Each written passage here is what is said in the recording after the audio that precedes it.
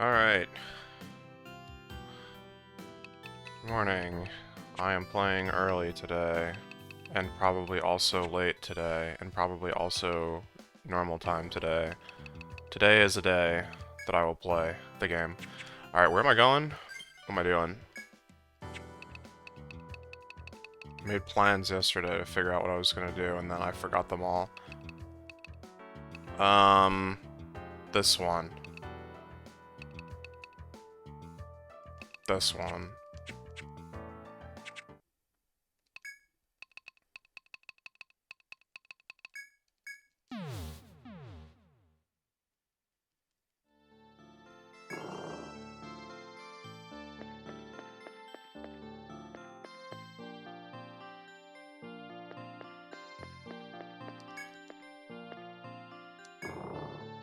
Ba ba ba bum bum bum bum.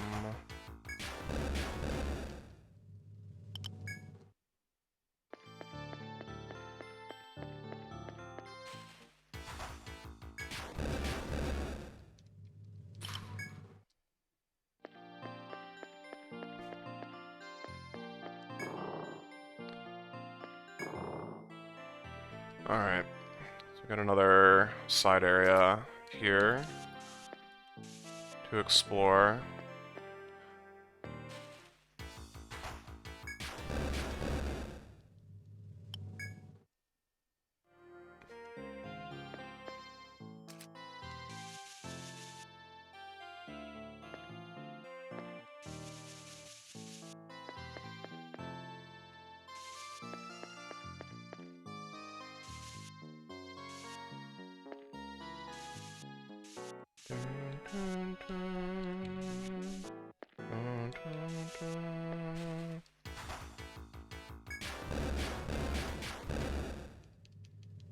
And this one should lead over to, something good. Maybe.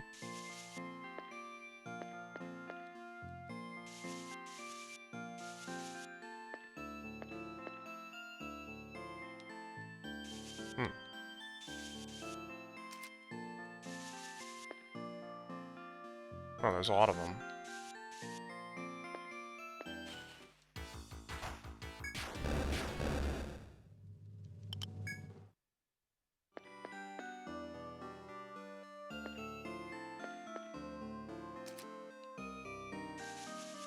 I'm assuming these are turtles.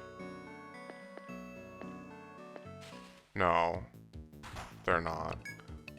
Turtles don't move that fast.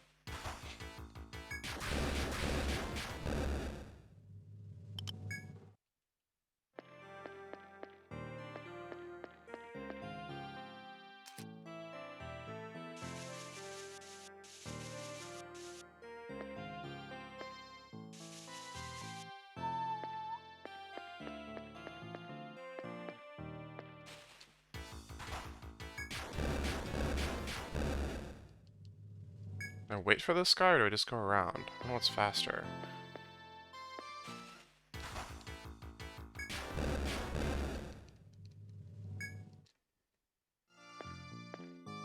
This is probably faster.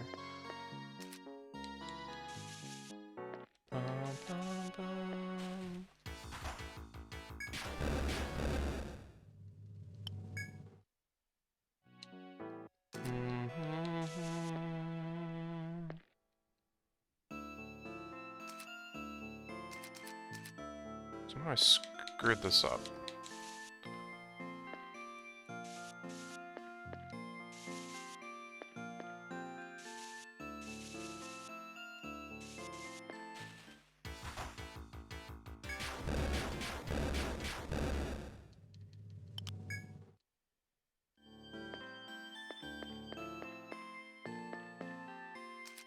Oh, it got mad at me for, like, passing its territory without...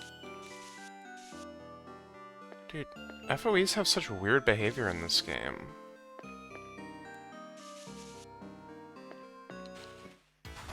Like, in what other game are there FOEs that follow a normal, like, circular pattern, and then once you reach a certain tile, they start chasing you? Like, I don't remember that ever existing. I'll be completely honest.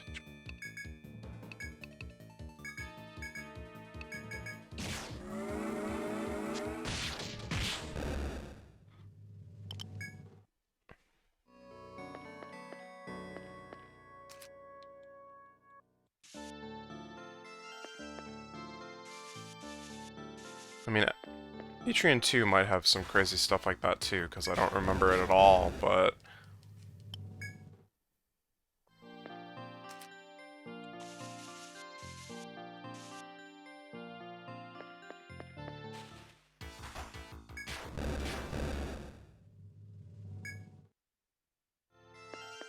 I think all these enemies are so easy to kill now, because, like, that would be a situation where you take the wrong turn, you just get cornered. I guess. Yo.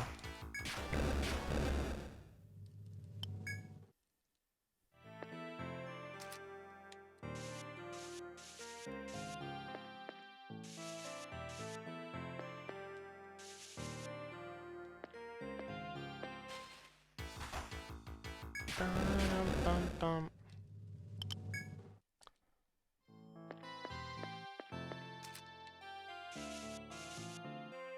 Oh.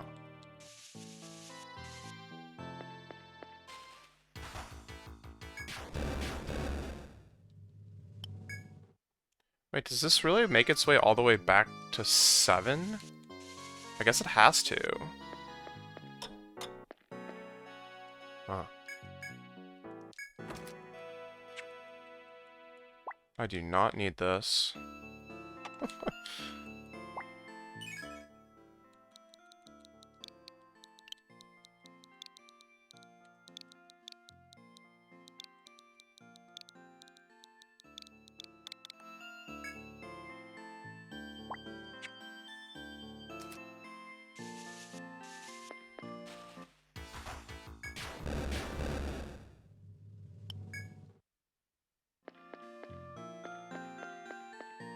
Definitely should have done this exploration when I unlocked it, but it's fine. Oops. For some reason I tend to forget that you can kind of do this area even if the boss isn't going to be at the end of it for you, because you don't have the quest yet. Because even in that case you'll get treasures and some good combat XP and probably drops that I was looking for at the time anyway.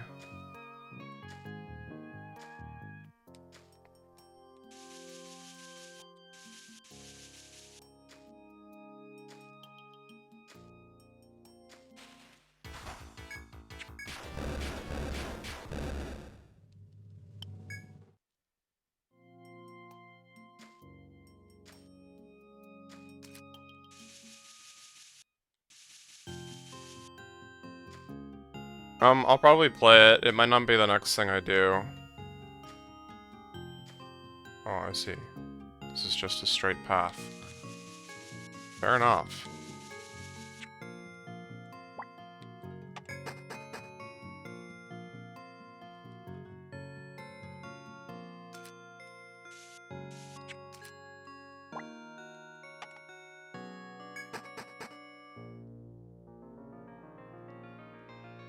How hard is the end game? Very, if you don't know what you're doing. Or, well, post-game, I guess. I actually beat the, like, story final boss yesterday. I'm kind of at the start of post-game now.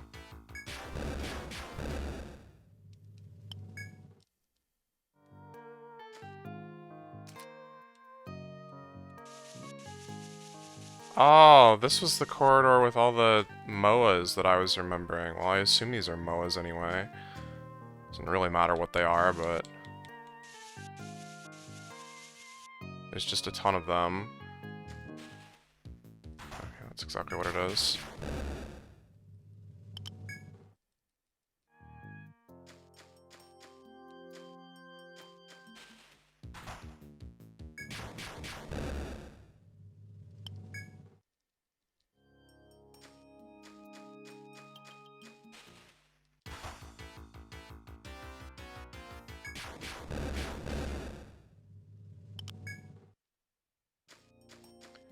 Right now I am, like, cleaning up some quests that I kind of have neglected. I haven't really done very much exploration in the 6th stratum. Like, very, very little. I, like, stepped onto the first floor of it and... I don't know, like, got a gathering point or something and then left.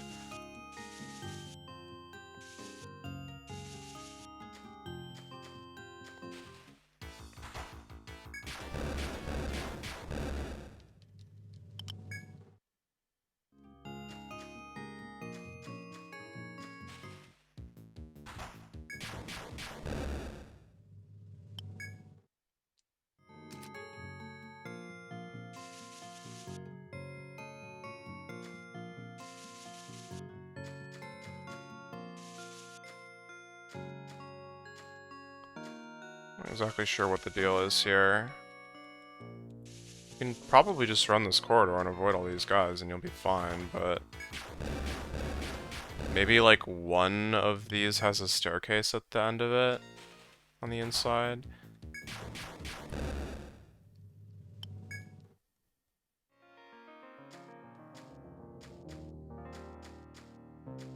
No, it's just at the end. Fair enough.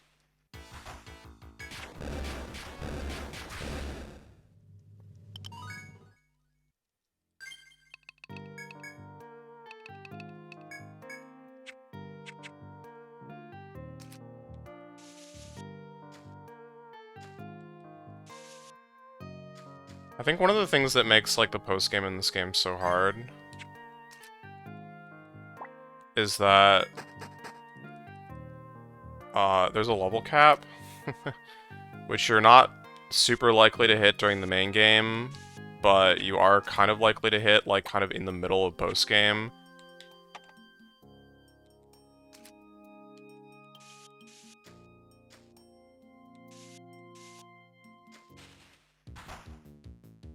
Oh. What? How?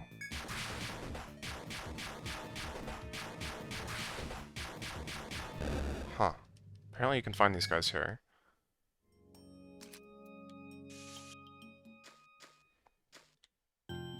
And so while the monsters and stuff are still getting, like, bits and bits stronger, you aren't?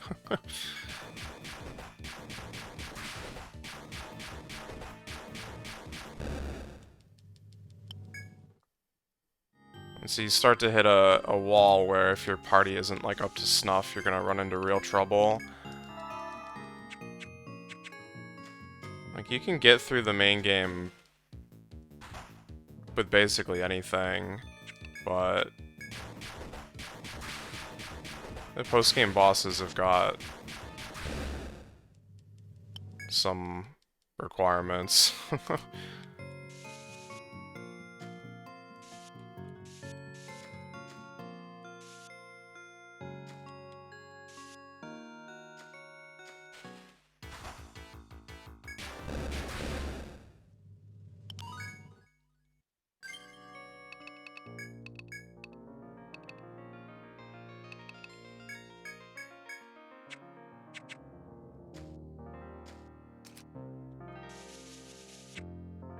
And not necessarily requirements in the sense that, like, there is, like, literally only one way to do it, but there's, like, some moves that if you don't have a way to deal with them, you will die. And there are, like, a few ways to deal with them, some of them being significantly better than others, but...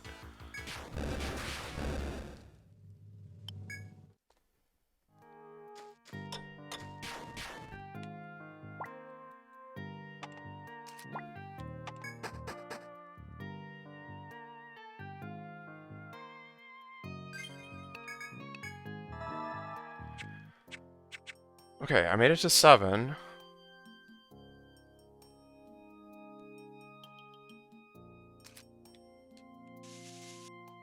Wait, this is a damage tile? That's funny.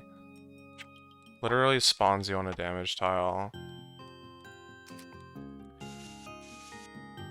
The other thing is that the 6th stratum itself is, like, nasty. In terms of, like, just finding your way through it. Like, half the floors are, like, these horrible warp mazes.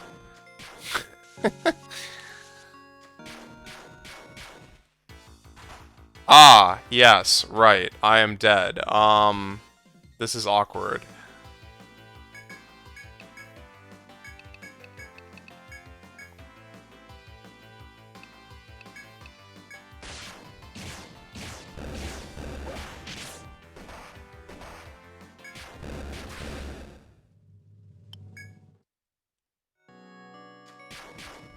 It's fine. Kinda thought I'd be able to kill them, but apparently they were a little stronger than I thought.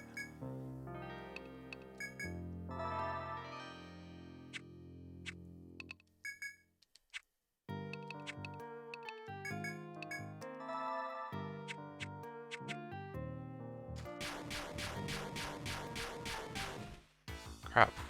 Okay.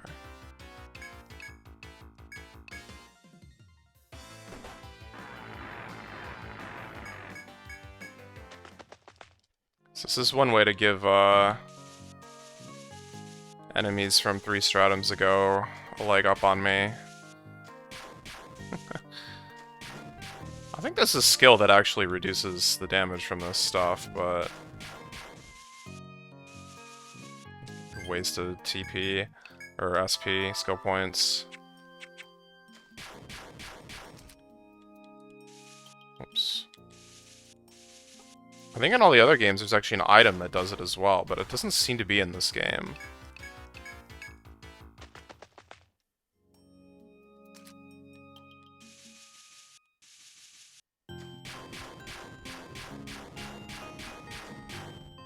Yeah, I just need to be careful to, like, actually heal before getting into the encounters.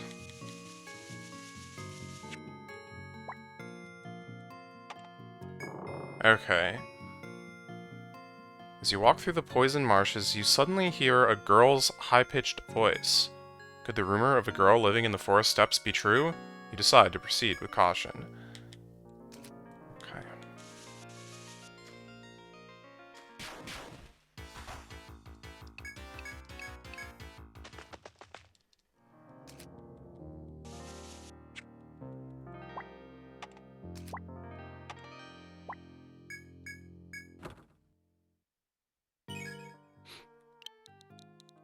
Medica 4.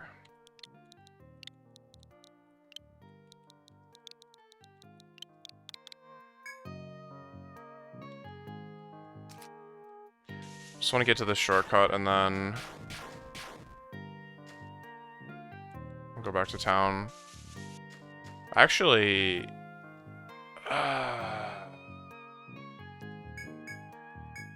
I'm so close to the healing spring, but I should actually just go for that. That's gonna require me to revive Brock, I think. Well, actually, unless TP gets restored even if you're dead, I don't think it works that way, but... find out in a second.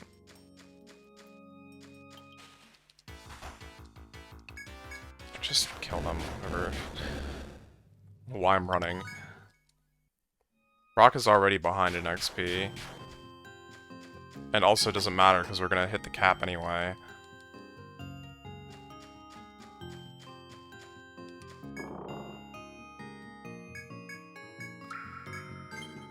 Yeah, that doesn't revive TP for him.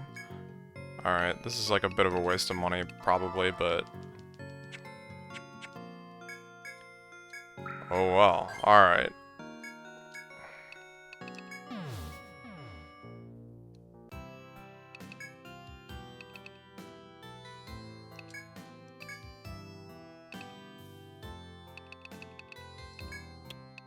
Alright, use up my storage of nectars, that's... good, I guess?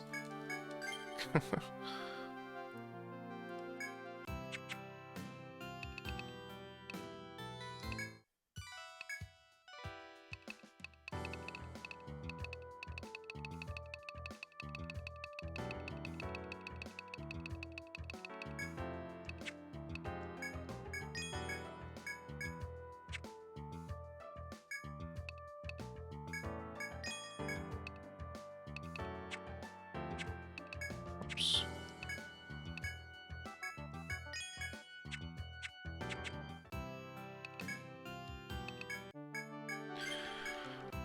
Alright, let's take a look at this boss.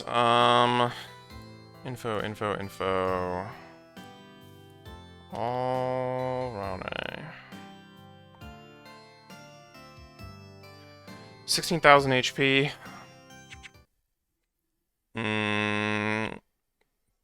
Completely resists ice and volt. No particular strengths or weaknesses against physical. Slightly weak to fire.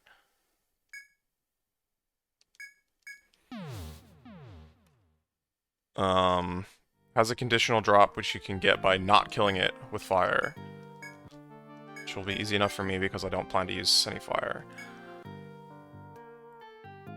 Okay, cool. What about its behavior?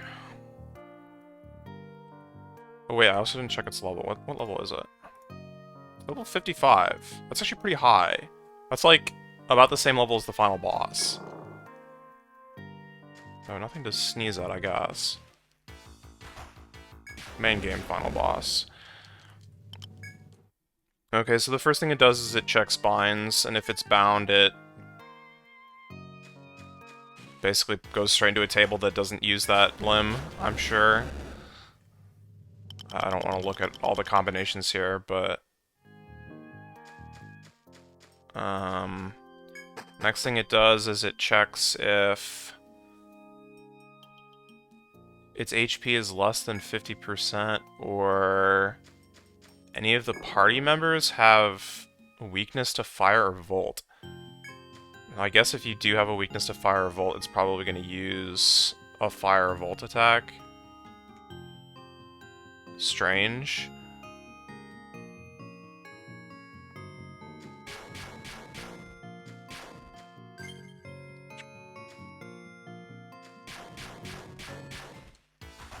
I'm not exactly sure how you would get that. Maybe they have a debuff.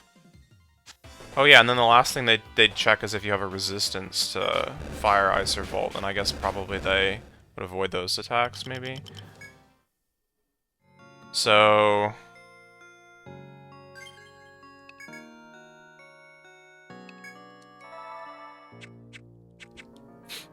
hello. Wait, I've like made my way all the way to the back here. Oh, here's the room. I'm blindsided, seriously.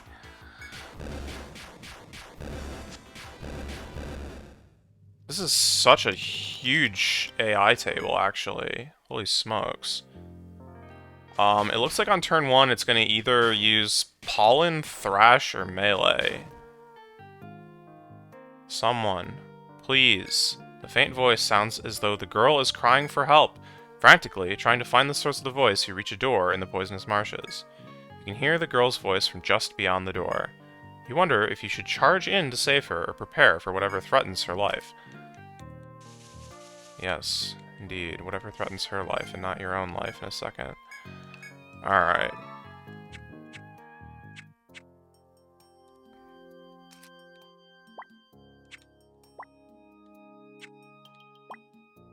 Wait, I, like, mapped this wrong. Well, whatever. I'm sure it's not completely incorrect.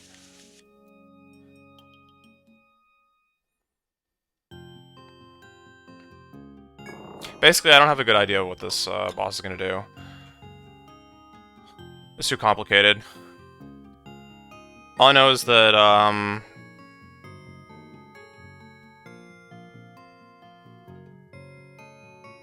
status elements are gonna kick my butt. Alright, welcome, adventurers. As you pass through the door, you hear the girl's high-pitched voice speak again. But its source is no frail young girl. It's an unholy fusion of human and plant. The monster has lured you into its lair. Wait, I just got a preemptive? Are you for real right now? Nice. Okay, I think going for the head is probably our best bet.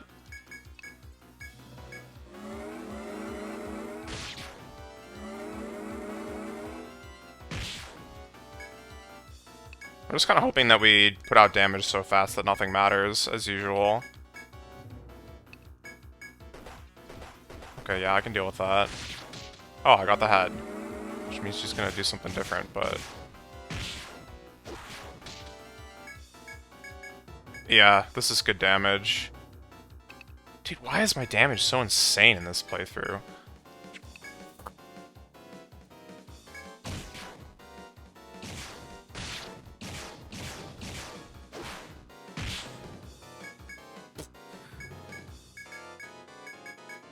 Well, goodbye. Wait, she's using head attacks. I got the rare drop. This is a good day. Alright. You have defeated Alrane. Alright.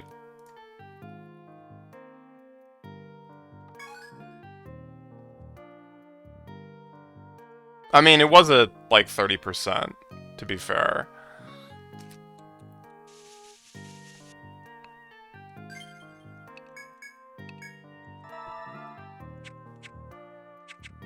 And amazingly, despite everything... Okay, so if she has a headbind, what does she do? She does table 5. What is table 5? It's Kish, Thrash, and Flame. 2 of those use the head. Well, okay. Wait, the other drop is 70... No, the other drop is, I think 80%, was it? Yeah, it's an 80%. So, I don't know, you have to do the math. Because it's like the... I guess 80% of 70%. Although it's not exactly that either, because there's some, like, modifications to...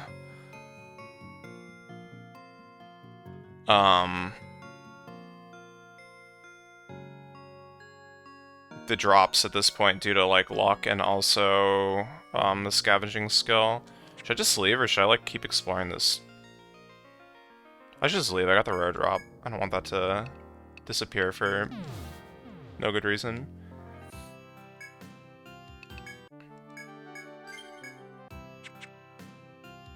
Okay, saved.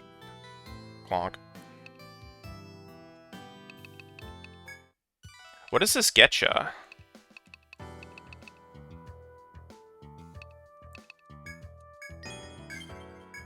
The Thorn Whip. Is 100% tracked? Yeah, it is. You get a... I think you get, like, a special credit sequence for it, actually. You definitely get an item for it, which you can, like, password into Etrian Odyssey 2. Actually, speaking of which, I don't think I've been back to the Rada Hall yet. I'm supposed to get something for beating the game, aren't I? Members of Luminous, I've reviewed your report. I never dreamed the Chieftain was behind something like the Yggdrasil project. Truthfully, it's such an outrageous story that I'm not sure I fully grasp it yet. Nonetheless, the Chieftain is gone. I'll have to think long and hard about Yggdrasil's future. It's long relied on people coming to solve the mysteries of the labyrinth. What to do now that there are no such mysteries left? We'll have to account for that when planning for the future. But don't let me hold you back from discovering what still lies within the labyrinth.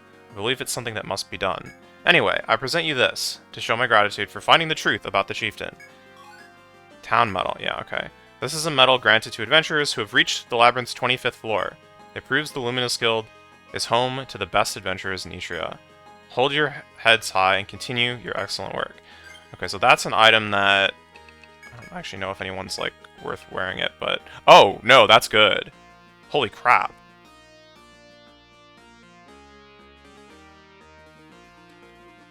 Yeah, so I think the one that you get for 100% is, like, the town crown, maybe? Which is like this, except it's also +5 in all stats. Or something like that? I don't remember exactly. But the version of it that you send over into Etrian Odyssey 2 is, like... not that good. It's not ridiculous. It's, like, fine to have early game without, like, breaking things. So yeah, I'll probably send it over. Who do I give this to, though? Who needs the HP the most?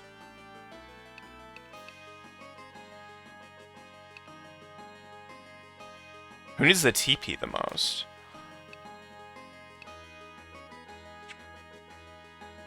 No one? All these fights end in 2 turns.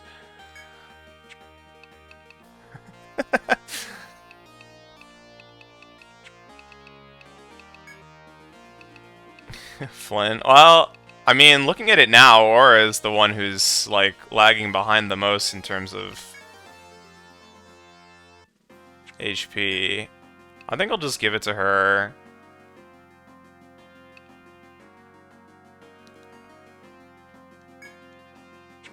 I don't know, she is kind of like the main character, it's starting to feel like.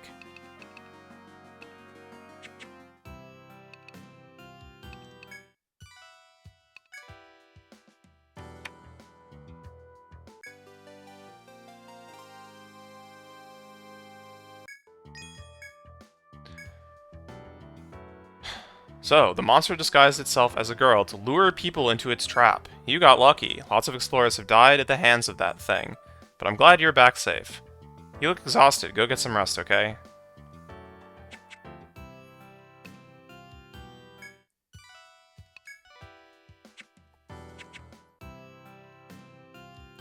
Why is it worth 5k? I don't know. That's kind of in line with what you would expect at the point in the game that the quest is available, although doing that quest when it's available would be very hard. On the other hand, it's more like, why is that quest only worth 5k when we have other quests, post-game quests, that are giving us 30k just for walking into the dungeon and, like, clicking the A button on a spot? Yeah. So, I don't know. Crap, this is the wrong place.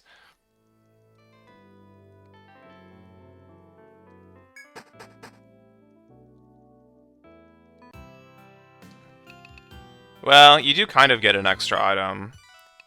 In some ways, because, that's right, I should actually check this. I can't even afford it.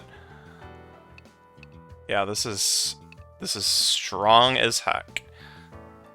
It is also expensive as heck.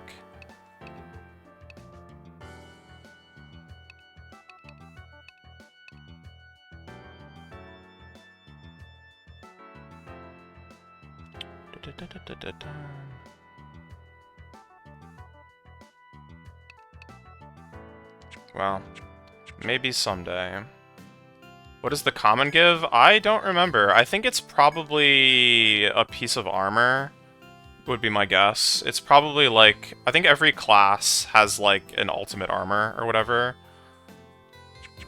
That only that class can wear it.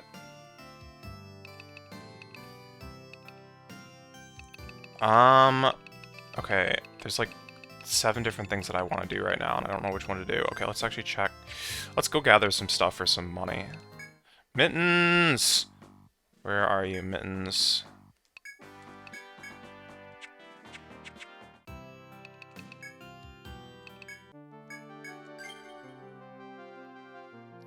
Yeah, whip is good. I think there's actually one whip that's, stronger, but... we'll have to see. Yeah, it's definitely not affordable. earlier. That's like kind of common actually. I think there's some of the games have like conditionals on like even the first boss of the game that give like an ultimate weapon. They're just like not really obtainable that early for one reason or another. Like maybe you have to kill the boss in one turn or something like that.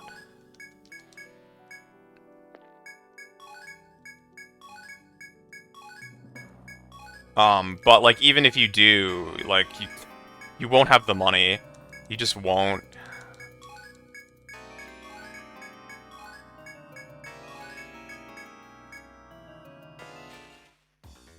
Oh, thank God for the preemptive. I didn't actually want to fight this. I couldn't get away. Okay.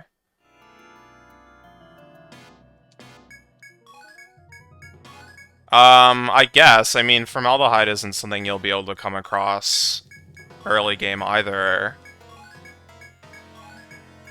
Yeah, so formaldehyde is an item that if you use it,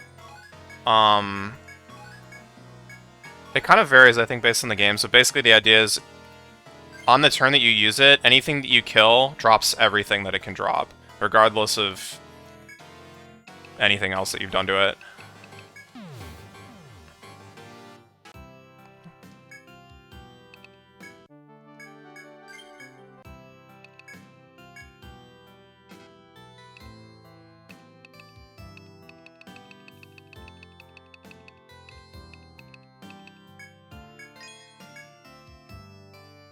Yeah, it's a single-use item. It gets consumed. And typically the ingredient that's required, it's like a thing in the store that when you buy it, it gets bought out. Like most things, once you've unlocked them, they're there in the store forever, but there's, you know, late game things, or like, for example, these ultimate weapons that we're talking about, you need like the ingredient for it every time you buy it. So formaldehyde's the same way, and it's usually like a FOE in the 6th stratum that would drop it, and you'd have to farm that if you wanted to use more of them.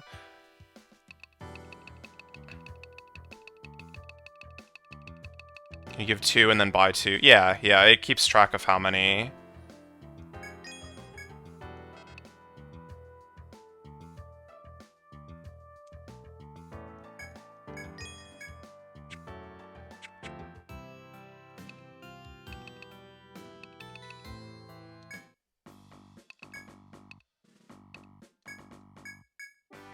Okay, that was just a quick gathering stint.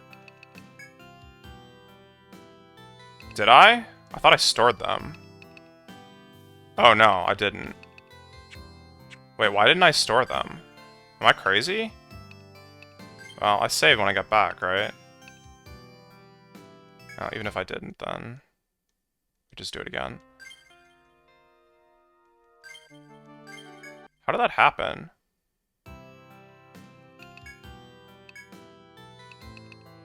Oh no, I did store them. Okay, all's well. All's well.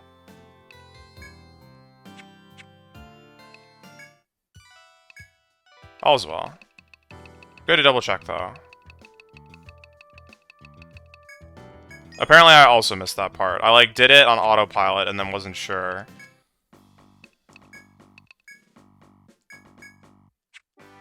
Well, now we all know they're in there. And I will save for real. There's a quest that requires 3 of them, at least according to my notes.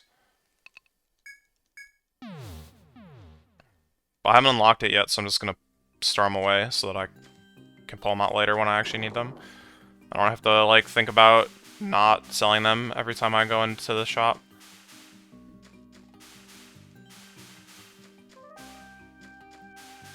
Aside from that, I don't actually know what they unlock.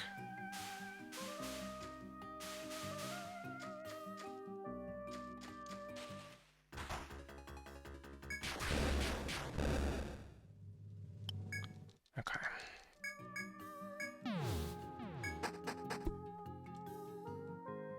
Alright, so there's one other, like, quote-unquote super boss that I have yet to unlock.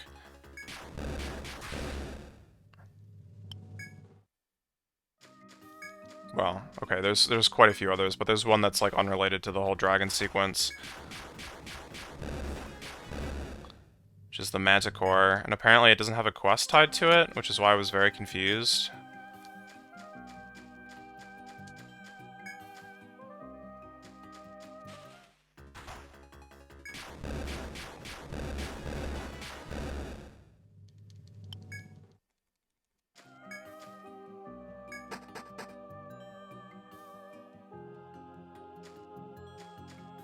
I guess I'll grab this, because why not? I'm doing pretty well on TP, but...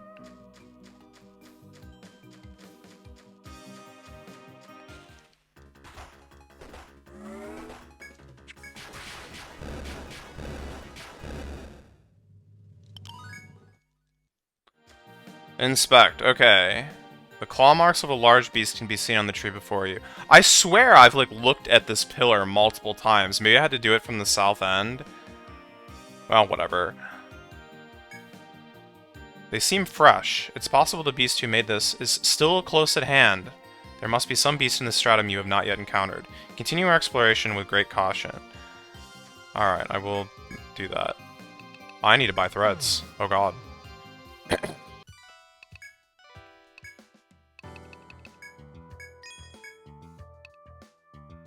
Right.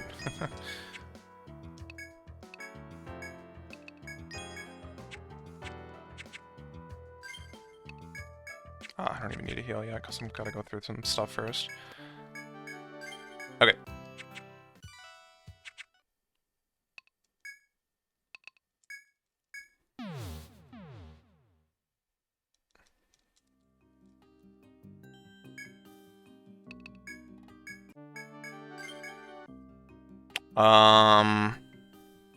Where is this actually, though?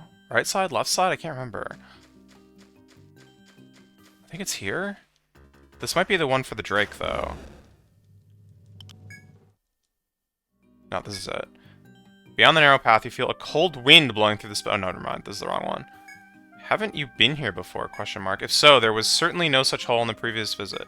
Whatever lurks beyond is sure to be a fierce opponent. Wait, now I don't know which one this is. I think this is right. I don't know why it's a cold wind. Like, misleading terminology. I mean, if this takes me downstairs, then I've gone the wrong way.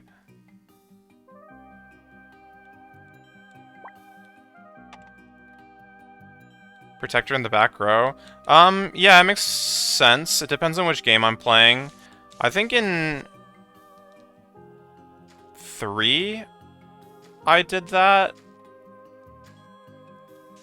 In this game, my Protector is, like, actually not defending at all. And it's doing damage, so it definitely wants to be in the front row.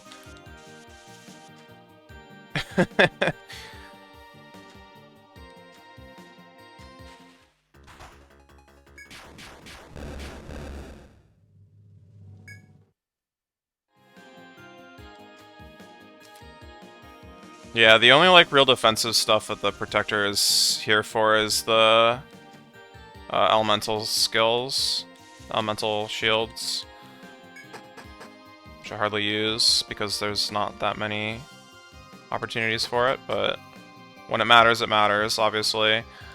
Okay, no, this is the right way.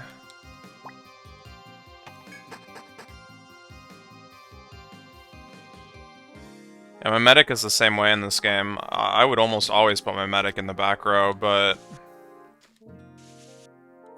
she's doing damage. She's actually doing, like, the most damage of anyone in the front row.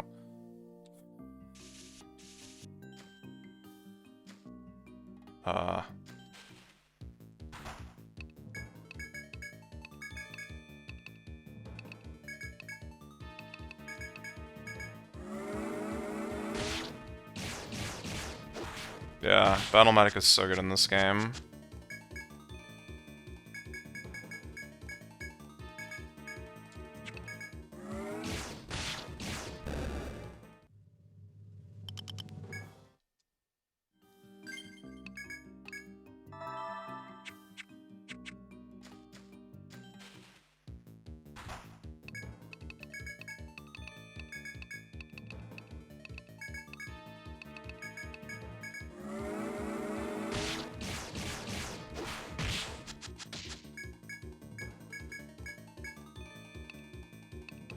I wonder if I could get away with, like, climaxing on turn 1.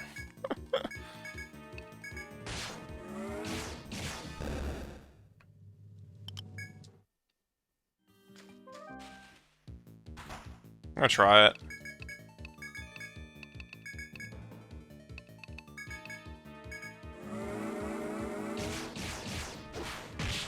No, didn't work. Fair enough.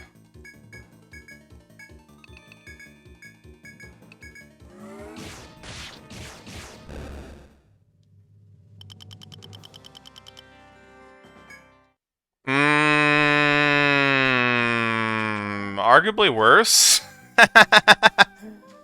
I don't know nearly as much about Etrian Odyssey 2. It's like the Etrian Odyssey game that I've played the least in my life.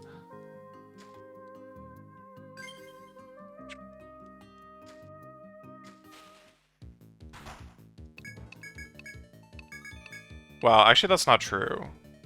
But I've only played 5 and Nexus once, but I've played those much more recently. And I feel like I got into them way more.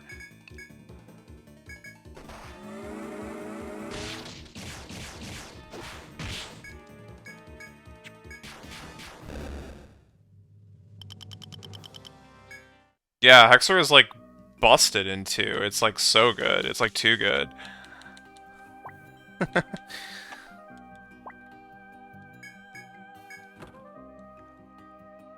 Holy crap. It's a Soma Prime.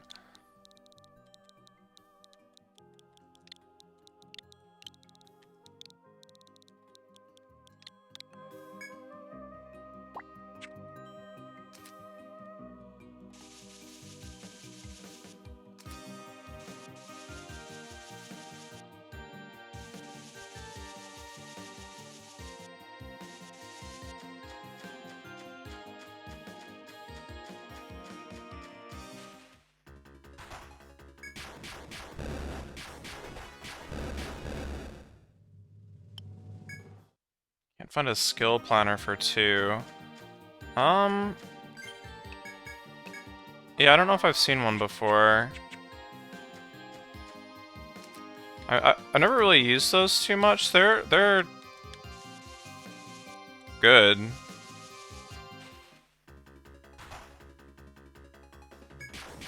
Is there a clear best set of 5?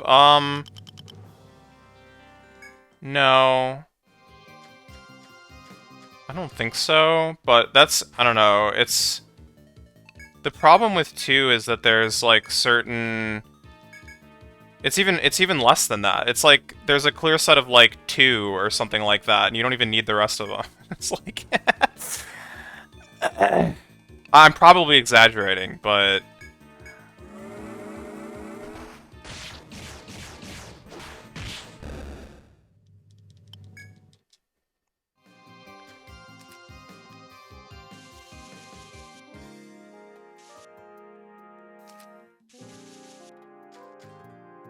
And I mean, I don't think there's a clear set of 5 in this game either.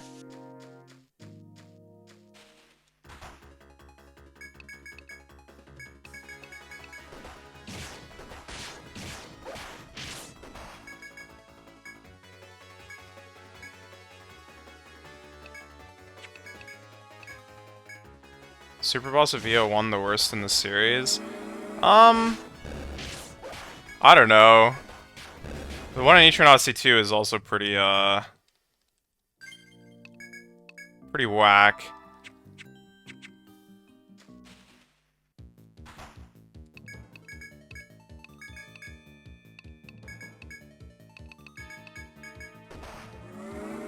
I think Etrian Odyssey 2 is, like, a way harder game than this.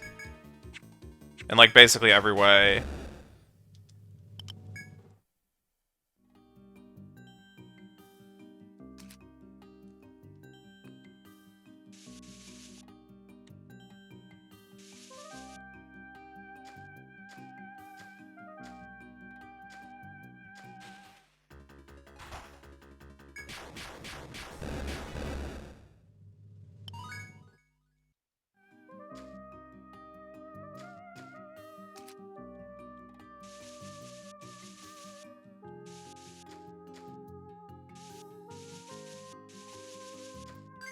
But, like, yeah, I mean, Immunize is good, but... Like, even if you don't have a medic, and you have a protector that actually uses his defensive skills, you're still going to be able to mitigate damage, like, to the same extent.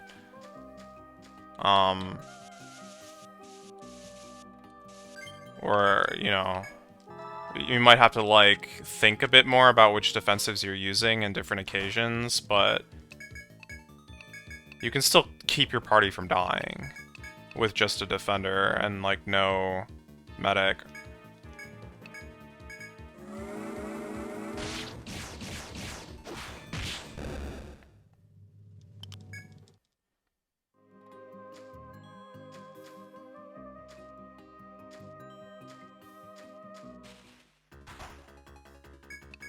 And, like, the fact that I don't have an alchemist on the team is actually, like, been a huge pain, because you're getting way more damage out of doing,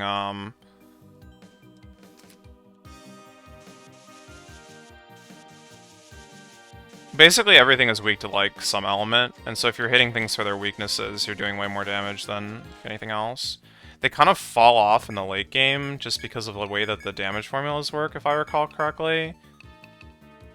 But, like, main game and early game especially, the alchemists are so good.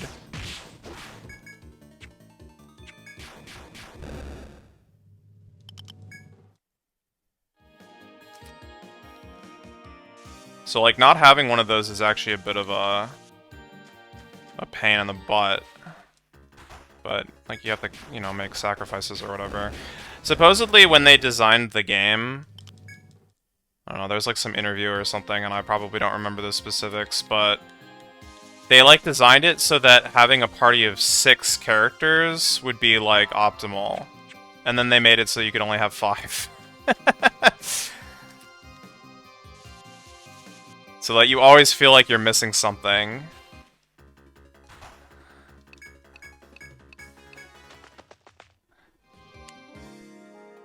Gunner, War Magus, Beast, yeah, they add those classes in 2. I think those are the only ones they add. And Beast is the only one you have to unlock. You get it, like, after the first stratum. Beast is an interesting one. It's like a different kind of protector. I actually really liked using the Beast class. I think I used it when I played through Etrian Odyssey 2, like, most recently, which was not recent, but... Ah, okay, there's the boss. I guess I should go save. Maybe heal. Or maybe I should just fight it. No. This thing has status, and you never know what's gonna happen. Yeah, the beast can just, like, randomly take damage in place of other party members, and it's super tanky.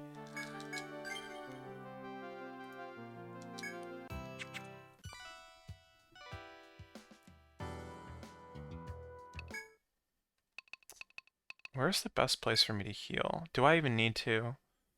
I mean, I do, but...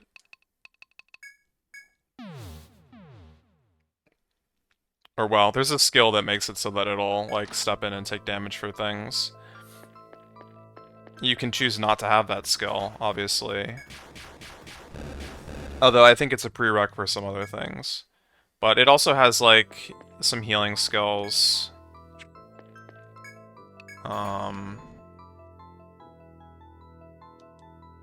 Wait, this is wrong.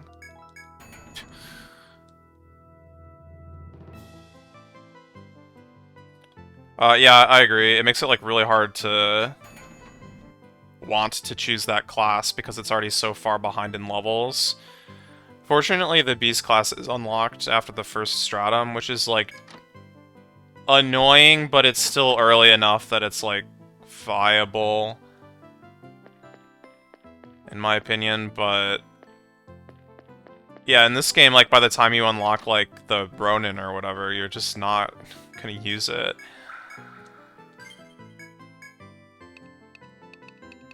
So apparently it takes 2 hours to get to that healing spot, which is better than the 4 hours that it would have taken me to sleep until morning. Worth. It was also cheaper, because it only cost me 100 for the warp wire instead of, like, the 300 that it would have taken me to sleep. Oh, yeah, no, that's a good point, Squirrelion. In Etrian Odyssey 3, there's subclassing, so you can't change your characters. Well, okay, you can always kind of change characters' classes, but it costs you like a whole bunch of levels, so it's mm,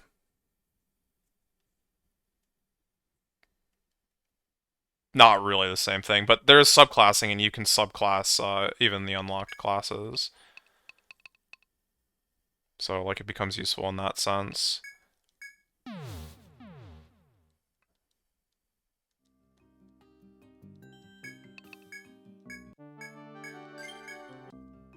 Yeah, I haven't really touched on any of the rusting mechanics in this game because I don't really intend to do it, but and I don't remember the specifics either, to be honest, but basically you can either rest a character or retire a character. When you rest a character, it costs you some number of levels. It's changed both over the years, and I think they might have also changed it in the remaster from the original, so I don't remember, but I think it's like, say, somewhere between like 2 and 5 levels. And when you rest your character, it just resets all their skill points.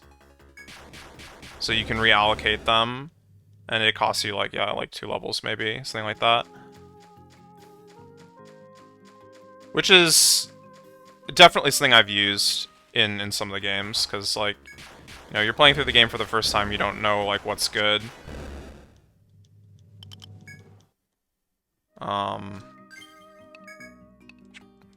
Gives you a chance to reallocate without like too big of a penalty.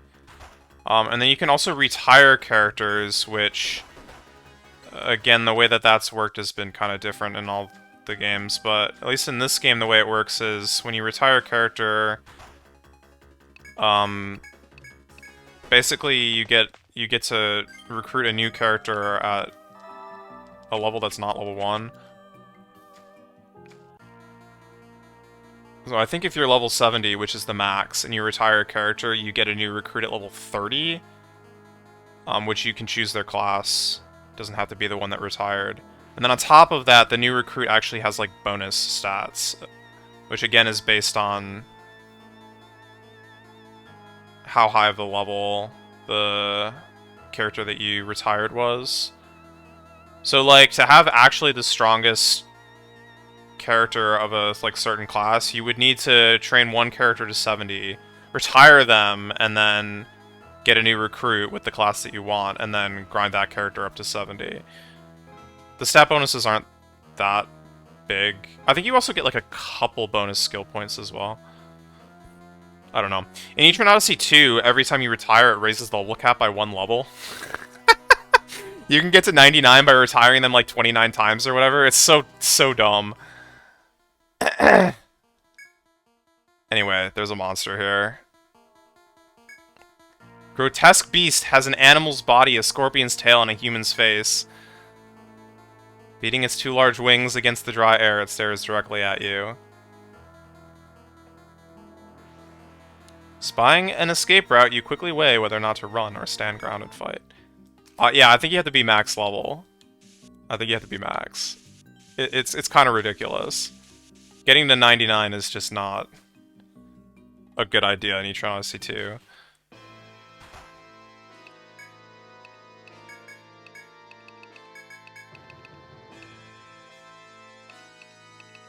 I don't know what to bind here.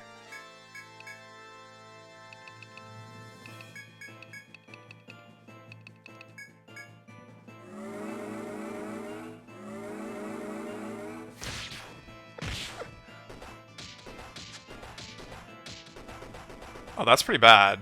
I'm gonna need to heal.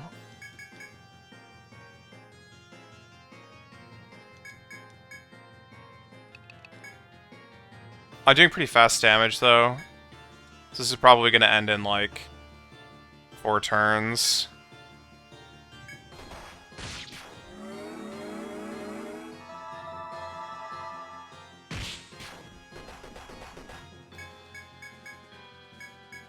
Maybe it would have been more efficient to heal the poison itself. I don't know. The thing is, the poison is actually protecting me from some other, like, kind of more annoying status elements. Because poison has a pretty high priority on the list. I can still be, I think, confused, cursed, and petrified, but... Did that just miss?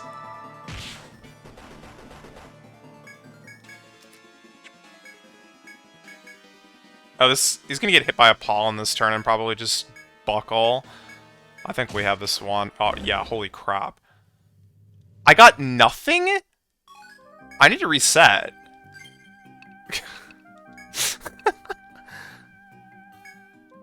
God dang it.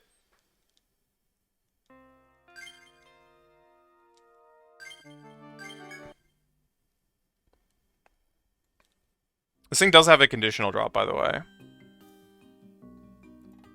Let's look at the numbers.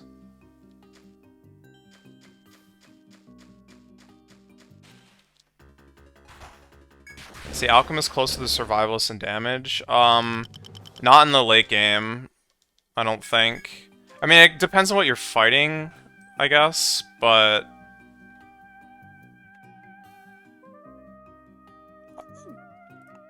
I think the Ronin even out damages the Survivalist, but the Survivalist is definitely my, like, true damage dealer on this team. What is this thing called? Manticore, here we go. Oh yeah, these rates are not good. Common drop is Toxic Hand with a 55%. No condition. And then the Beast Eye, which requires that you kill it within 7 turns, is a 30%.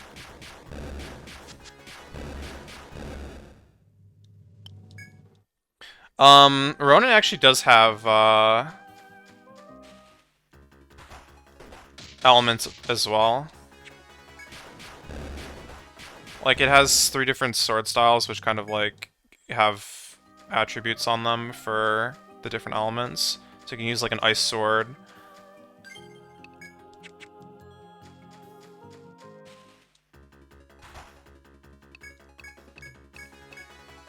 So yeah, the Ronin actually can hit elemental weaknesses.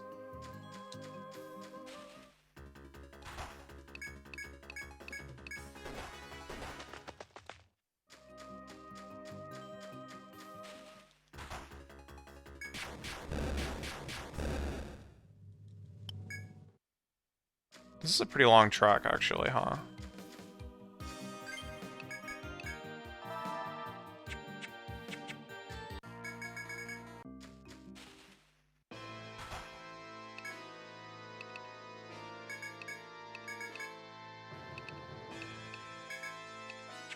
I guess if I go for the legs... No, you know what? Poison me. It's fine. It's actually fine. It's actually totally fine.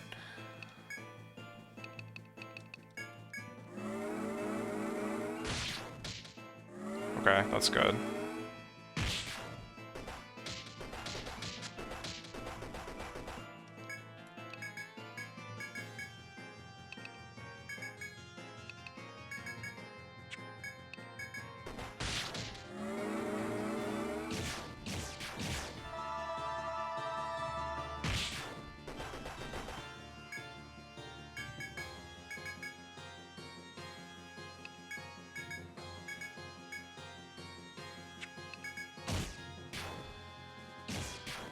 Why did that do double damage last time? Oh, whatever, he's dead. Okay, got the rare drop.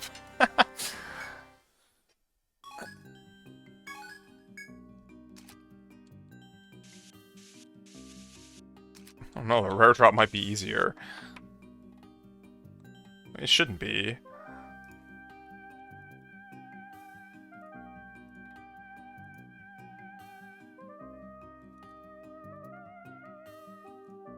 Alright. Well, we'll have to fight it again later once it's come back to life or whatever, but...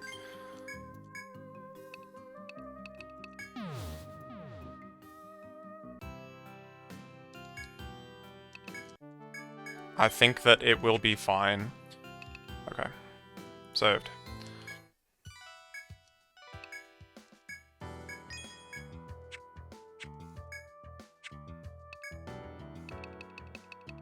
Doesn't this unlock a staff, actually?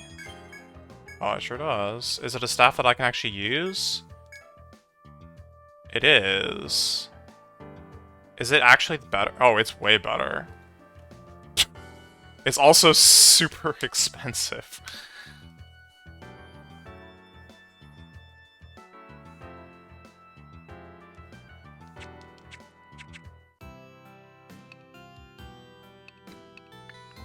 I don't know if there's like a better mace for like attack though. Like usually there's like kind of two branches of the maces. There's like the ones that have like strength bonuses and then there's one that have tank bonuses. So there might actually be one that's stronger. And also I don't really think I can afford I mean I have the money, but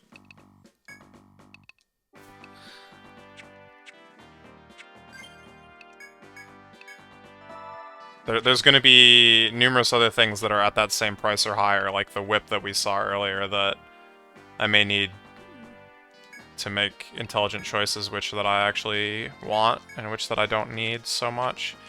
I mean, hopefully I can, like, grind some good money with mittens, and then... be rich. That would be awesome, but... 10k a day is, like, not exactly, like, amazing still.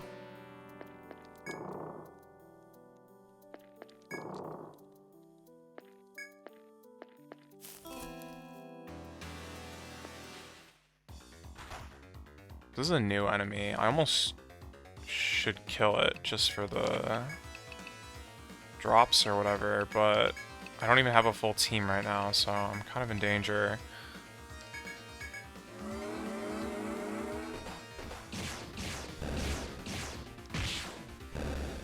Okay, whatever. Didn't get anything.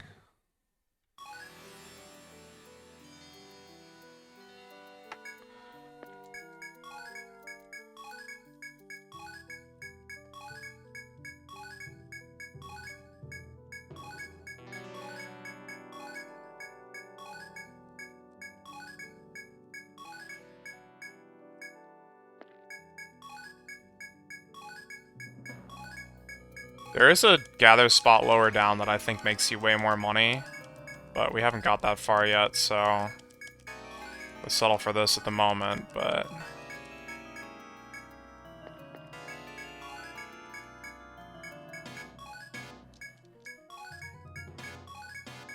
The fact that I'm finding cross seeds here is not great.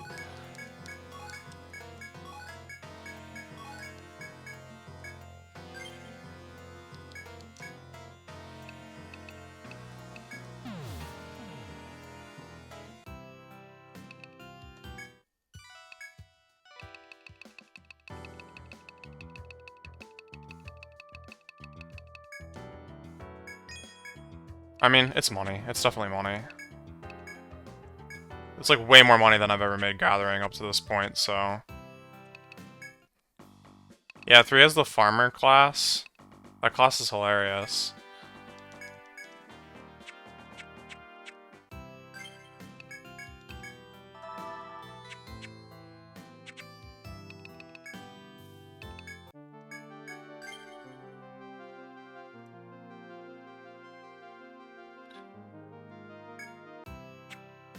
They're, like, not really suited for combat, but you can use them. I don't know, they have some, like, status stuff that if it works, it, like, shuts down the team, your opponent. And when it doesn't, which would be usually, they're, like, useless, but they're mainly for gathering, honestly, but... I think there's some instance where you might want to subclass a class of farmer. I don't really remember exactly. We'll have to figure that out when we get to that game. Alright, what am I doing? I guess I need to go collect the Onks. That would be something that I need to do now. And that's actually going to be quite a bit of, exploration.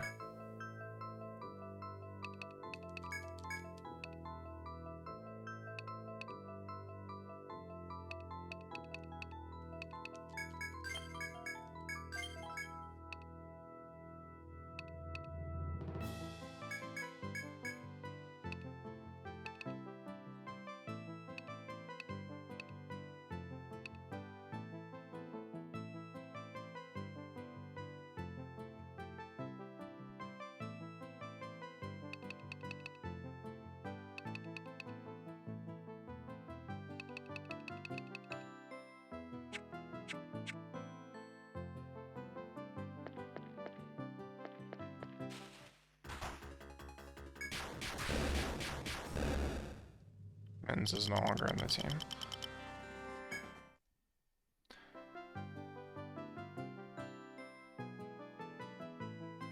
Okay, so I need to find 5 of these. How many have I seen? There's one on this floor. I think that's one there. Kind of to the right side there. There's one there. 2, 3, 4, 5. Oh, I might have found all of them, actually. Okay, that's convenient. I just need to get to them. Maybe I should, like, fill out these maps, finally.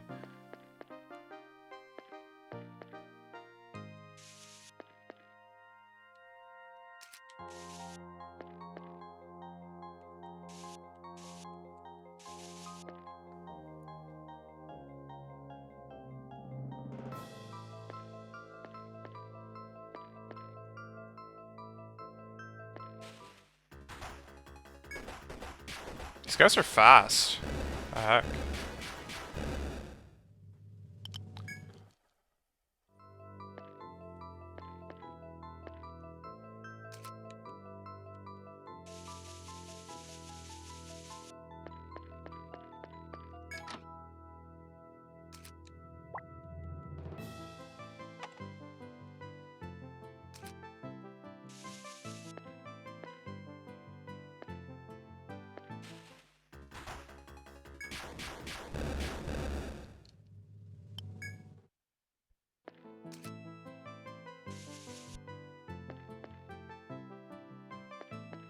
Wasn't there supposed to be a quest to, like, unclog the elevators or something? What happened to that?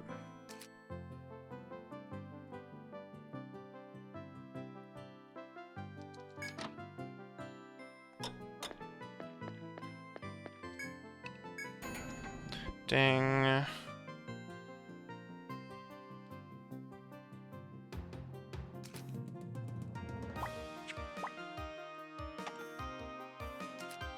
This is actually a part of the map that wasn't even reachable without the elevators. I just never went here because I know I didn't need to at the time. I don't know what's down here. Probably just a chest or two. If that.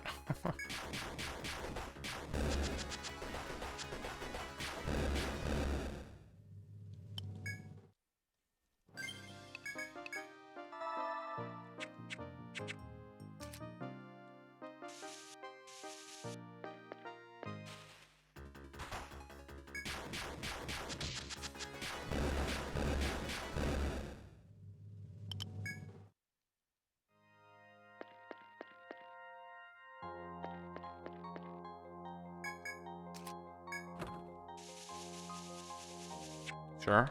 We take those.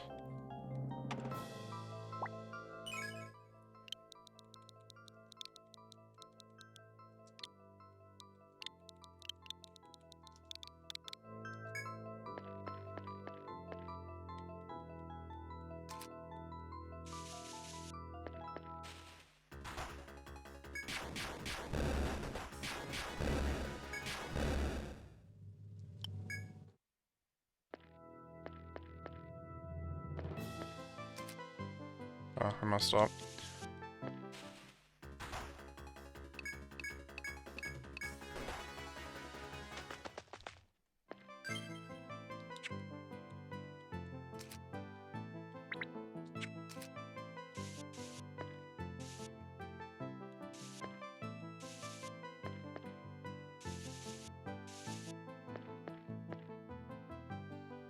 Two chests.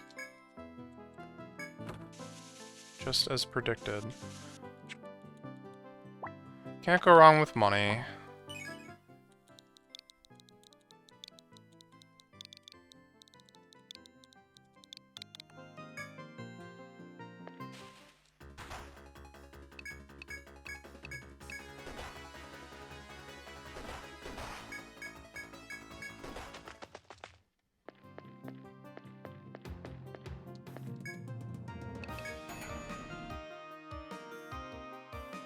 Okay, can I get to the Ankh from here?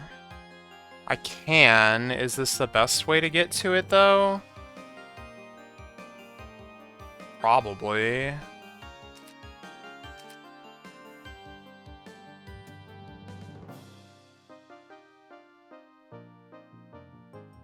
No. That other elevator is probably better.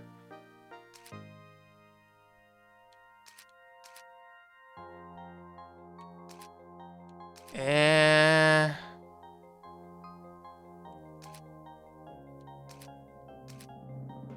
It's a tough call, actually. Well, either way, there's stuff to map here, so let's do that. How useful is labeling the chests? Not very. It's like habit, but at least in this version, wasn't the case in the original, but you can actually New Game Plus in the remasters. So that will let you know what's in the chests, I guess, if you have them labeled. Because you keep your maps when you New Game Plus, or you can keep your maps. I think the game gives you a whole bunch of choices on what you want to keep when you do New Game Plus. If you want to keep your characters, or if you want to keep your items, or if you want to keep your money, or if you want to keep your maps, or if you want to keep your... I don't know, codex, maybe?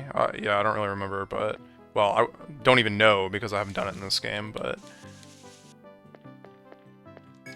In some of the other games, those are kind of the things that they let you choose.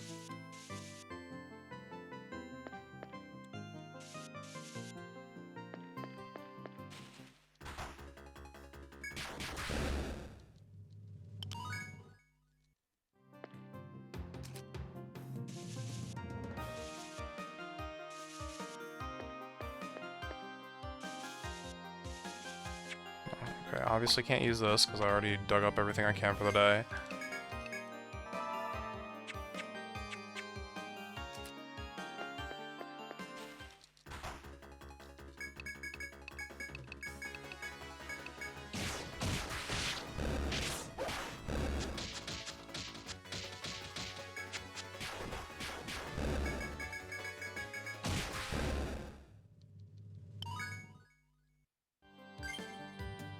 Yeah, that's how many available.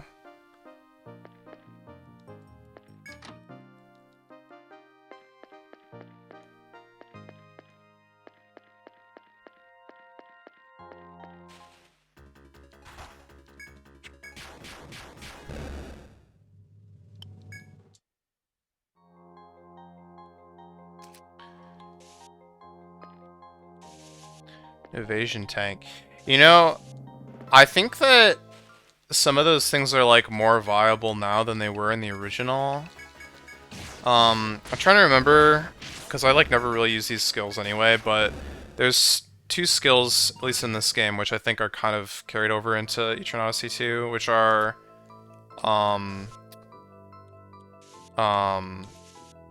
the Protector has a, what is it called?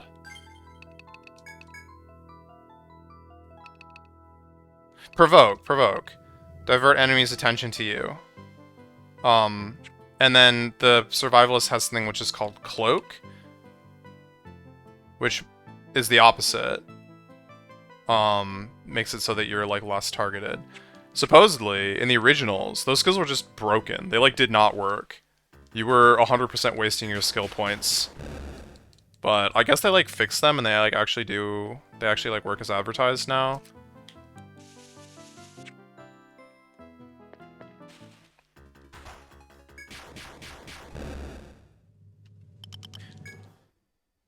Unfortunately, I don't know, once you get to a certain point, if things are doing, like, party-wide attacks, it's like, it doesn't even matter.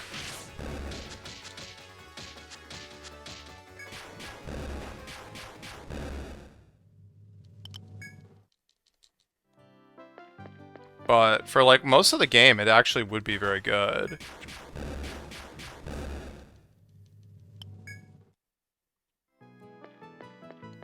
It's just it doesn't, like, scale into the late game.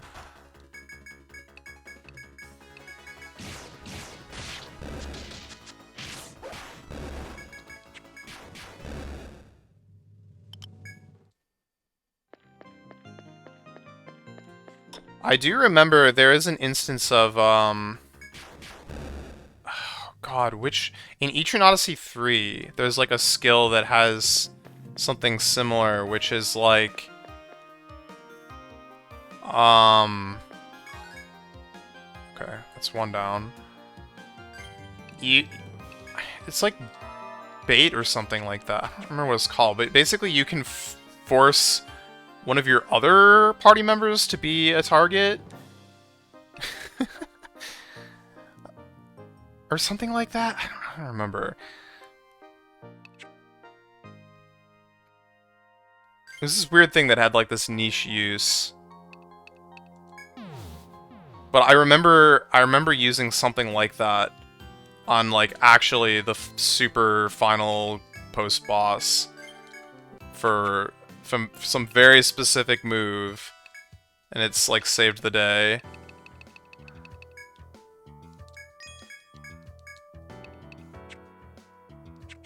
Of course, I had to like reset all my characters' skill points to fit that in because I hadn't been using it, but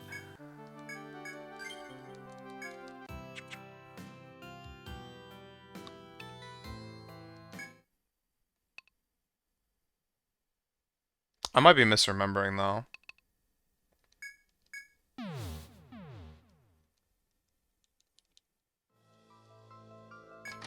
I guess we'll cross that bridge when we get there. Etrian Odyssey 3 is a long ways away still.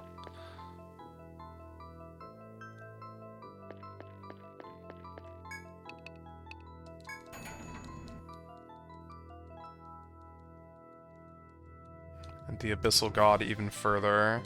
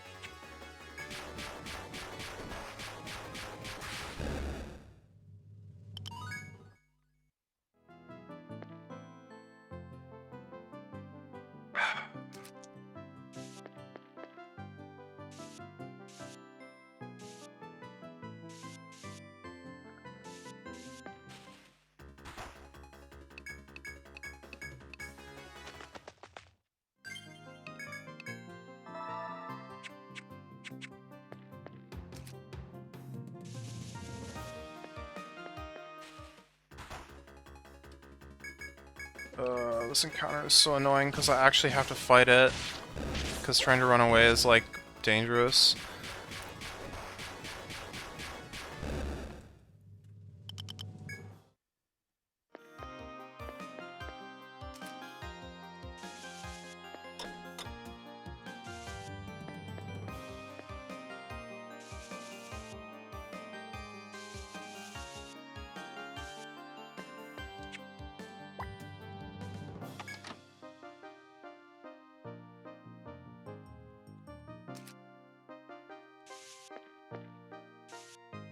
Oops.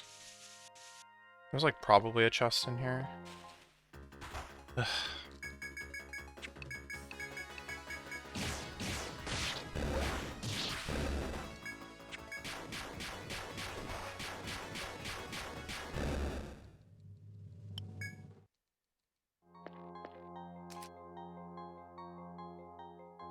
What's needed for 100%? I think just all monsters and all items. I don't remember if quests are required or not.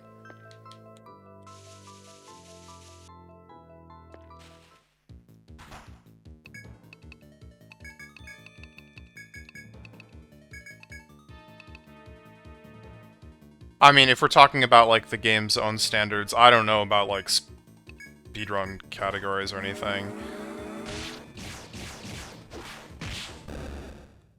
We're talking about getting the town crown or whatever it is.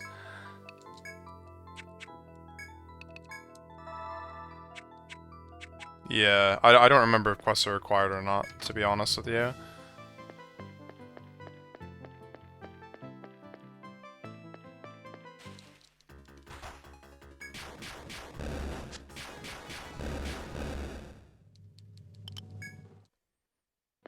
Although for the most part, you're gonna end up doing a lot of them anyway, because a lot of the quests actually, like, unlock bosses and stuff. At least the post-game ones. There's probably a ton of skippable quests, come to think of it, but... Oh, what the heck?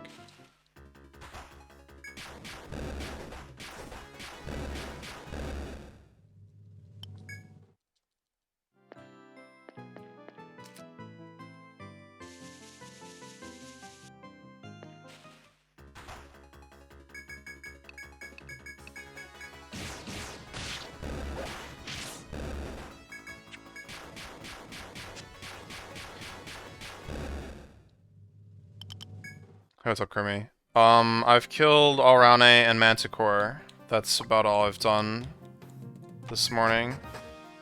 In terms of bosses, they were easy. You didn't really miss anything. I got the rare drops from both of them. Although Manticore, the first time I killed it, I got nothing, so I just reset.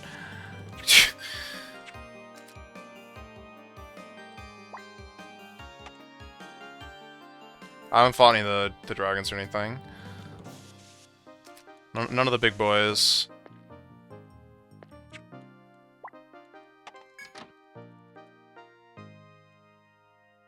Right now I'm like just mapping out the rest of this dungeon that I skipped.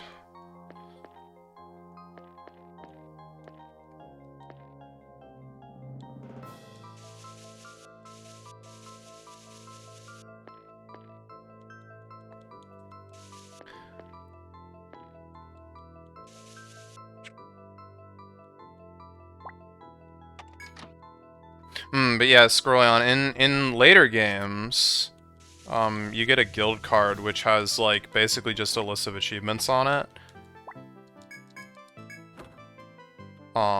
Which includes all enemies, all quests. I think this started in 3. And then also has things like all chests and, did that wrong. Like, fully mapping all the floors to some, like, completion percentage or something. How exactly that determines it is beyond me. I got into some weird menu here. What am I doing?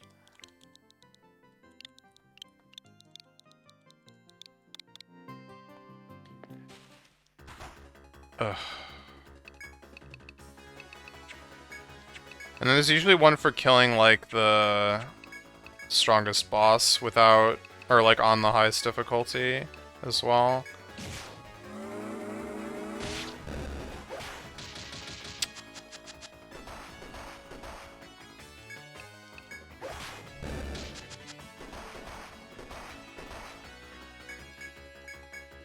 Ridiculous.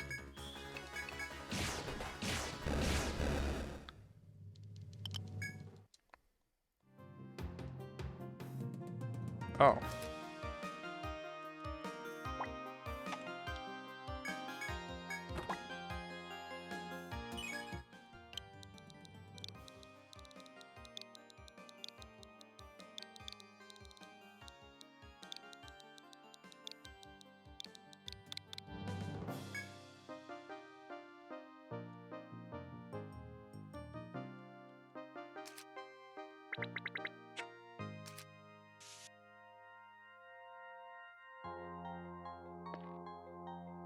Okay.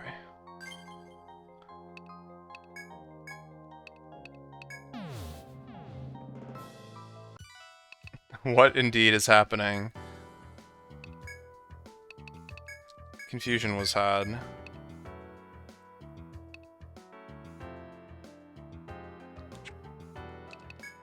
Is there any chance that's better than what I'm wearing? Oh, it is. It just makes me slower. Don't care. Defense doesn't matter. Like, at this point, it really, really doesn't.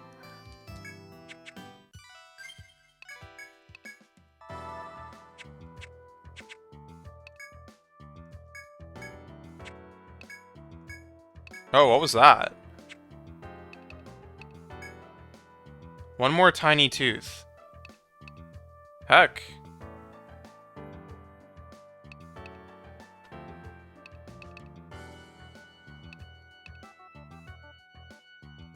I mean, this thing is still better, obviously, but...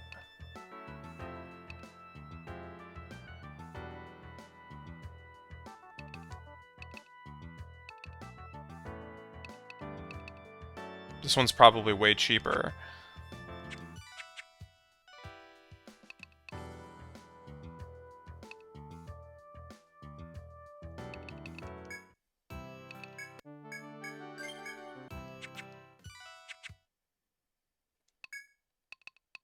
You know what? I'm gonna do it. I'm gonna do it.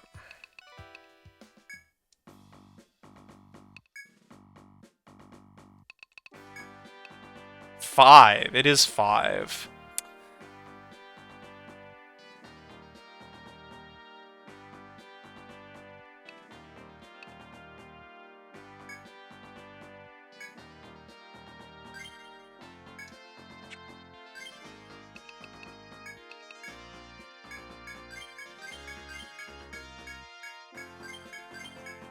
No, I'm not getting rid of the XP skill.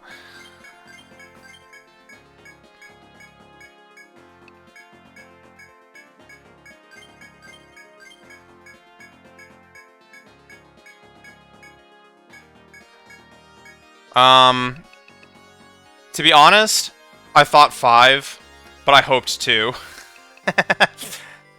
10 wasn't even on the list of possibilities. Which, yeah, I know how that is.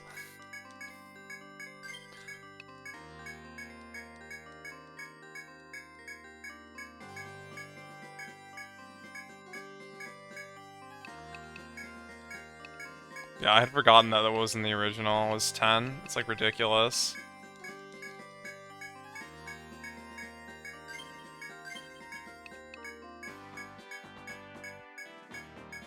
Like, just retire them at that point. I mean, obviously not, but... Alright, here we go. Yeah, I think 2 is good. I think 2 is good as well.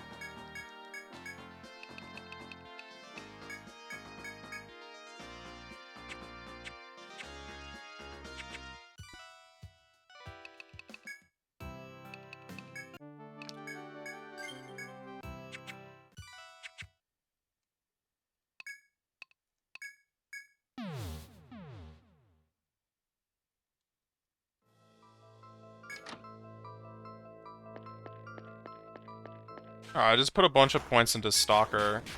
I'm like actually not gonna use it right away, but... I figured that if I was gonna do it, I should do it as soon as possible, because, you know, the earlier you do it, the 5 levels that you're resetting are easier, right? Yeah, it's not passive. You have to, like, activate it. It costs TP. So it's, like, not running right now.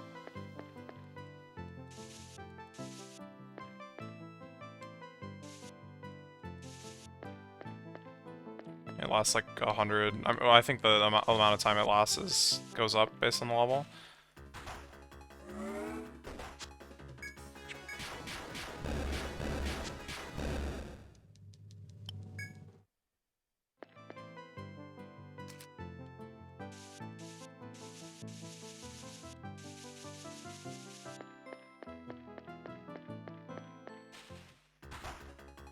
No tiny teeth for me.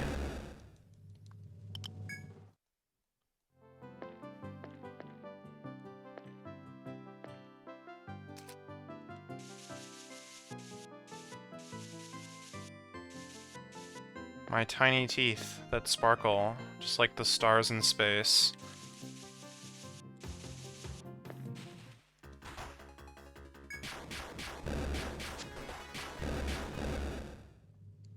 There it is.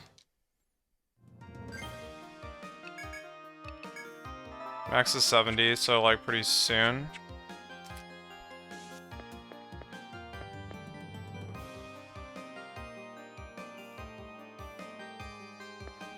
Yeah, well, the other thing that you can do with Survivalists, which is like even funnier to me, is that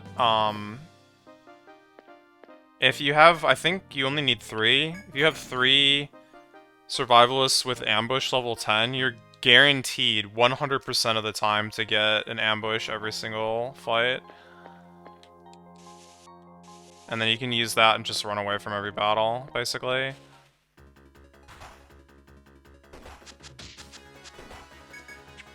I'd have to look at the numbers again. It might require 4 of them instead of just 3, but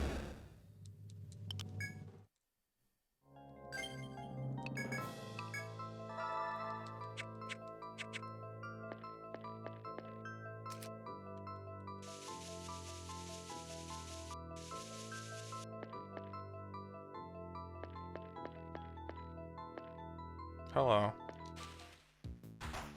Goodbye.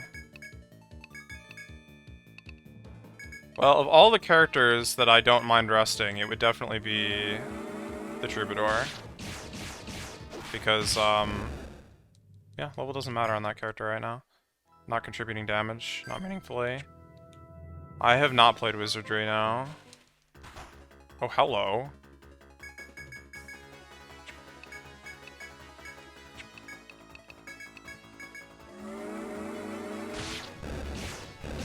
Yeah, having some extra HP is fine. Just doesn't get attacked very often, though.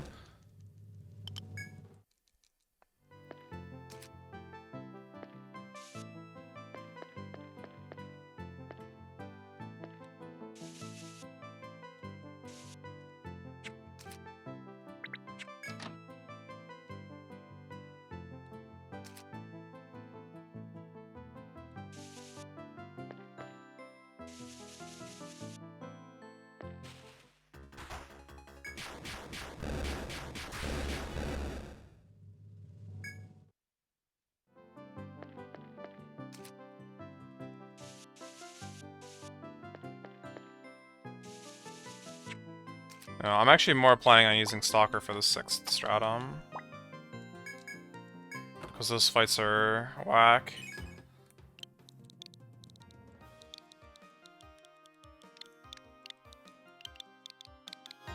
Like, once I get my logs and get my drops.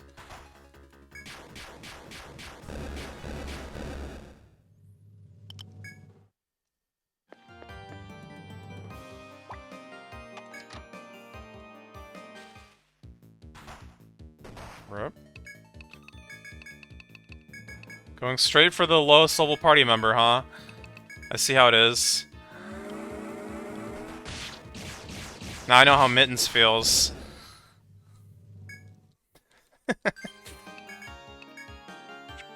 Stop.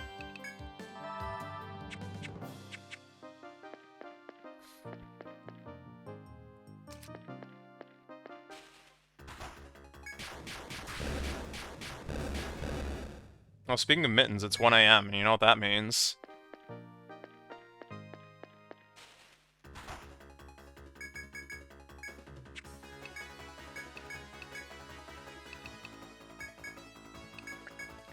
Are there any conditions on status? Surprisingly, no. There are none in this game. In every other game, yes, absolutely.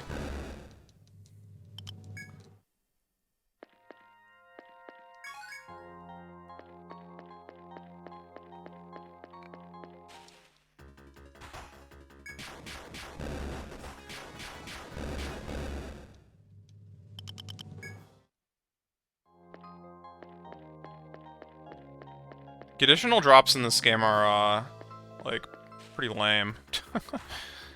There's actually just not very many of them, and the ones that do exist are not very varied.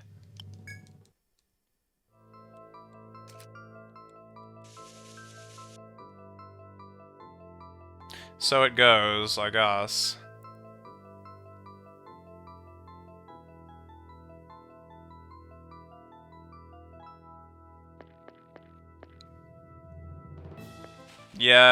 Yeah, basically. It's either like, kill with this element, or don't kill with this element, or kill in this number of turns. That's basically all of them. There's a pair of FOEs that you have to kill while fully bound.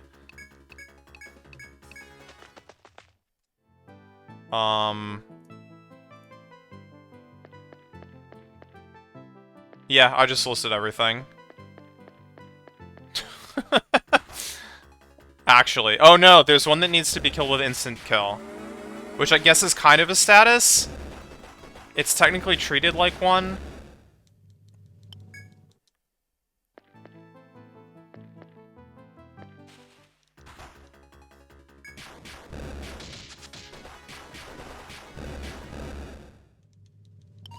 So fair enough, I guess.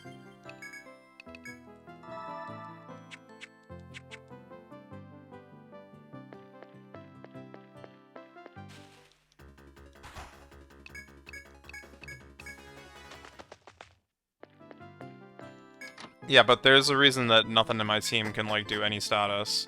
Except for instant kill. I skipped even Viper. Like, normally I would put Viper on my, Dark Hunter. But I, like, looked at the numbers more closely, and I was just like, yeah, poison damage sucks. Like, deep down I knew that to be true, but I always, like, went for it anyway.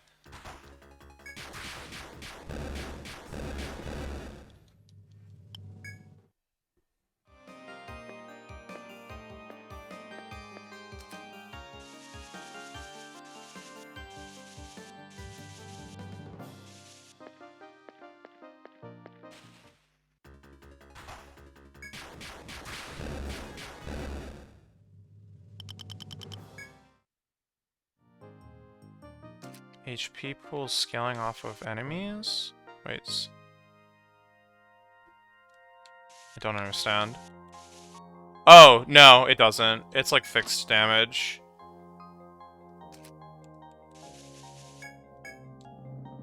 And it's bad.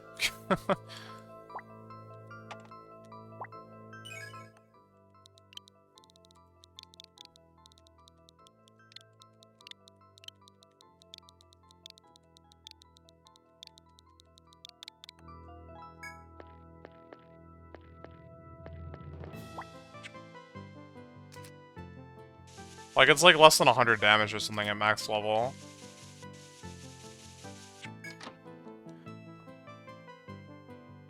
I don't remember the exact numbers, I just remember looking at them and realizing they weren't worth it at all. Like, they're basically not even worth it in the first stratum. Unlike the Alchemist, which lots of people like to, like, basically just skip the entire first stratum just by using poison. Because the Alchemist's poison damage caps up at, like, I think it's 255. Which may or may not be a bug, but whatever. It caps at, like, 255, I think. Which is enough to one-shot, like, everything in the first stratum. Including, like, FOEs, maybe. Or two-shot FOEs, maybe. It's, like, even good enough that you can basically just, like, waltz up to the boss, poison it, and then, like, as long as you can survive a couple turns, you'll win. Which you can, because you have 5 party members, and... you know, you have 5 turns then, right?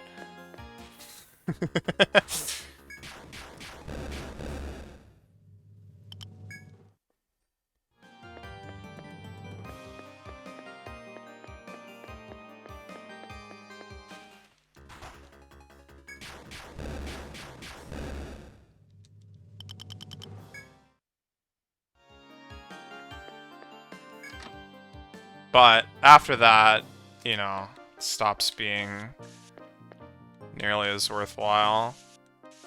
And then you just have a bunch of, like, wasted points. So yeah, you'd kind of have to rust them to get rid of that skill afterwards.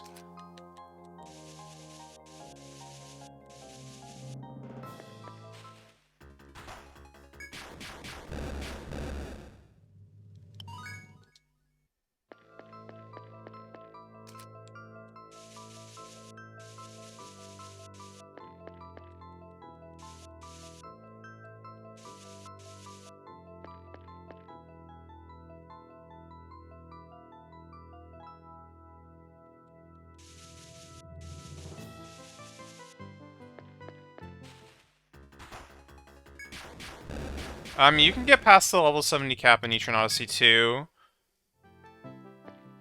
but the way you do it is by retiring a character, like a max level character, and then it like raises their cap by 1 level.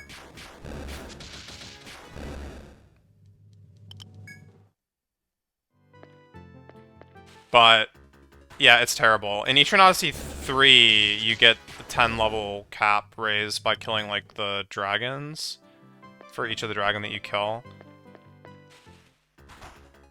Up to 99, doesn't go to 100, but...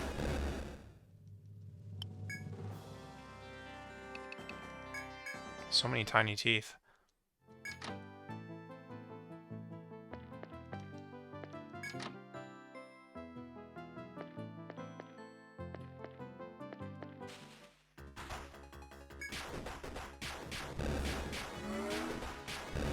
Yeah, I mean, basically, the real problem is the difference between, well, at least in my experience, in, I don't know, say Etrian Odyssey 3, maybe, the difference between 70 and 99, in terms of the stats, is, like, actually way less important than just your overall build. So, like, I'm pretty sure in Etrian Odyssey 2, like, let's say you're, like, up against the final boss, and you're like, oh, I can't beat this, let's go grind all of our characters up to 99. You probably still won't be able to beat it. Whereas, on the other hand, if you can beat it, then, yeah, you don't need to grind, so... I don't know.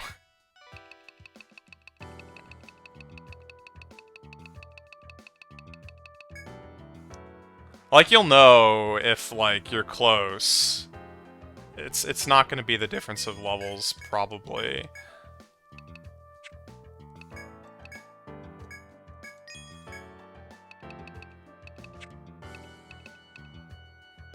The level cap raise in Etrian Odyssey 2 is a trap. That's what I think.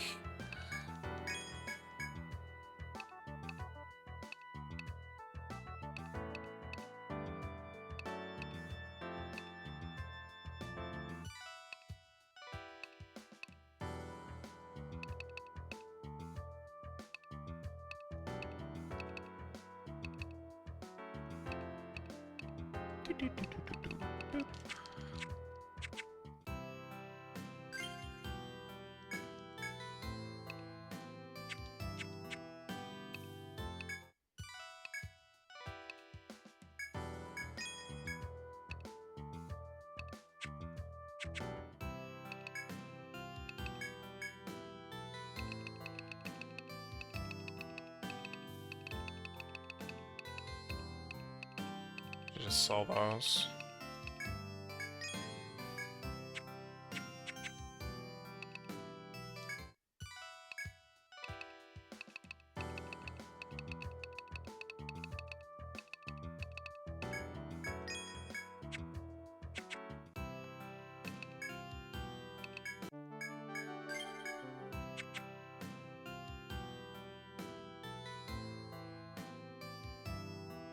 Yeah, that was the problem that I bumped into in Etrian Odyssey 3. I remember well,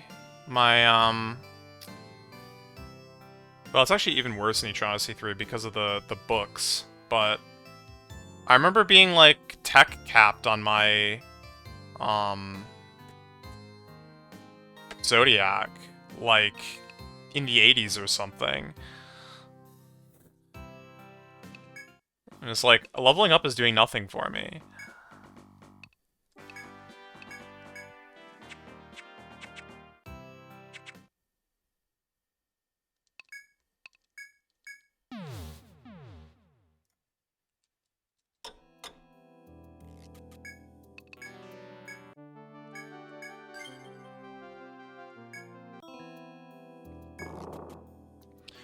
The Zodiac is basically like the elemental magic class in Etrian Odyssey 3.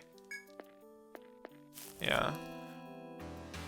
Unlike Etrian Odyssey 2 that just like adds some new classes and changes a few things about the existing ones, there's just a whole brand new set of classes in Etrian Odyssey 3. And onwards, basically.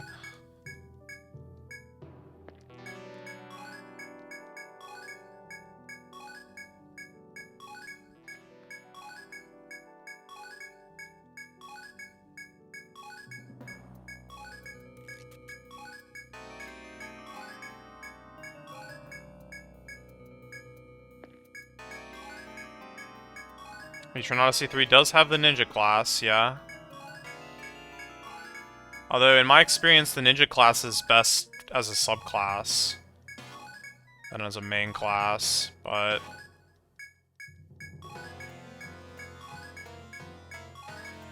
it is definitely the kind of class where it's like, if you don't know which class to subclass your dude, just slap ninja on it and it'll, like, be fine.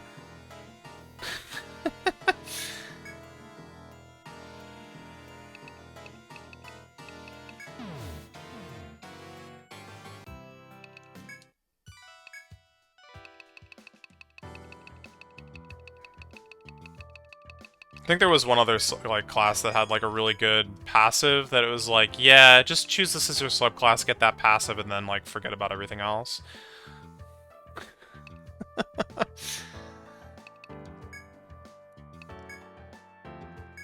I don't know, it wasn't that bad. It wasn't that bad, I'm exaggerating, but...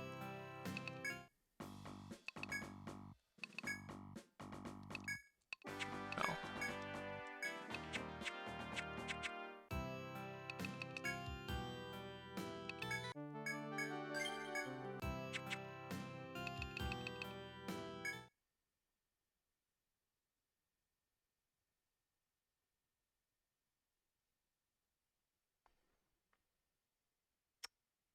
Back to 5, okay. Sorry, I had to think about what I was doing.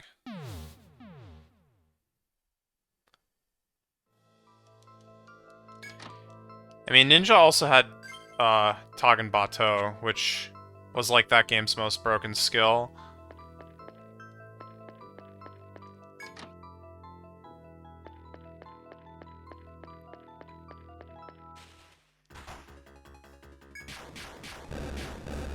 I'm trying to remember exactly how it works, but it's like... it does damage for how many clones you have or something like that. Does more damage for how many clones you have out.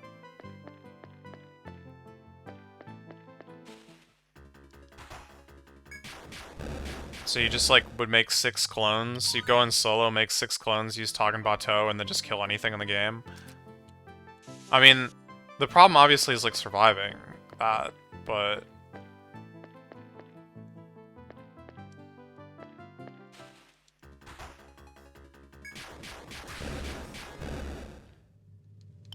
I don't know, there were setups and stuff.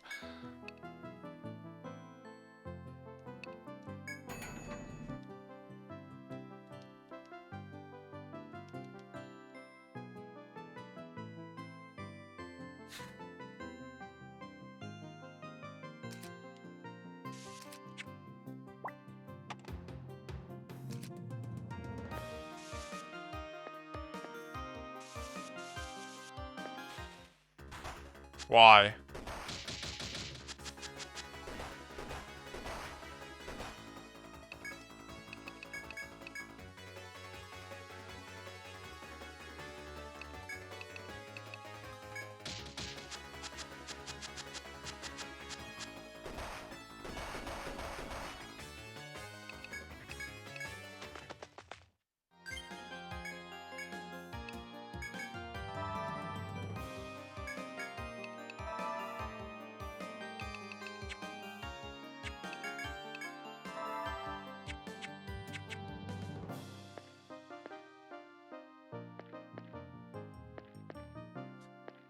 Oh, dang it. Oops.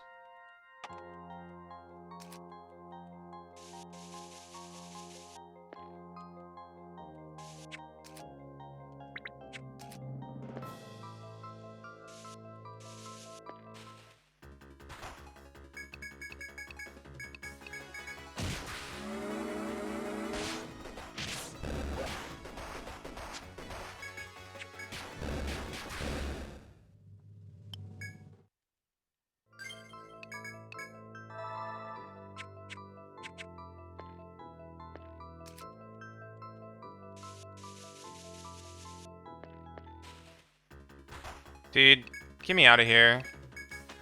Okay, thank you. Normally I wouldn't run from that, but I'm like so sick of these flowers right now.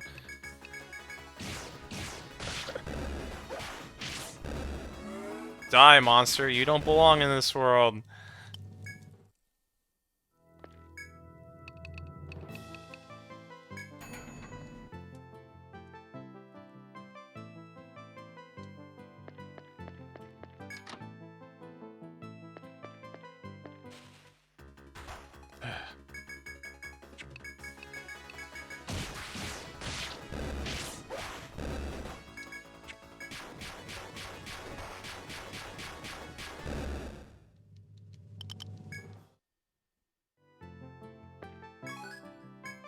Okay, how do I get to this last one?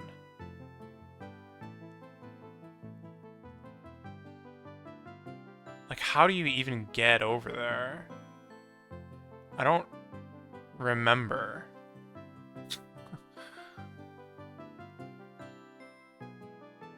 Okay, I see a path. God, annoying.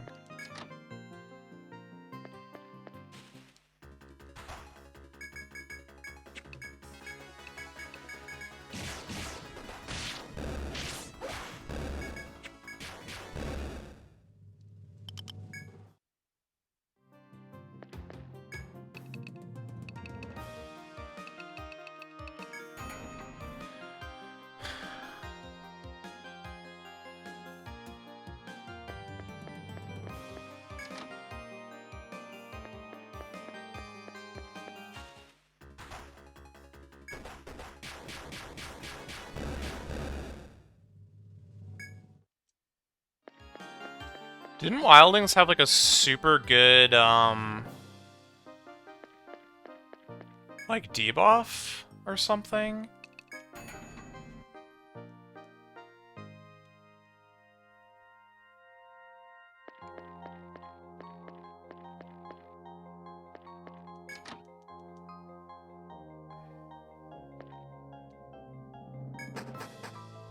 I mean, they're also, like, Sequest cheese, but everyone knows about that.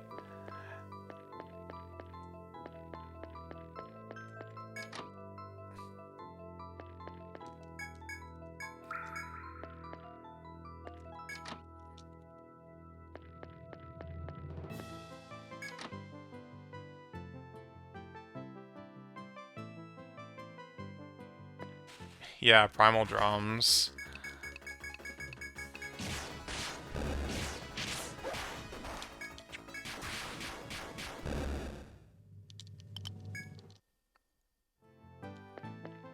I mean, I feel like whenever I played 3, I had, like, pretty varied subclasses, but...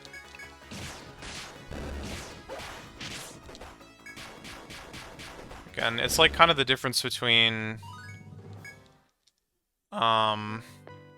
you know, building your team out for, like, a boss versus building your team to play through the game. Sea cheese. The Wildling has a summon that instant kills, right? I don't remember which one it is, like the lion or something. Tiger, maybe? Whichever one it is. And the RNG is, like, just such that that's gonna work in the Sequest if you use it the right way on, like, turn 1 or whatever. You can just, like, instant kill a lot of the Sequests, I think.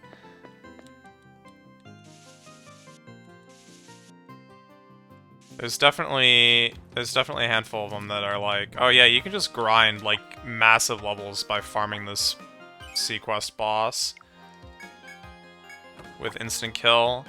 I mean, obviously if instant kill doesn't work, then it doesn't work, but...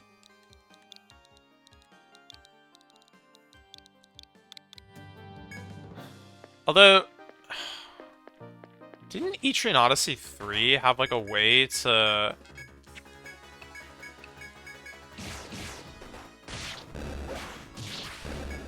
allow you to hit bosses with ailments that they normally weren't susceptible to with some kind of debuff or something? Am I thinking of a different game? Or, like, a different series altogether?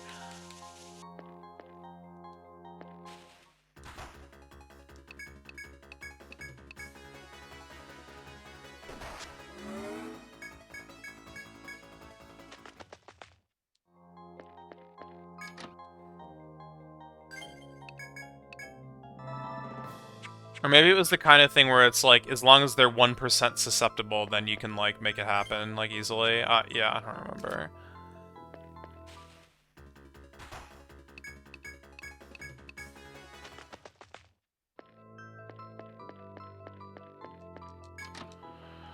Okay. You have gathered 5 of the Ankh-shaped parts. They seem to be in good condition. Rada's researchers should find them helpful. Alright. That took forever. I didn't even finish exploring the stratum. Not really, anyway.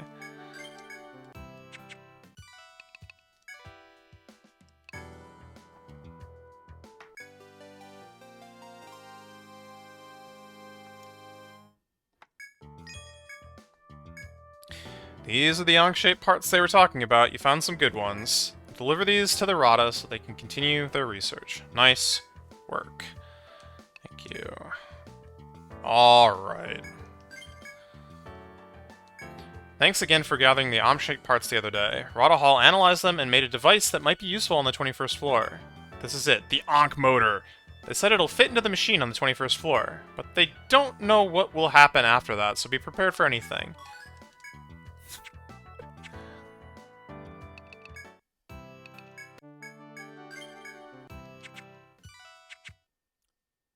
This actually makes no sense.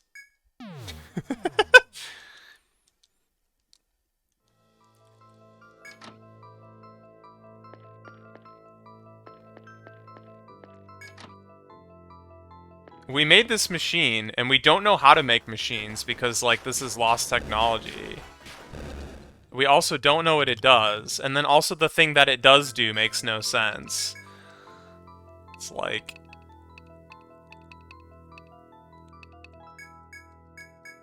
very mysterious.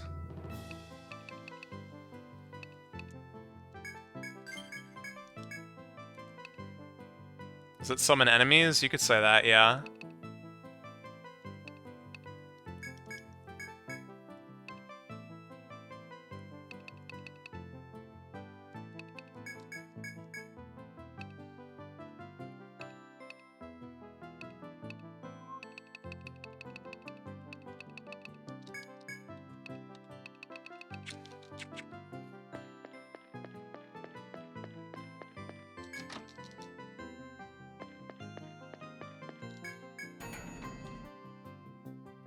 Wait, I think I just went to the wrong floor. Why is that even allowed? The CEO cooked up this technology to keep their workers in line.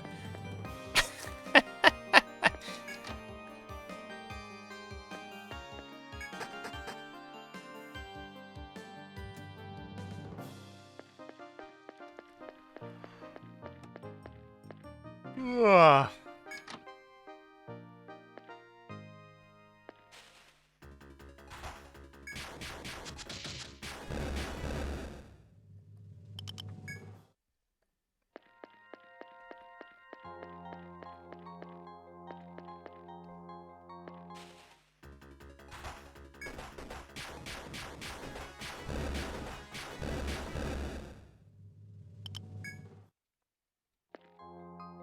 Whoops. God.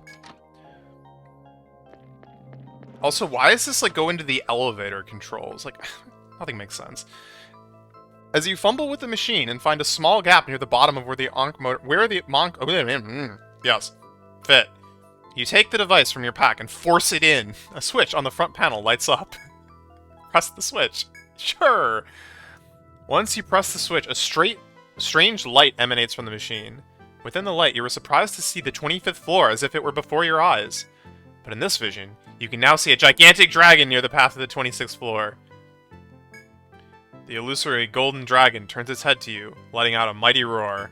With that, the image vanishes. 25th floor. The site of your desperate struggle with the Lord of Yggdrasil. You shiver at the thought of facing this dragon, sure to be an even deadlier nemesis. If you have the courage, then continue forth.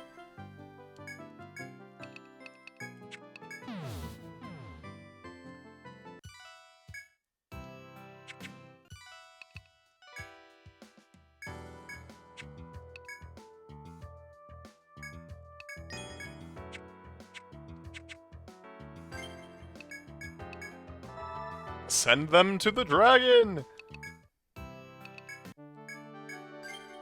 Alright, I'll be right back, and then we're gonna fight this thing.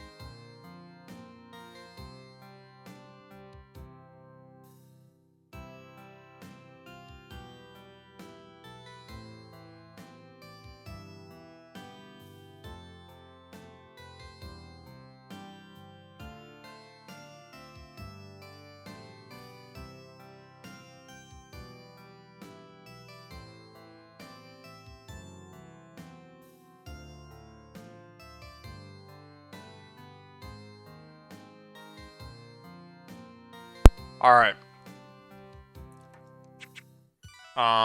Let's, read up on it. So I can remember what to do. Or figure out what to do.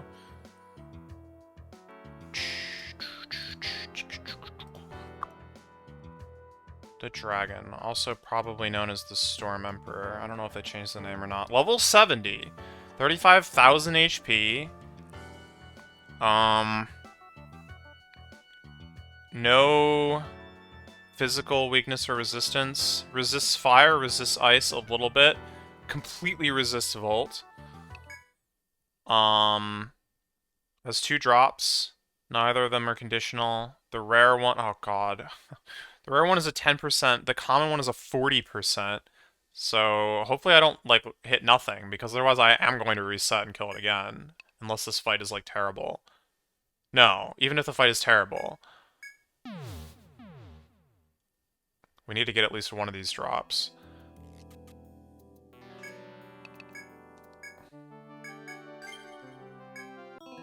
Okay, AI. That's more important.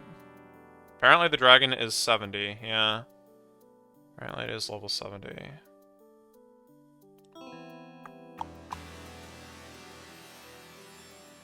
Dragon. Wow. This AI is, like, so tiny. What the heck? Okay, the first table checks for Headbind. It checks if it used Corrupt on the last turn.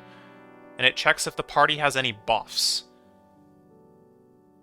And specifically, if it is Headbound, it goes to a different table. No matter what those other things say. If it's Headbound, it checks if it's Armbound, or if the party has any... If our party has... No, wait. If one ally has any defense. So if its team has any defense buffs? I don't know if it can get a defense buff, but maybe so. Oh yeah, it has a move called Shield. So I guess if it has Shield up, it doesn't use Shield, is the idea. Um...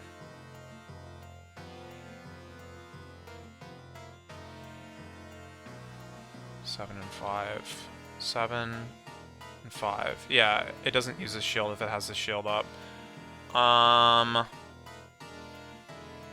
And otherwise, if it has arm bind, it doesn't use...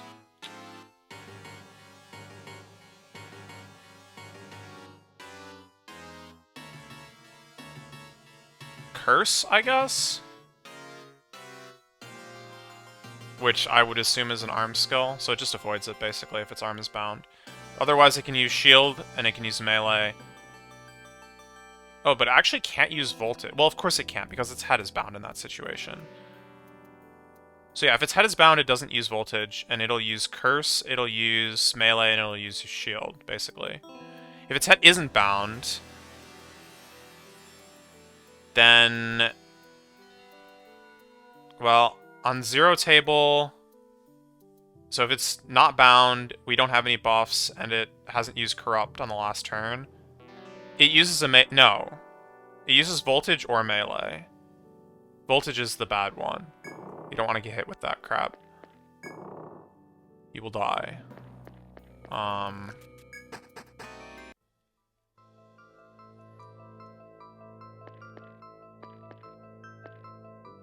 Enter the room to see a gigantic dragon cloaked in lightning.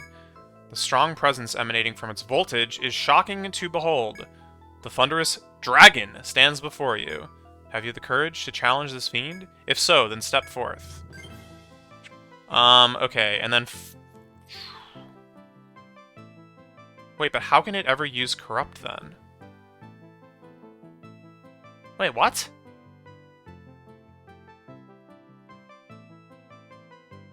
Wait, so if I'm understanding this correctly, if you never buff yourself, and you never bind its head, it will only use Voltage and Melee for the entire fight.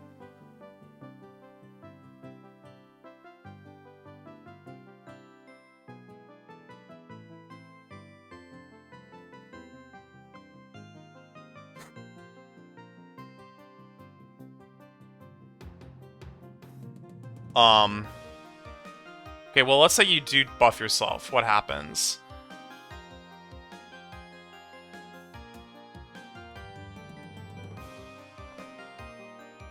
Is Volt Wall a buff? No, it's not.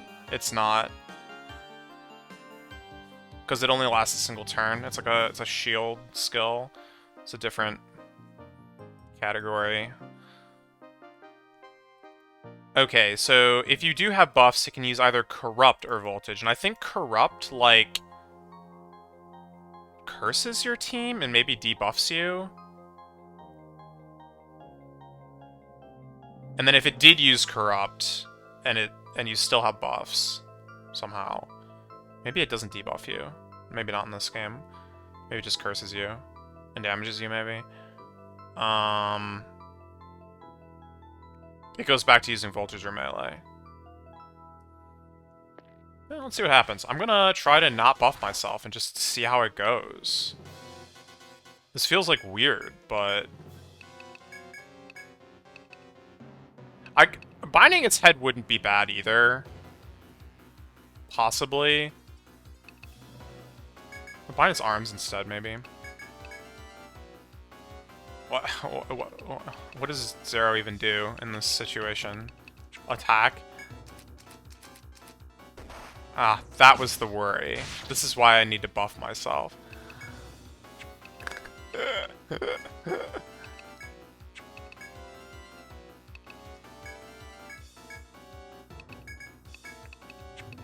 I didn't buy more nectars.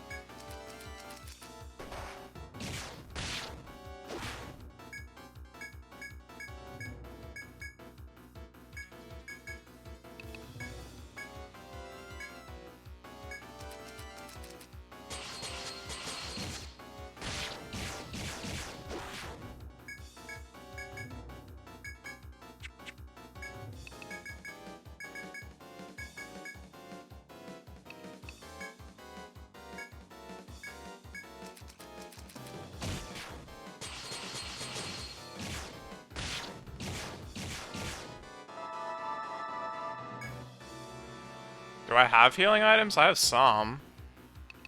Do I have any good ones? No, not really.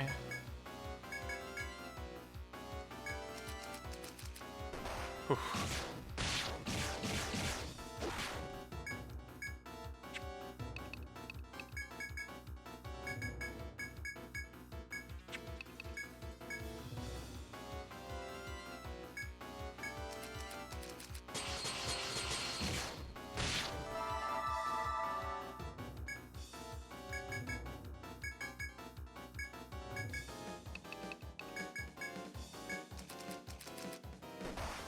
Oh my god.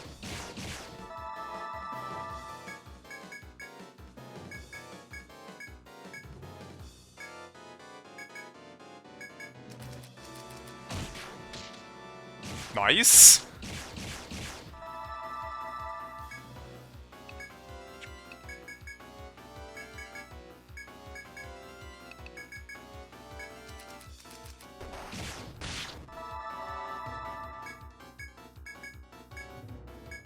These arm binds are saving my life, like, so much, though.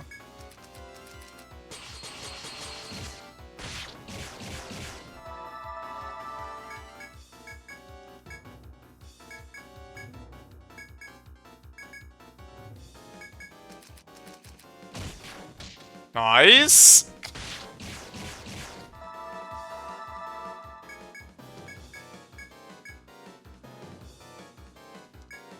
Yeah, it's immediate instant kill. Absolutely.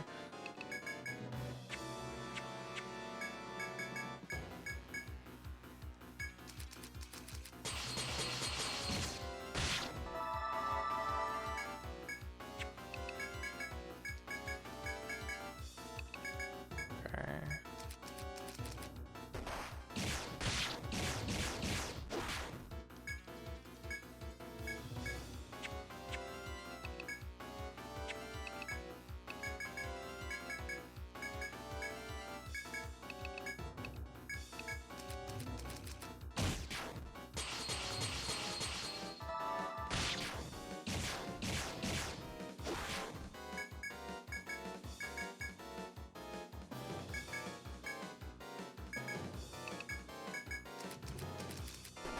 Crap.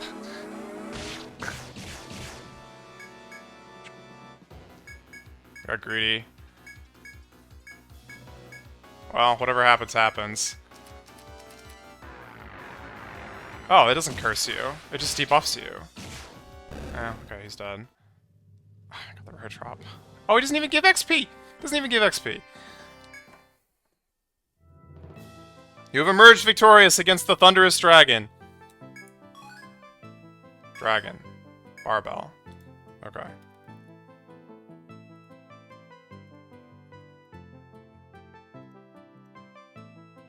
Okay, well that worked, I guess. Aura's a little dead, but...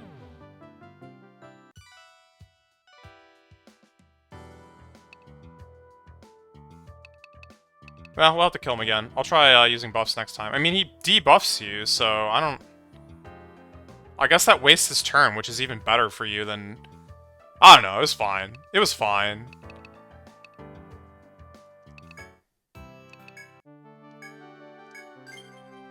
Saved.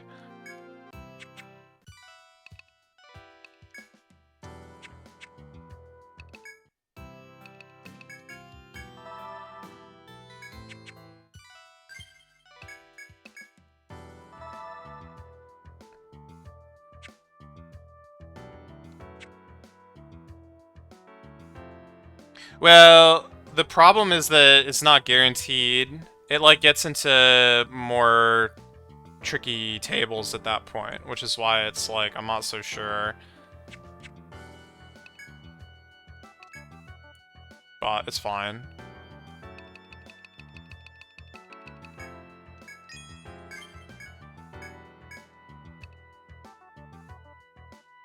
Where did this come from?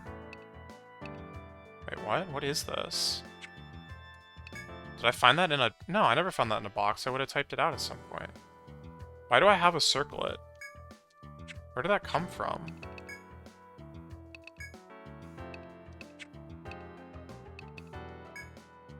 But actually...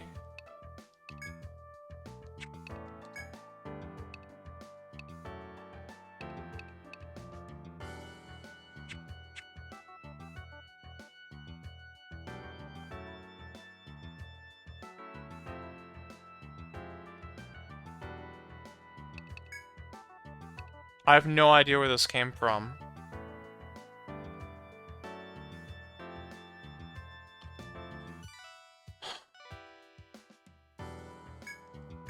Weird.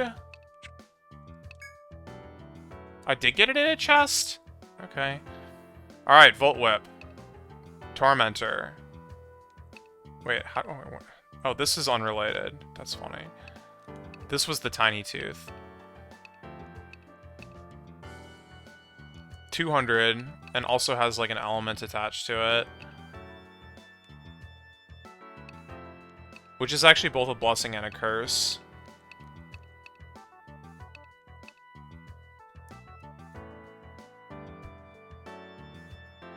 Although, I mean, if I'm just using skills, then it doesn't matter. It's also very expensive. This is also kind of expensive, but not nearly as expensive.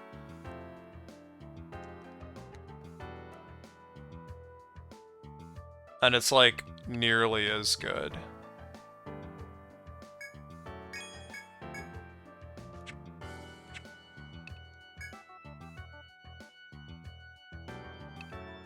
I think that's the one that gives a boost increase. Oh no, it's just strong. It's just good. The Dominator is the one that gives a boost increase.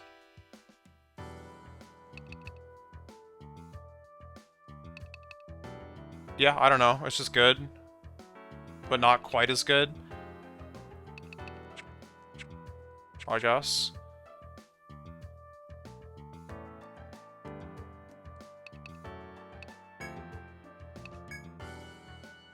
Oh, yeah, that's money. Holy crap.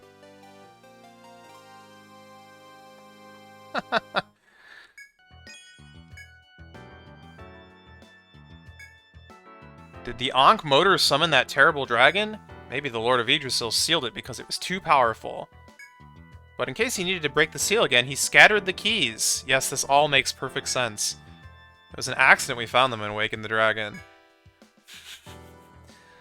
Glad you took the request. Don't know how else we could have beat that thing. By not awakening it, maybe? Alright. Not my problem.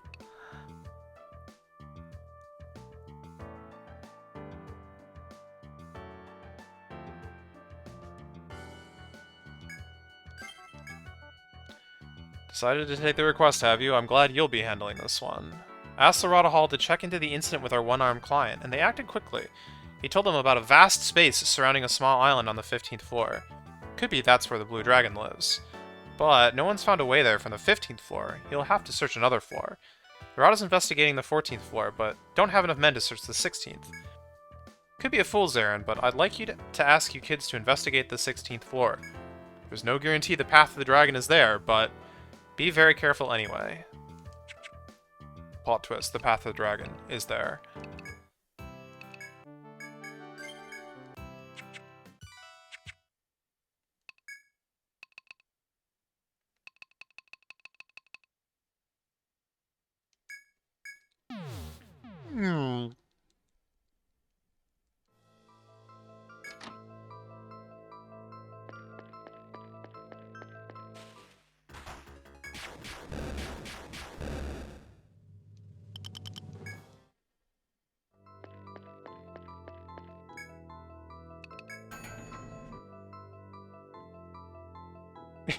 Yeah.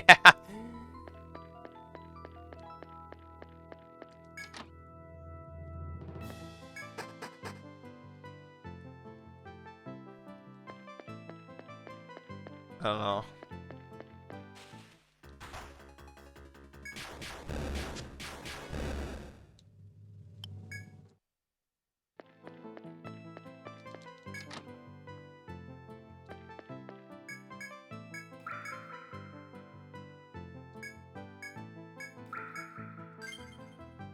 Yeah, it's supposed to be like fleshy, organic, gross.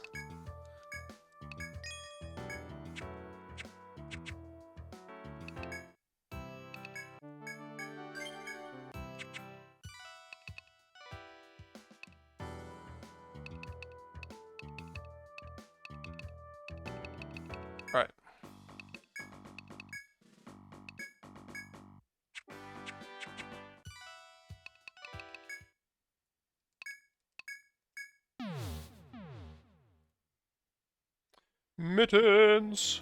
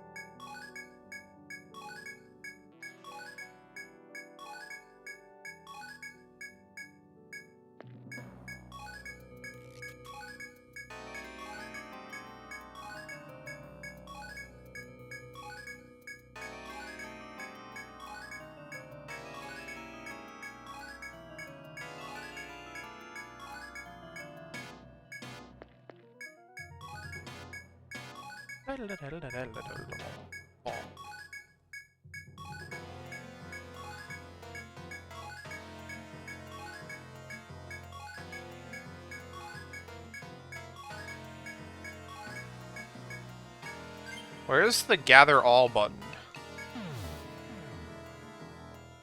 Just give me 12 items.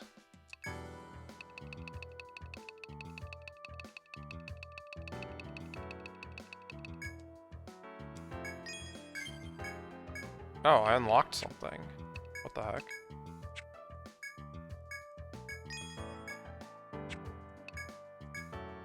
Elemental resist. Made from a tricolor. Well, I guess that's... That is so expensive! Holy crap! How good is this resist?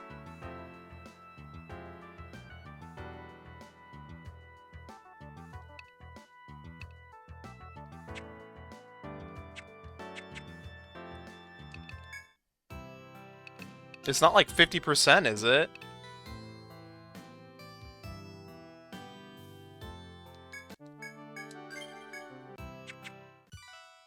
I remember that being another goofy thing that I did when fighting the final post-game boss in Etrian Odyssey 3. There's like bash charms or something, which cut the damage you take by bash attacks by 50%, and they stack additively. So you just put 2 of them on and you can't take damage from bash attacks, or whichever one it happened to be. And it's like, this is exactly what I needed for this one specific attack.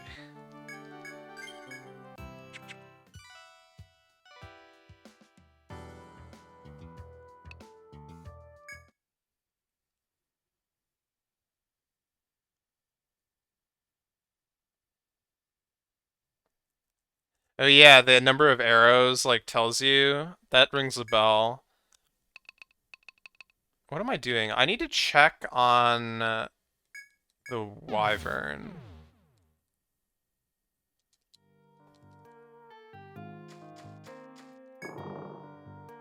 Let's see if that dude is alive yet.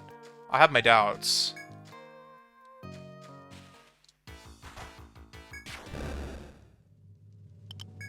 Dang, if I was coming down here... If I realized I was coming down here, I wouldn't have gone out of my way to heal at the other spot, because there's one here. I wonder if this is actually closer to the warp point than... Oh yeah, I never explored this room either. Whoops.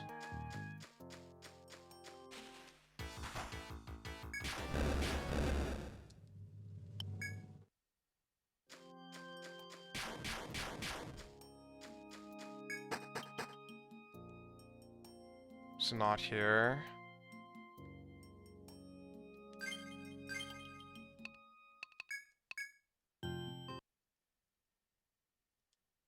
There's more chests in there. Yeah.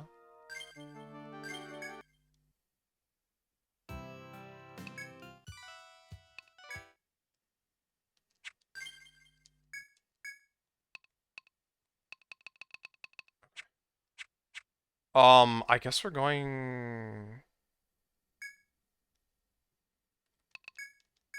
to the Drake. Uh, yeah.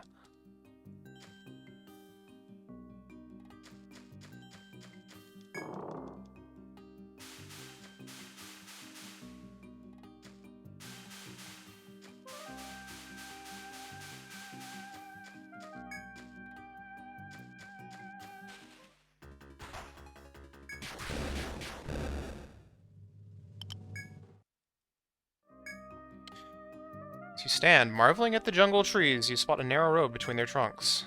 Continue. Oh, that was a one-way trip.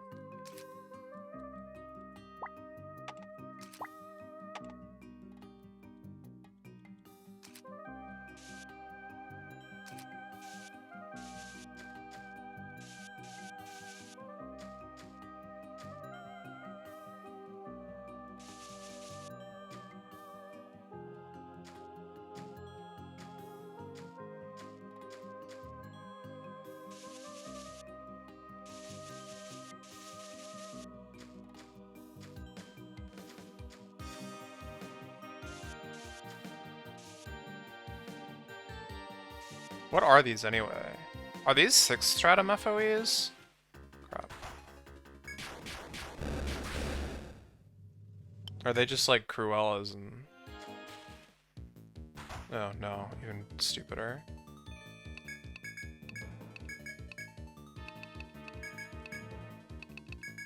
I thought that like the Terralix showed up on the next floor, but...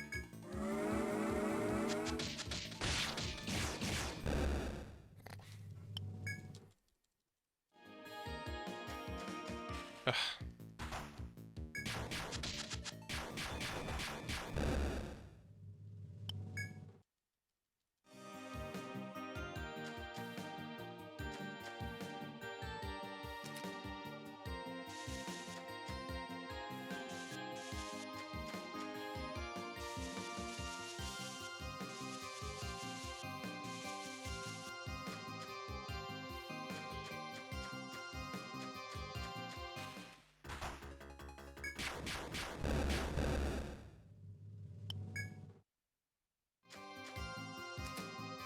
There's a gather spot here? What in the world? I mean, I can't use it, but...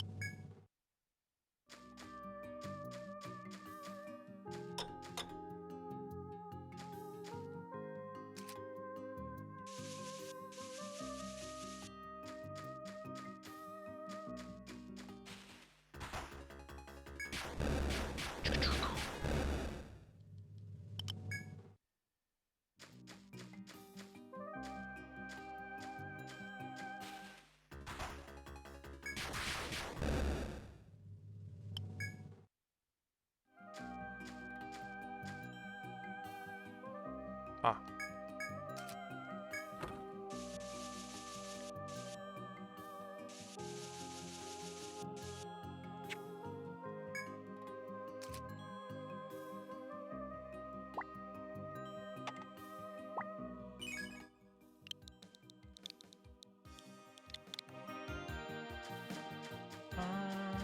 Ba-ba-bum.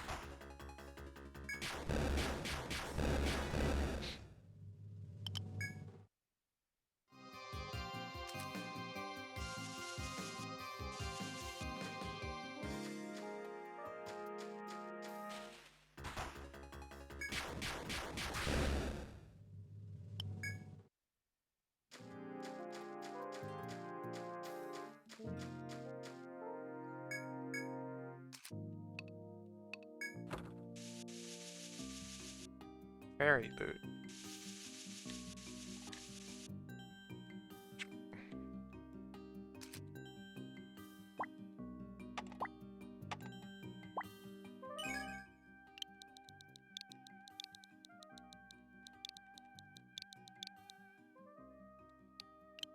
Singular.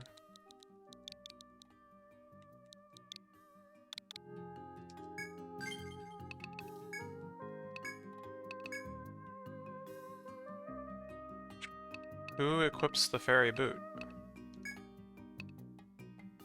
Let's see. Oh, this is pretty bad. Okay.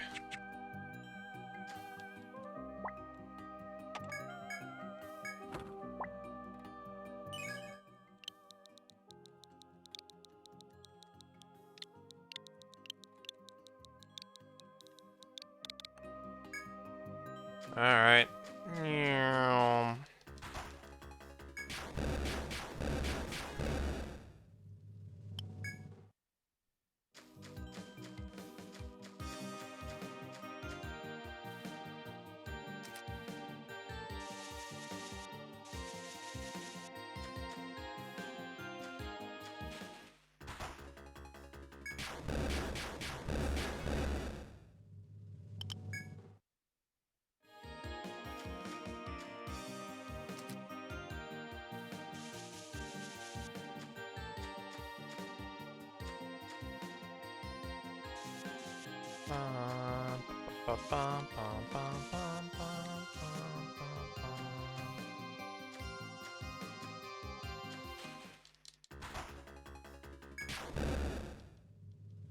Literally Fenrir.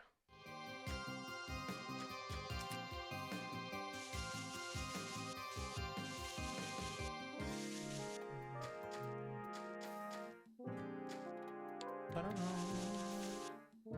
Only assume that this room is shaped the same way again.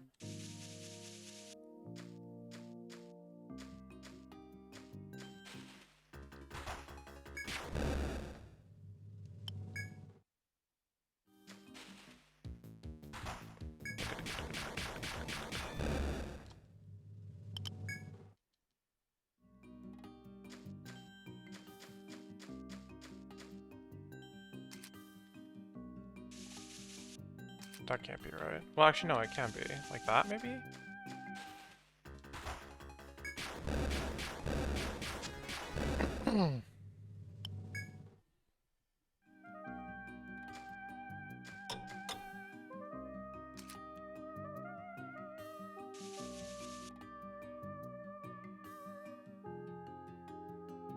Yeah, they've changed that in the more recent games to make it, like, make sense. It was always weird in the first one. Actually, it might be that way in the second. I don't know when they changed it, but it has changed since. Because, yeah, it's a little bit, of, like, there's some situations where you can, like, if you get into battle, it, like, saves your life, actually, if you can, like, end the battle in one turn, because it means you've taken a step for free, basically. You can use that to, like, escape some FOEs as well. Oh, hello.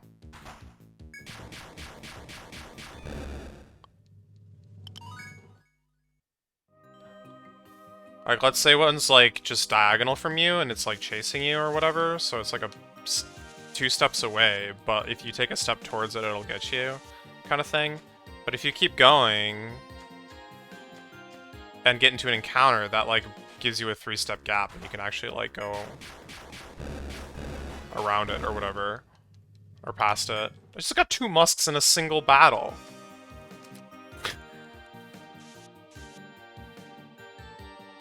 Wait, where was the way back? Huh.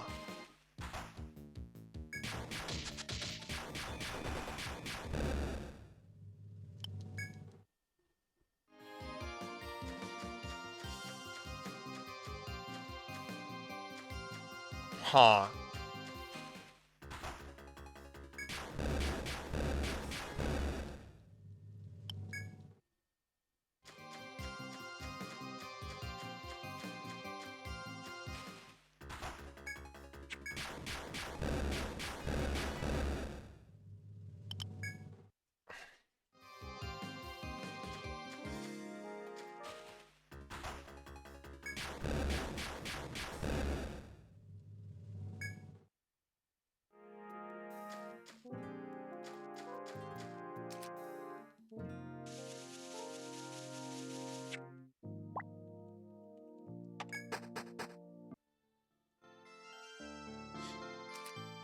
God, here we are.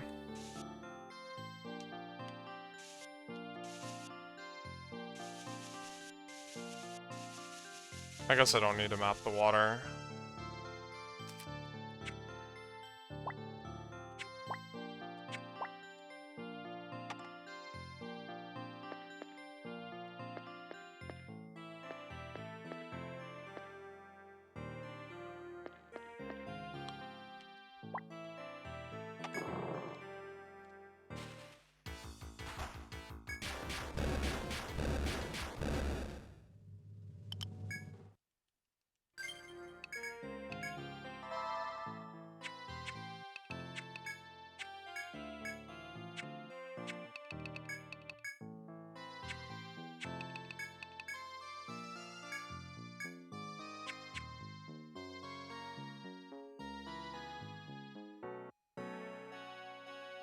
What would I do with the map if the stairs up and down were on the same tile? That would be a problem.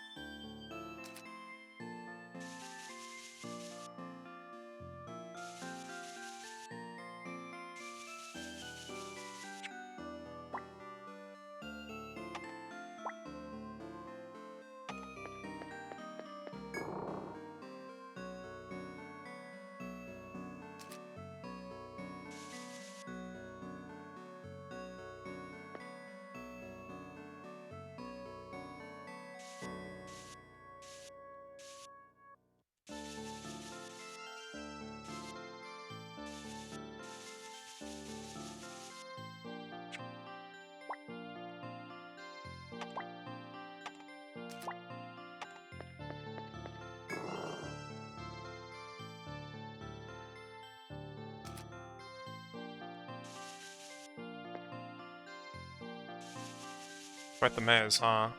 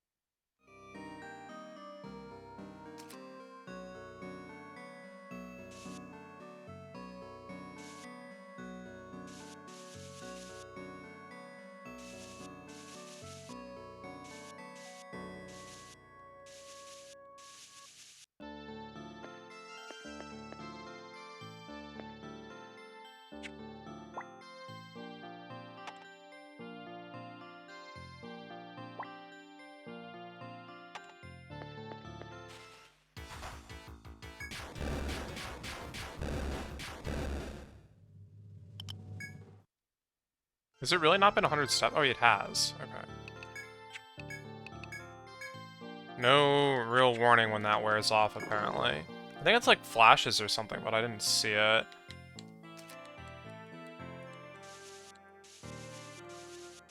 Oops.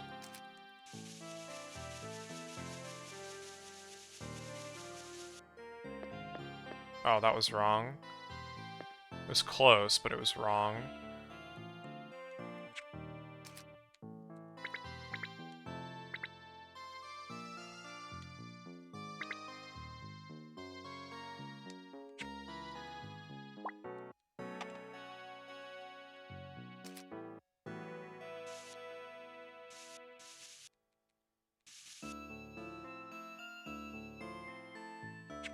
That's partly still guess, but once I get over there, we'll know for sure.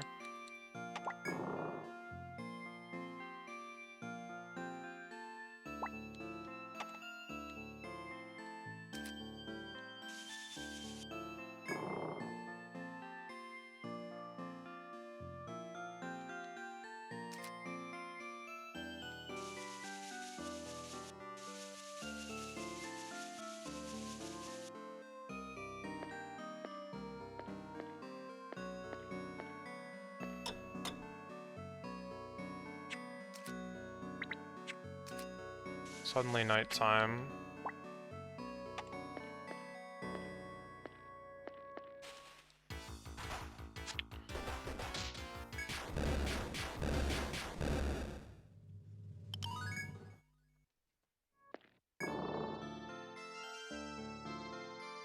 Get this sinking feeling that I'm on the right path. I don't like that. Means I missed a bunch of stuff.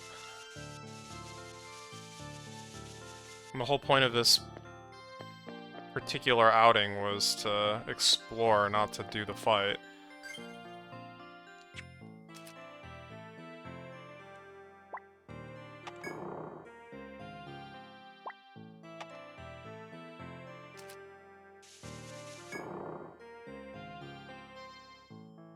Oh. What are you?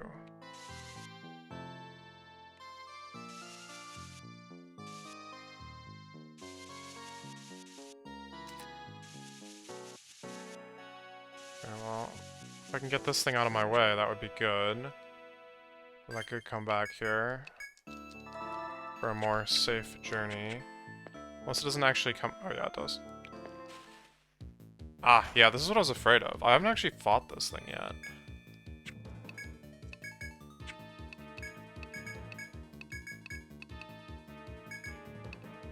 I don't know what it does.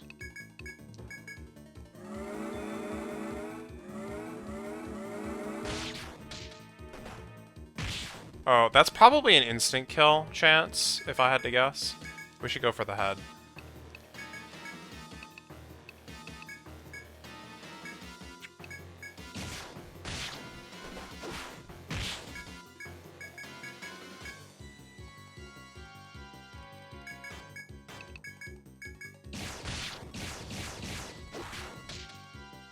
Nice. And it's dead. No drop. Awesome.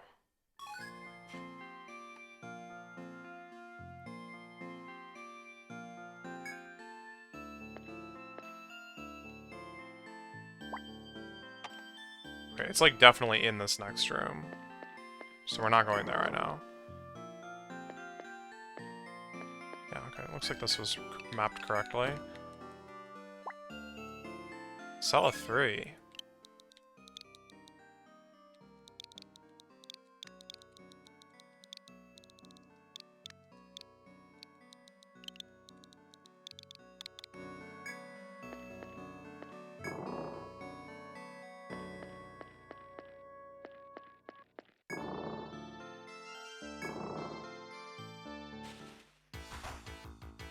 It's definitely a much more, like, intense journey than, the dragon.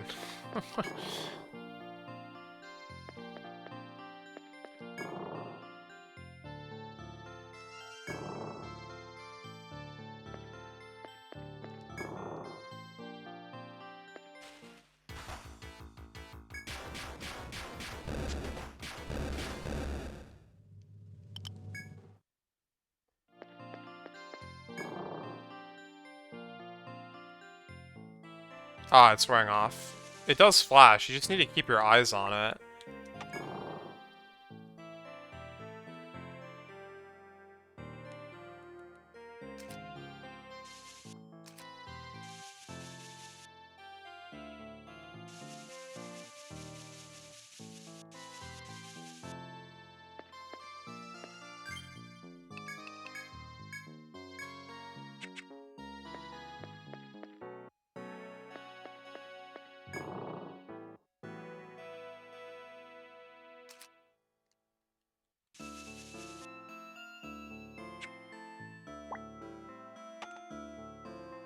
This room seems odd.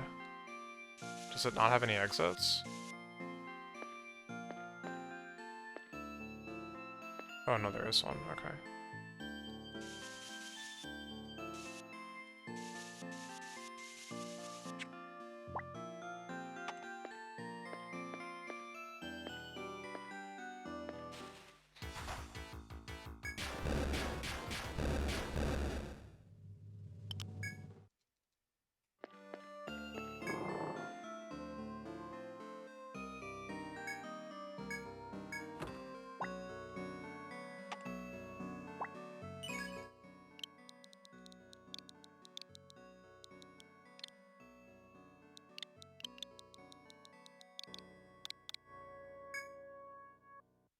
Oh.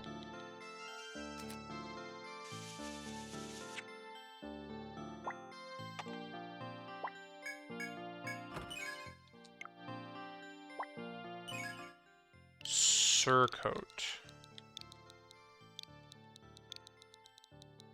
What the heck?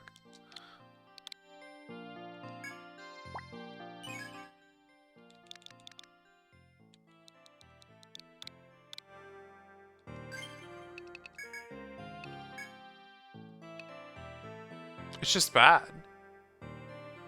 It's just bad.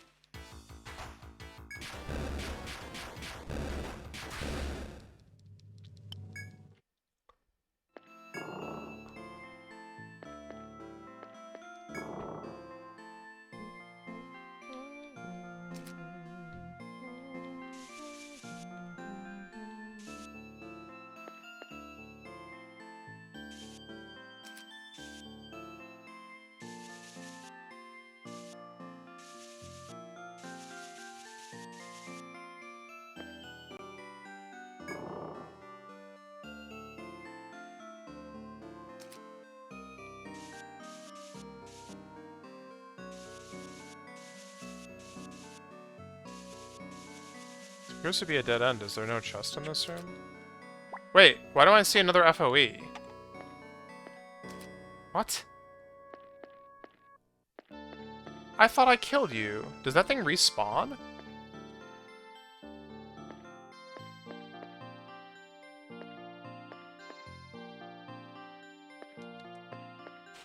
I didn't realize the boss had a hecking, like, guardian.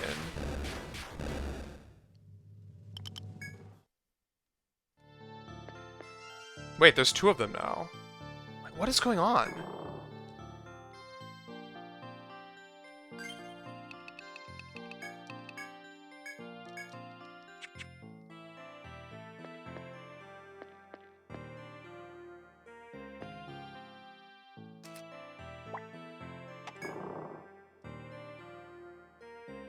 One of those definitely wasn't there before.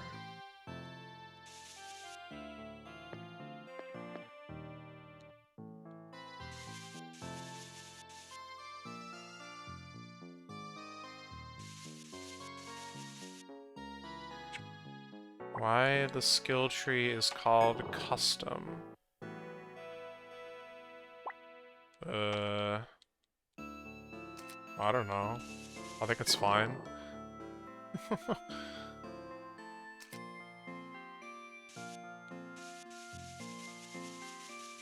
You're customizing your character.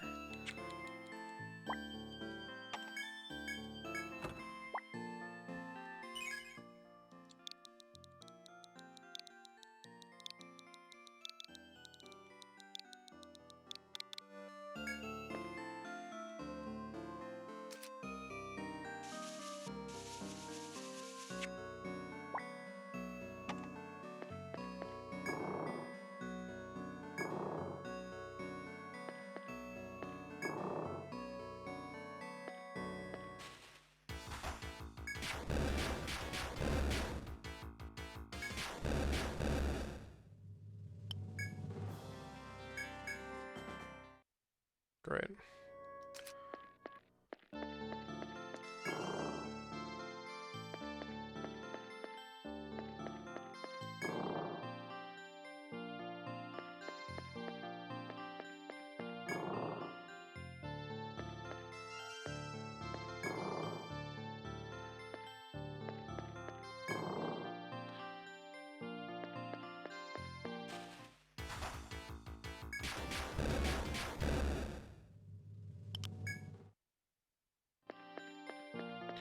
Go, go, go, go, go, go, go.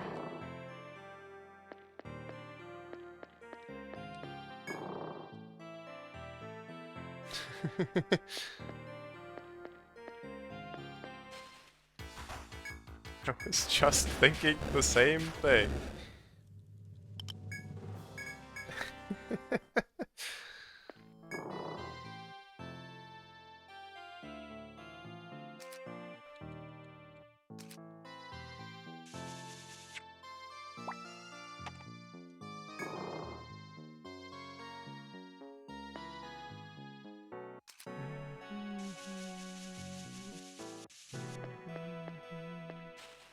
Oh, my thing wore off.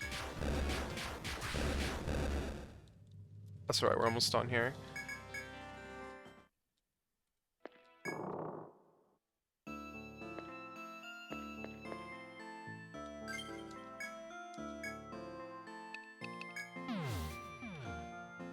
Okay.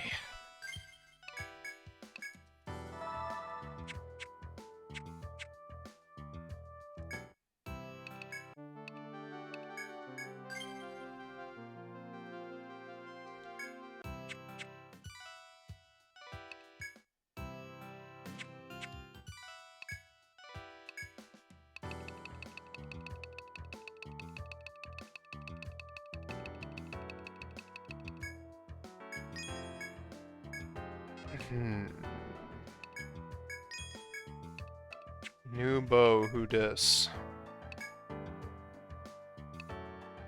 It's worse. Okay.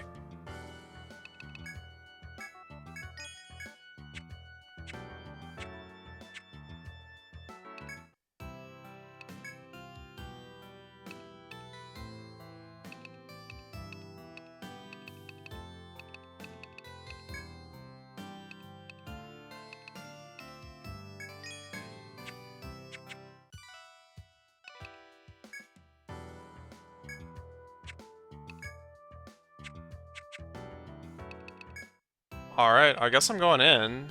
No, I'm not. Hold on.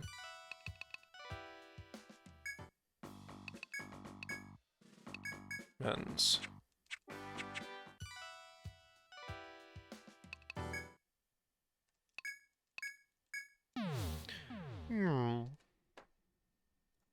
Mittens.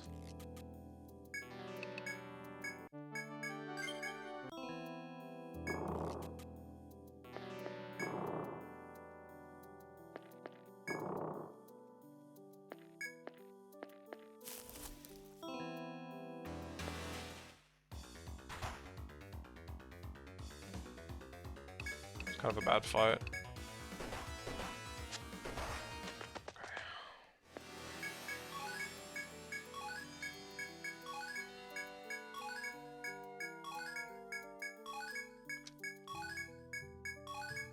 It does seem like out of everything here, actually the Ambrosia sells for the most. Which is from the, yeah, this spot. I didn't get very many last time I came in. I think I got one.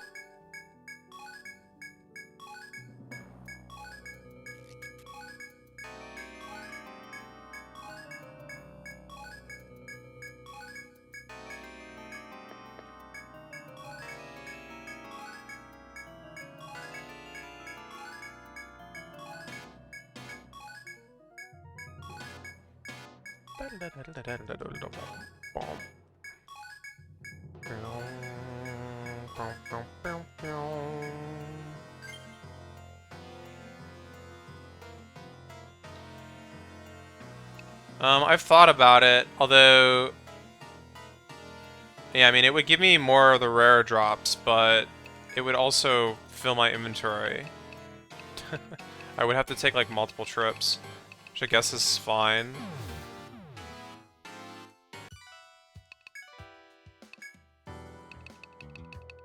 Oh, I was wrong. Actually, this other mushroom sells for even more than the ambrosia.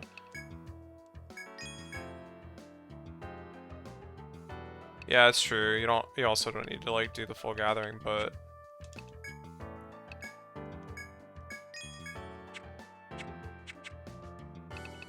Feels weird not to.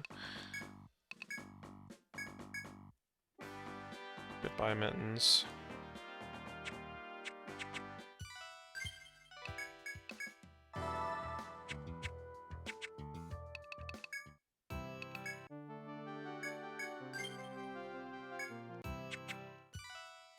Oh, this is a digital copy.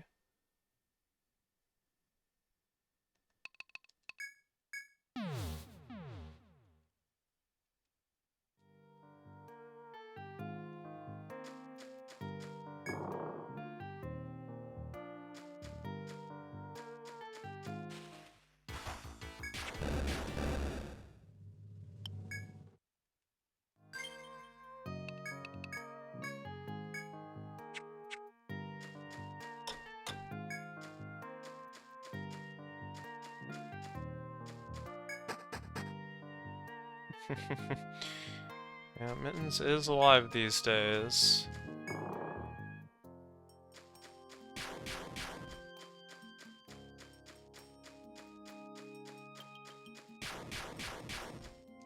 Alright, we check on the wyvern, and then we heal, and then it's not here. Cool, awesome, great. Crap.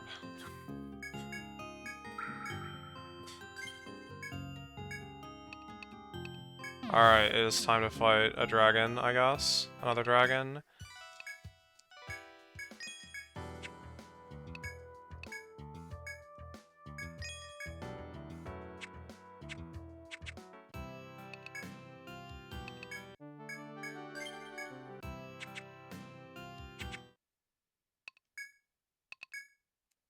I still wonder if there was another way into this area. Like, is there a shortcut that I missed? Or do I have to go all the way around?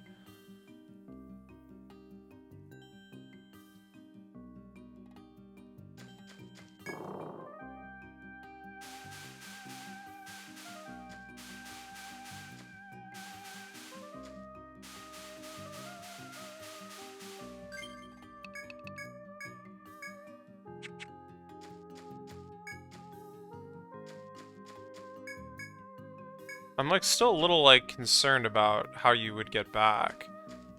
Oh. Okay. That's pretty bad.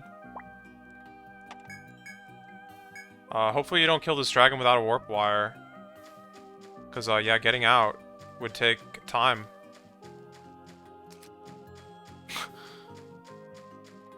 Holy crap.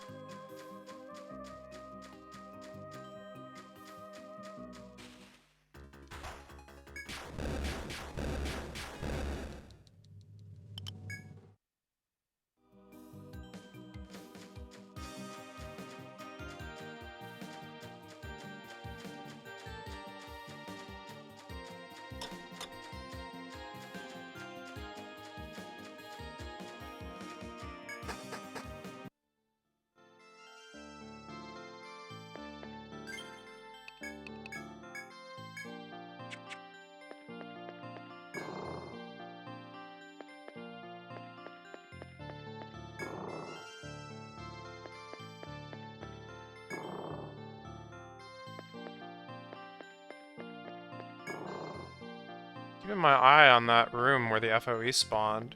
It's not there right now. Maybe there's two in that room, and I killed one of them. I have like vague memories of like after like X number of battles, one of them spawns, and then after like X more battles, another one spawns, and then there's like a third one in a different room. Yeah, I don't remember. This floor's weird.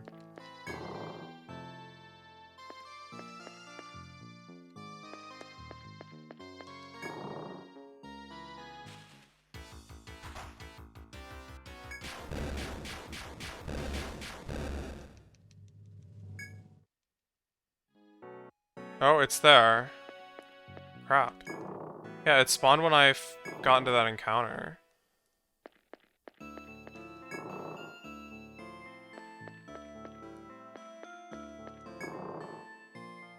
I don't think I can get around this guy to fight it. It's a shame.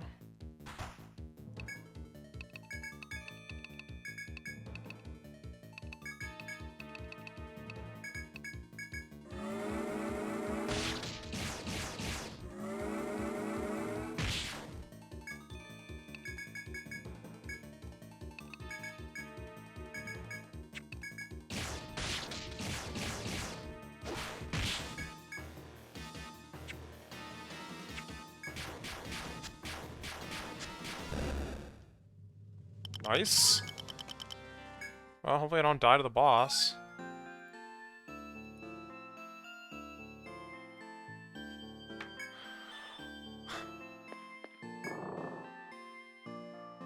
As you continue down the frozen path, a biting storm awaits you past the final door.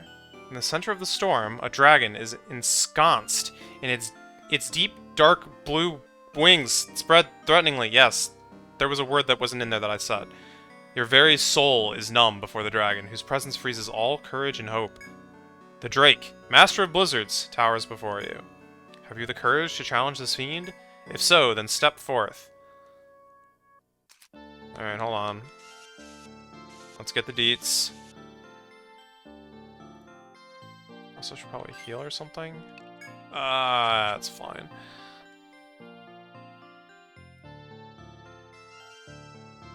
Okay, the Drake.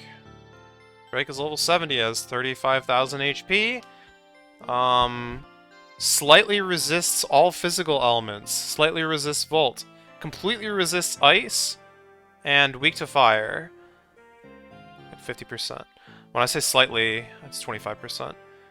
Normal drop is a 65% chance. Rare drop is a 5% chance.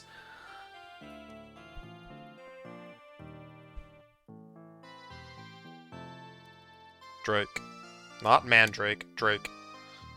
Alright, Drake. Oh, okay, this AI is way more complicated. Oh, shoot! Okay. Okay. Oh, I forgot about Erasure! Okay, all is well.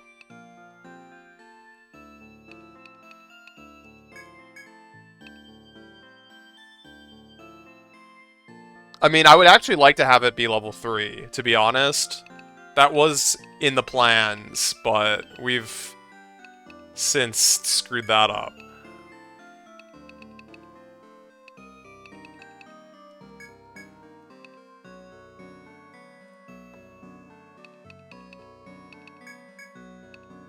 Alright. Level 3 makes it debuff 2 debuffs at once.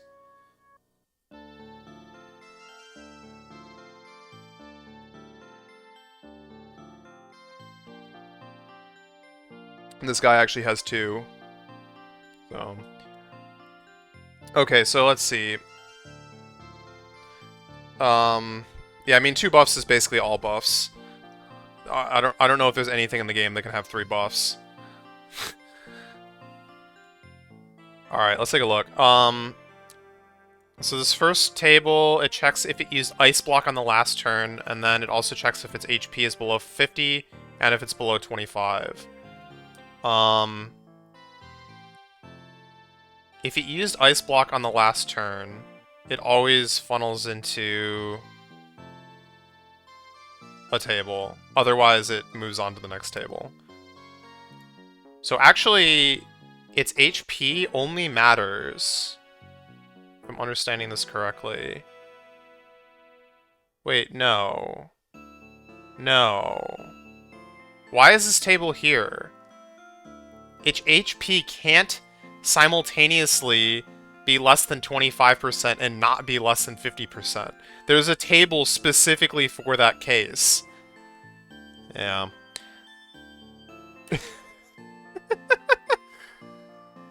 Okay, whatever.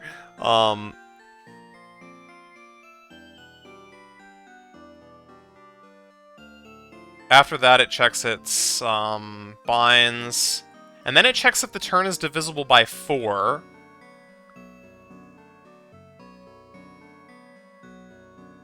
And then it checks if it has the recovery buff. Oh, and then it once again checks its HP.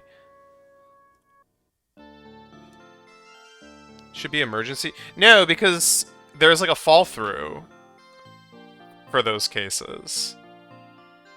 Like a lot of these don't have tables. And this table can't be hit any other way. That's why it's like especially bizarre. Like they could have just used some other whatever, it's fine. It's fine, it's fine. I'm not explaining things very well, so so, turn 1, let's say. It hasn't used Ice Block, its HP is not less than 50 or 25, so it falls through. It checks its binds, it's not bound, so it falls through. Checks if the turn is divisible by 4. It is, because 0 is divisible by 4. It goes to attack table 8, which is frigid. Okay, so it's guaranteed to use Ice on turn 1. And in fact, every 4 turns, assuming it hasn't used Ice Block or be bound, or is bound. English.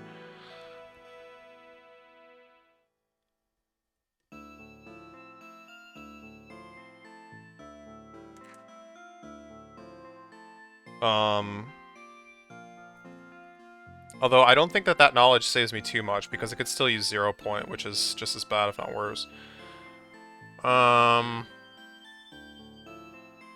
Okay, so after that, it's going into this table where it checks its HP and whether or not it has the recovery buff.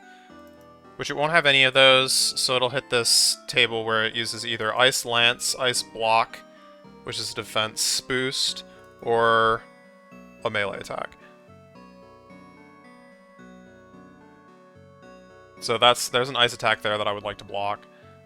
It's kind of sounding to me like I just need to spam Ice Shield, and maybe even Erasure. It depends on what the speed differences are there. I don't know how fast these moves come out.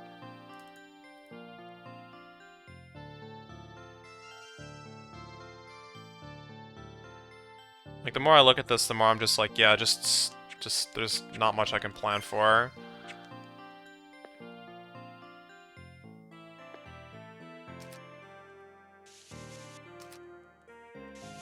Binding it might do weird things.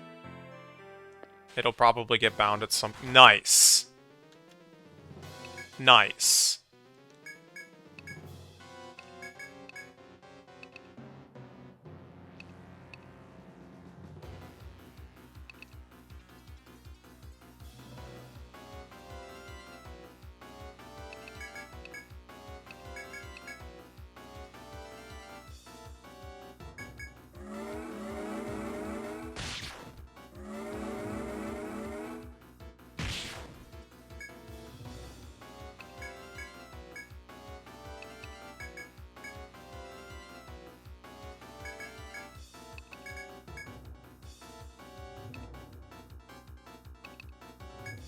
Let's see how the speed rolls. Get owned. The speed rolls quite perfectly, as it were.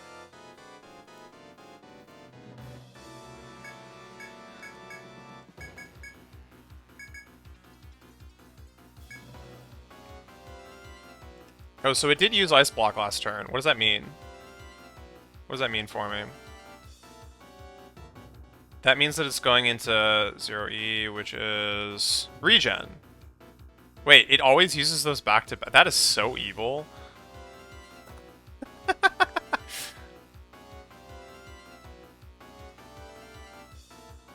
Yeah, unless its HP is less than 50 or whatever.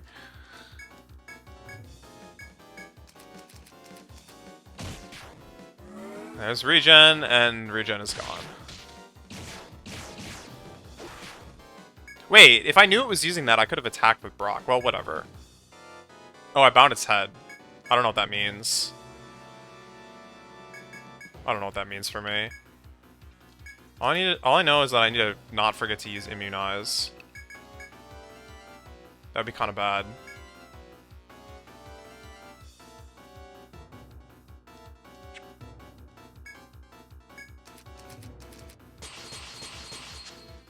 Dodged.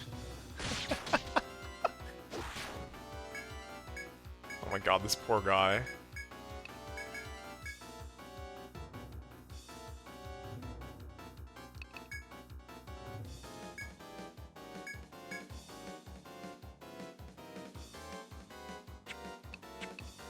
What, so I should be attacking? Eh, whatever. I don't want to think about it. Ow. Wait, I forgot to use Immunize. It's fine, right? It'll be fine, right?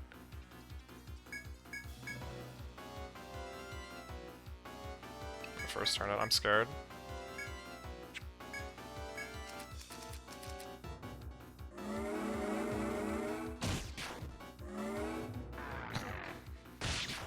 I don't think it was headbound.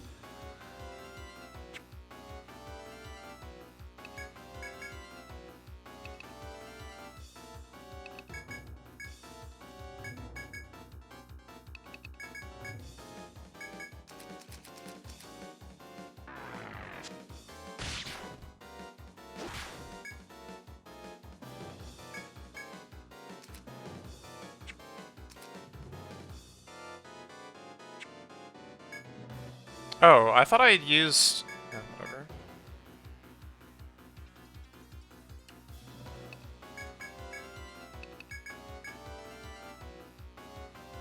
I want to get Peace Ballad out, but I don't know when I can do it. What is the turn? The turn is not a multiple of 4. Well, and it has a bind, so it doesn't even matter. It's not getting to that table. Oh, that was an arm bind. So confusing.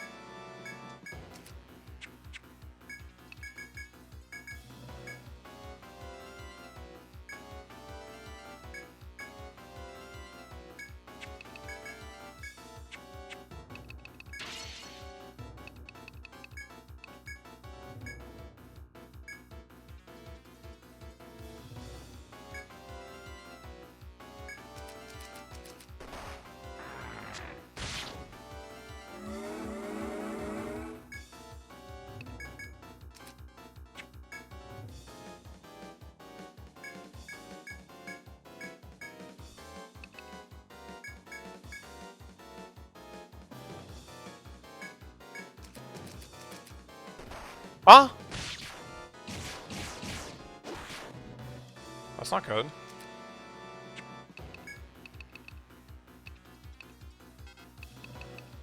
Where's my nectars?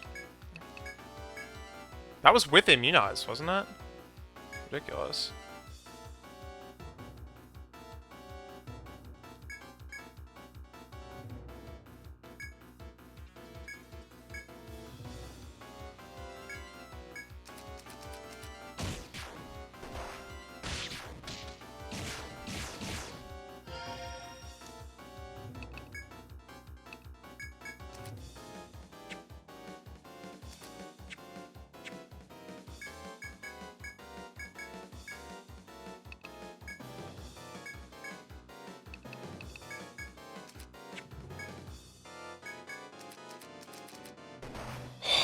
Oh my god. Starting to reach the TP threshold here. I'm really burning through it.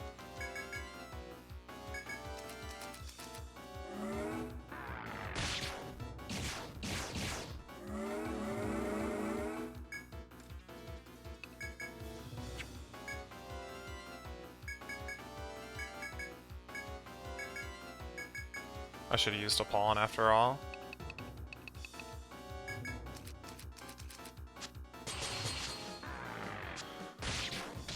Nice.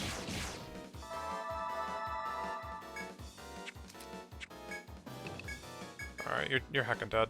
You're dead, buddy.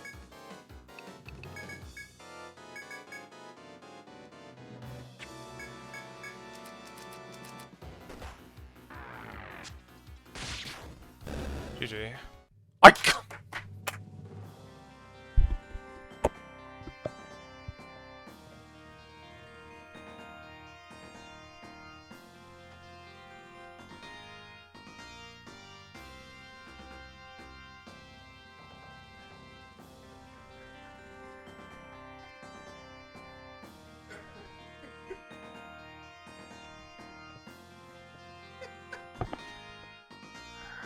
What the heck?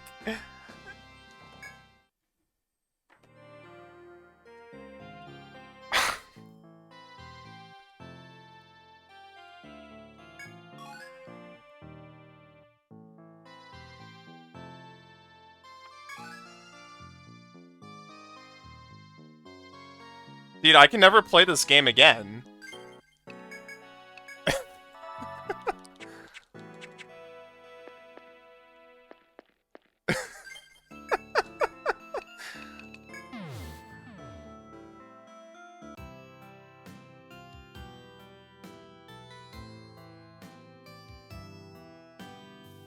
No, that's not the one. That's not the one. That's not the one. They're both golden. Alright. Thank God. I can play the game again.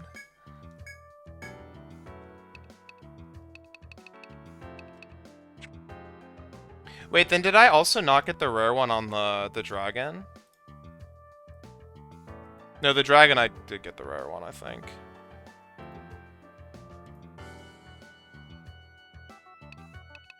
Well, either way. That was a pretty long fight.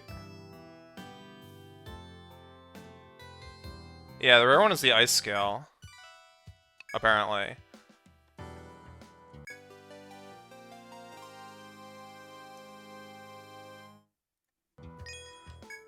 Money!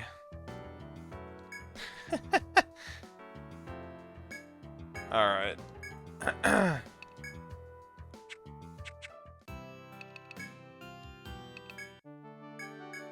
So now we're just waiting on the wyvern, which is annoying. It's very annoying.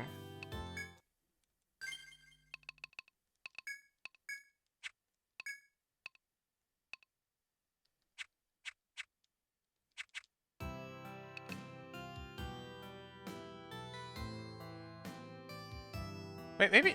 Yeah, I don't know what I got anymore. I'm very confused. Just sleep 14 days, just do it, just waste the days.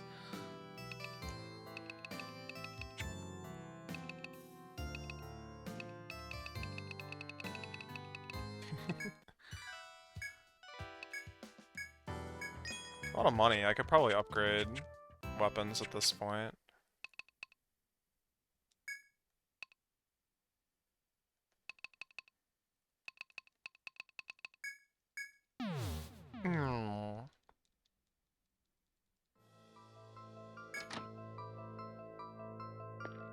I did get the ruby bone though, so that's good, right?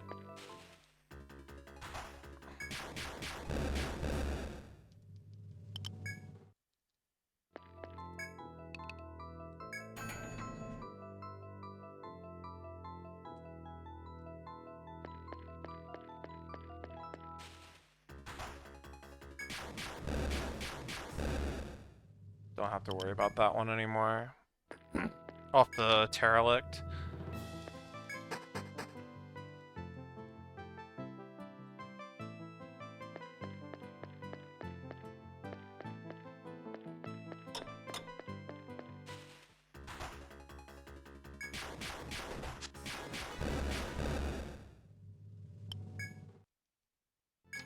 I think that Angel Wing is actually an unlock at this point.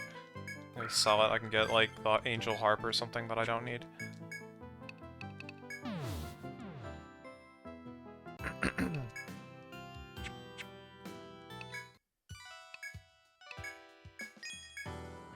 No. Absolutely not.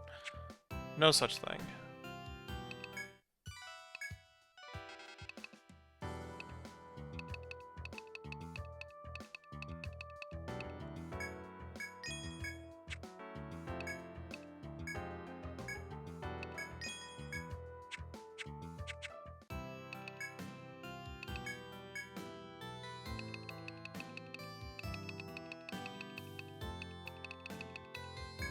Okay.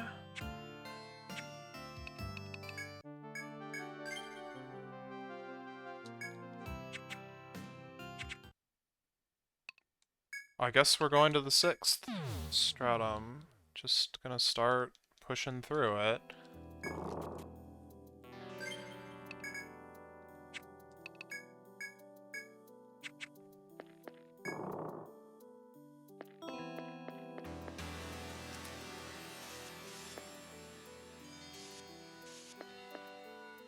Alright, so memory tells me, and memory is bad, that this is the side I want to go to, and it's like the 3rd or 2nd room? Is the correct answer? Let's try 3. Might be 2.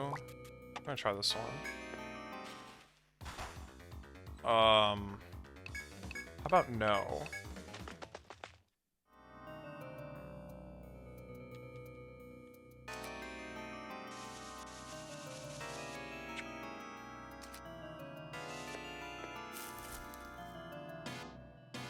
No, I was wrong.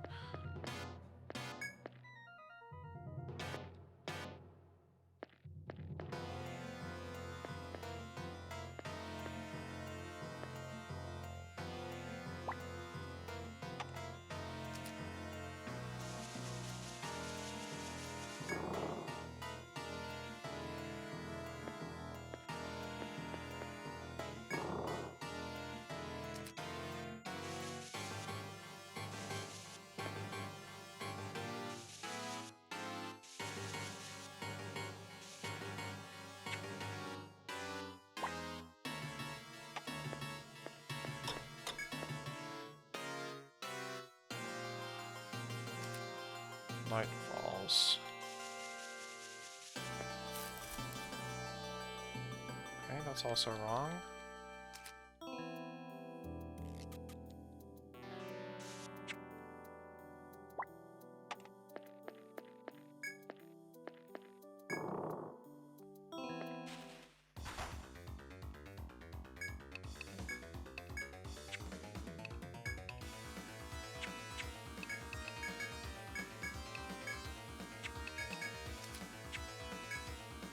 Three drops?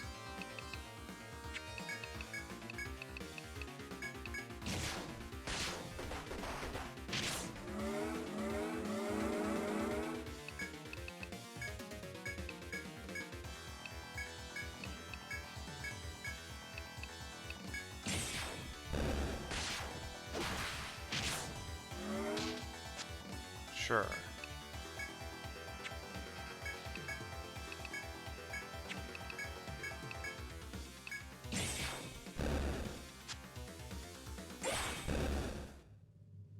Oh, maybe that was a guarantee. Well, whatever.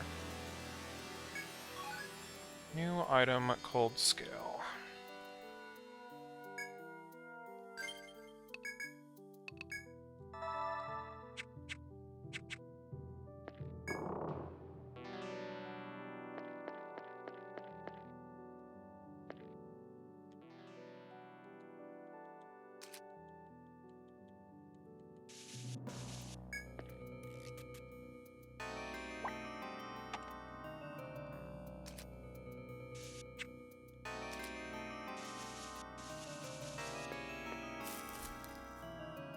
Oh, this looks good.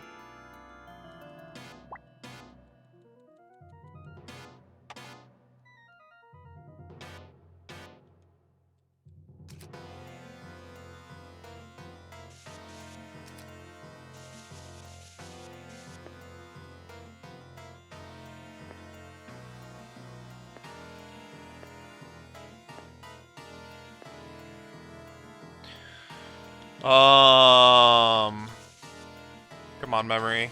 Kick in. Tell me where to go.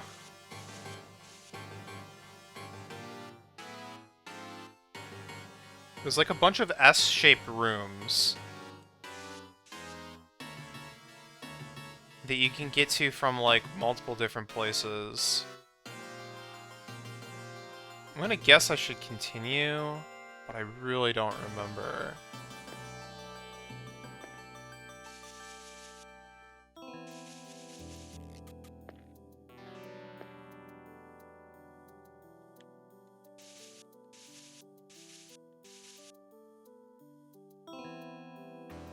It's still up, yeah.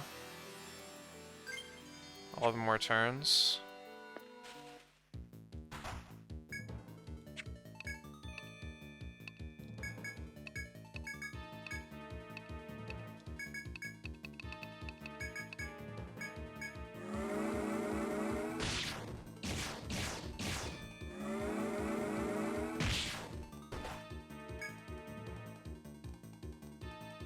You know, I'm just realizing, did Drake actually use Frigid a single time during that fight? It used Absolute Zero. I don't think it ever used Frigid. Did it?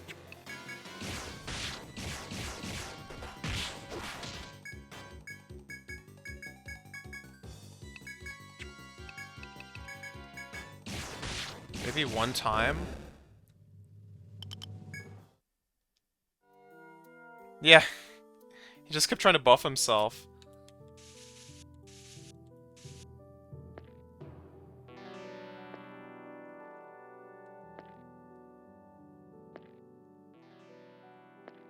And I wasn't having any of that. Oh, maybe this is like where you get dropped out if you don't go through the S shape or whatever. Oh no, there is a way.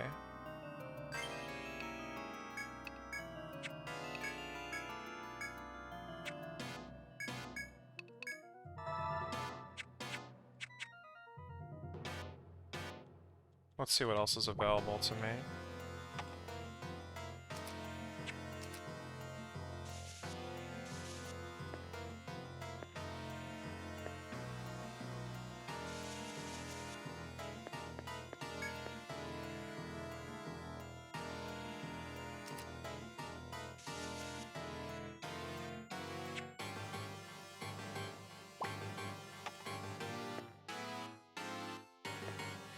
This ain't an S shape.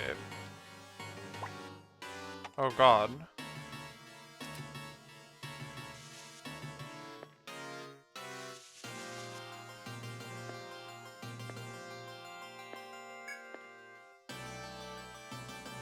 Where the heck am I?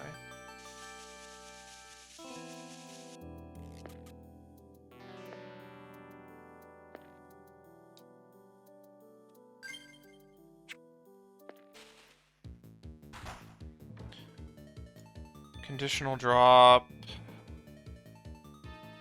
Do not kill with fire. Okay, I can do that. Am I gonna get, like, petrified or something during this fight? Feels like the kind of fight that would try to petrify you. Or put you to sleep. Oh, or do that. That's kind of bad, too. Because these guys can petrify or maybe instant kill.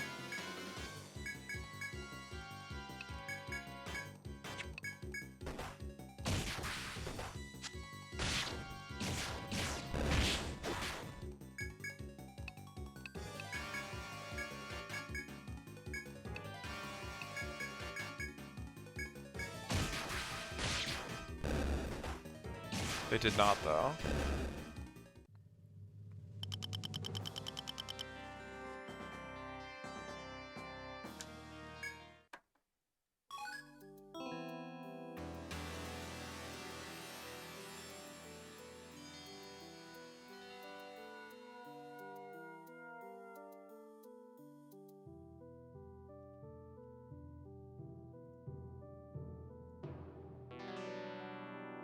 Hold on. Okay. Apparently I didn't add the Drake. I typed it out and then didn't, like, click enter. Okay, Songbird. Gem Plume. Yellow Ore.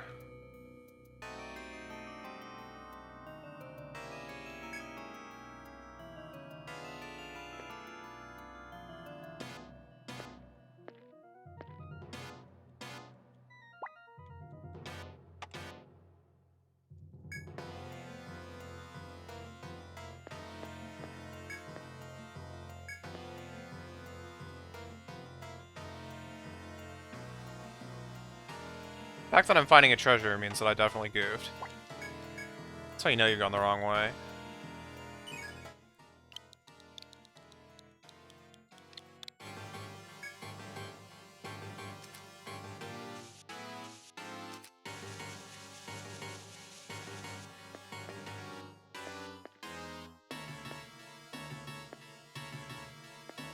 Wait.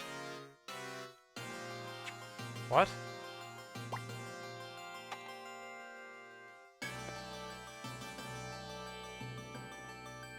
There's a teleporter in front of me! Maybe I should have taken that warp after all.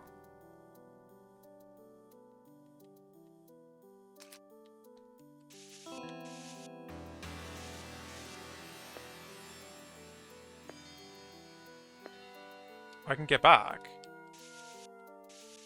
Okay.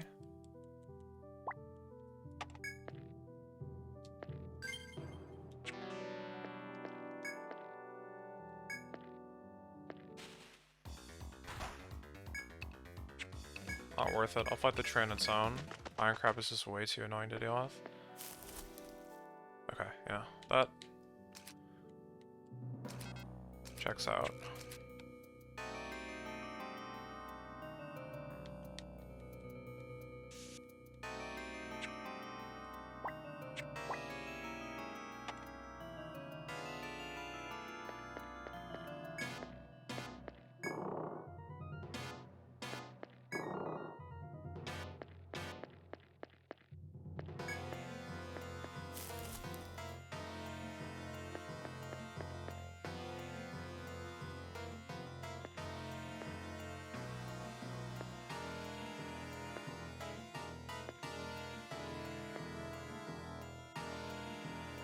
Dude, where are these fabled S-shapes that I have spoken of, though?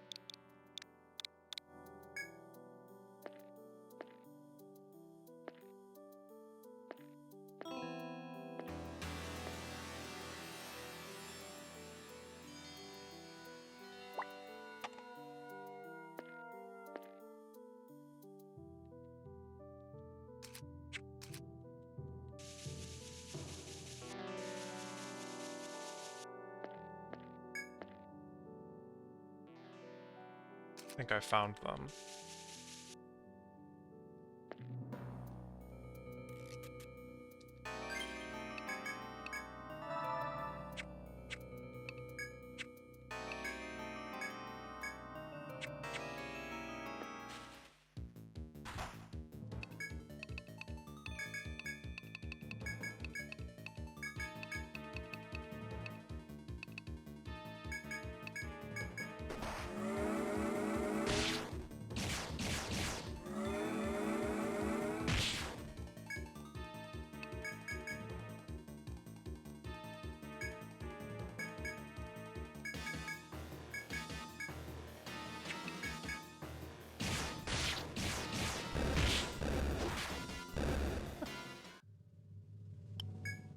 Right, but now, like, I need to kill it with fire, I guess, if I want to get its not rare drop.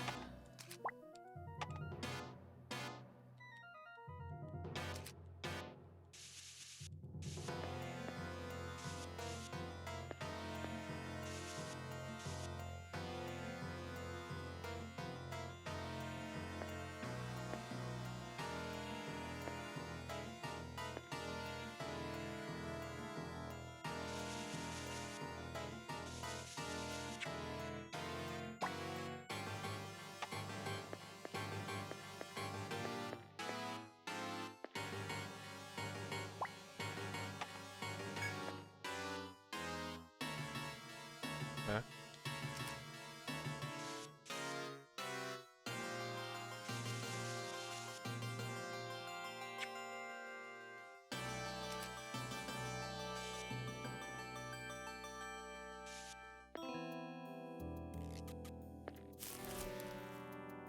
Rip, man.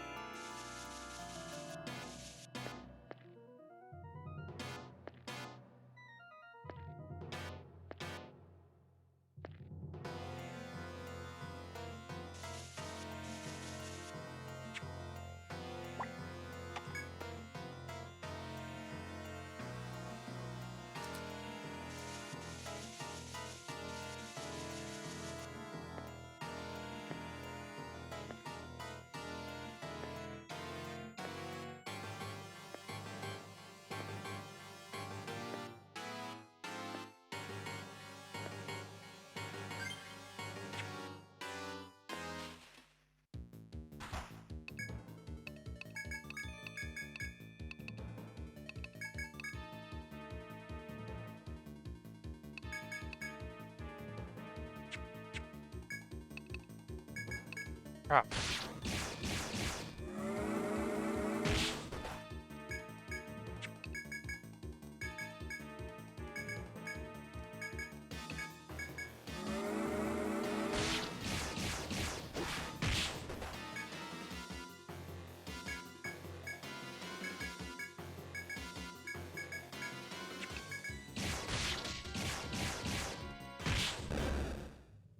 Another ruby bone.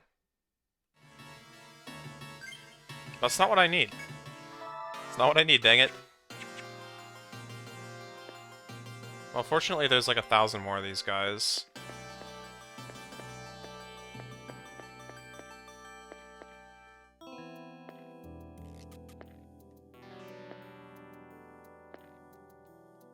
Just over the course of the dungeon.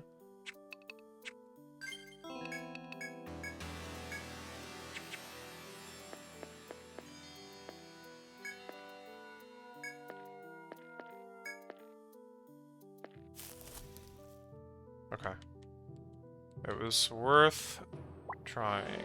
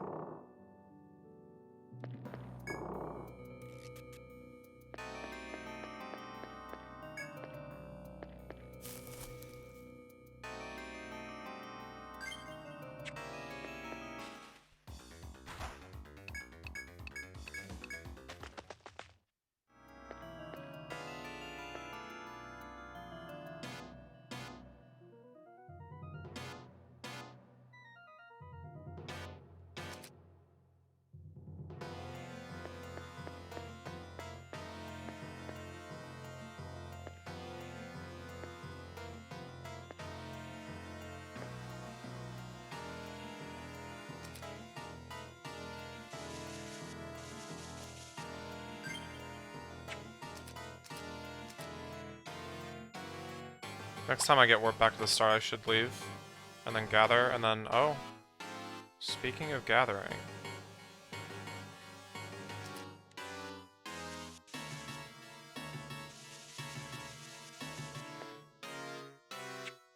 I wonder if there's anything different here.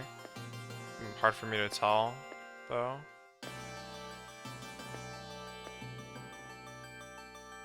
How do you get to this other room?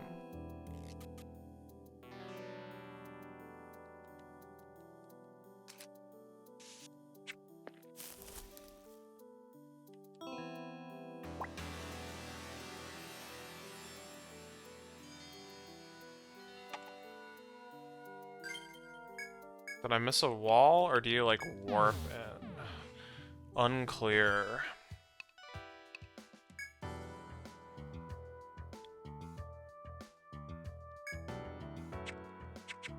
I can actually sleep. I can actually sleep! You get your 1 hour of sleep.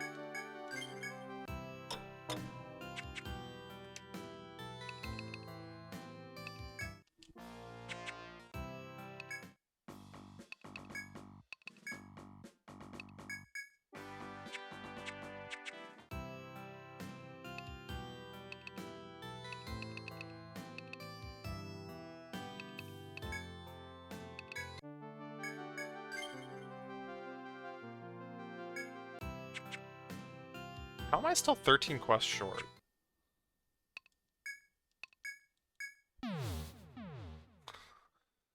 Must be a lot of quests that I get in the last, like, couple floors.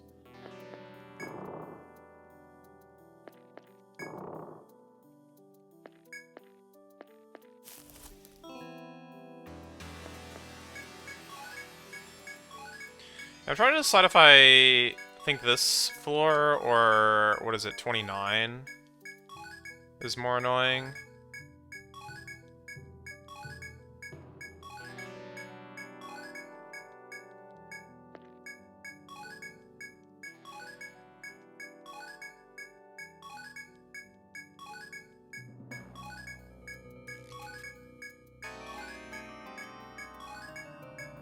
'29, you don't have to deal with, like,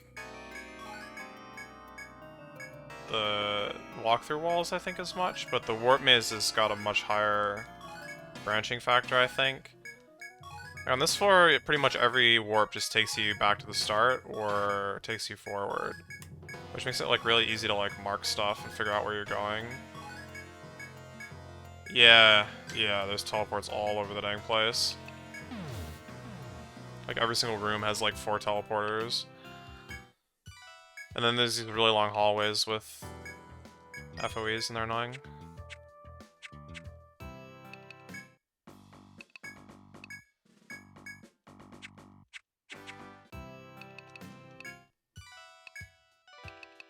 Oh, right. I actually finished a quest.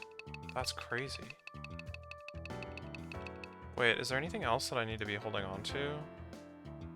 No, just the tricolor. Which I already have stored.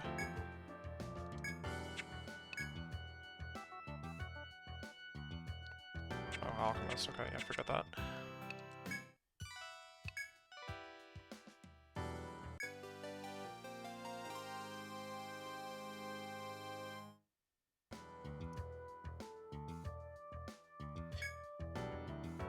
I asked Mr. Jackson about why he made all these strange requests, and he told me that he was a pretty famous alchemist in his day. He used all sorts of formulas to defeat the forest monsters. In the process, he found so many edible materials he decided to start his own restaurant.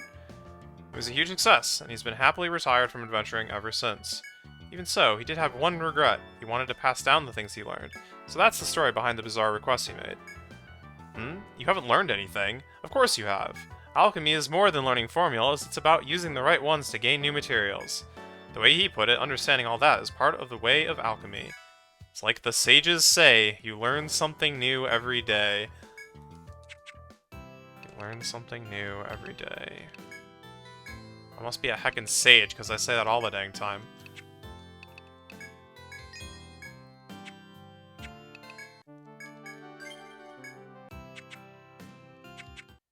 I just turn in a quest.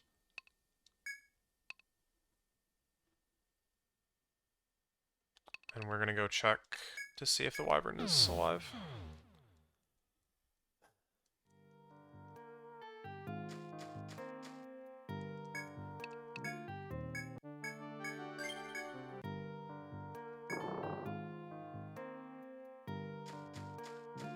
Wyvern is a boss that has a conditional drop, which I need for a quest to unlock the third of the elemental dragons. But I killed it a while ago just to get its normal drop, hoping that it would respawn by the time that I got to this quest, and apparently I went through the game too quickly. So it is not around anymore.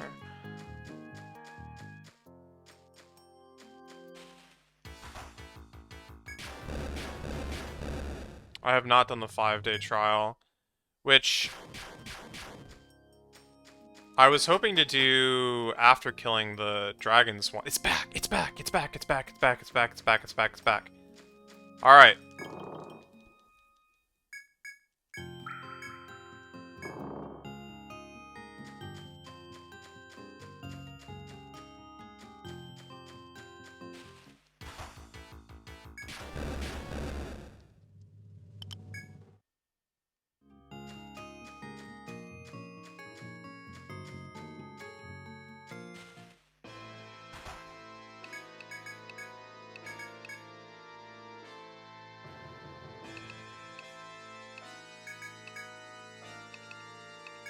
How many turns did we get? 3? 3? Yeah, so I should use Apollon then. And maybe I should also use Immunize, but we'll see what happens. I'm just gonna pray that whatever it does doesn't kill me, which is a very bad idea, but... Oh wow, that was so weak.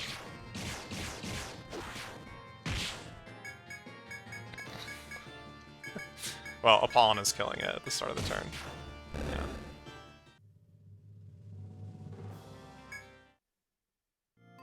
You obtained a tough fang from the wyvern. Your experienced senses tell you that an intense power is coming from the fang. You should take it back to town to show the Rada's researchers. You have to get a second one if you actually want to sell it to the shop. Oh, I need to add that. Tough fang. Or do they just, like, take a peek at it and then give it back? Well, we'll find out in 15 seconds, I'm sure.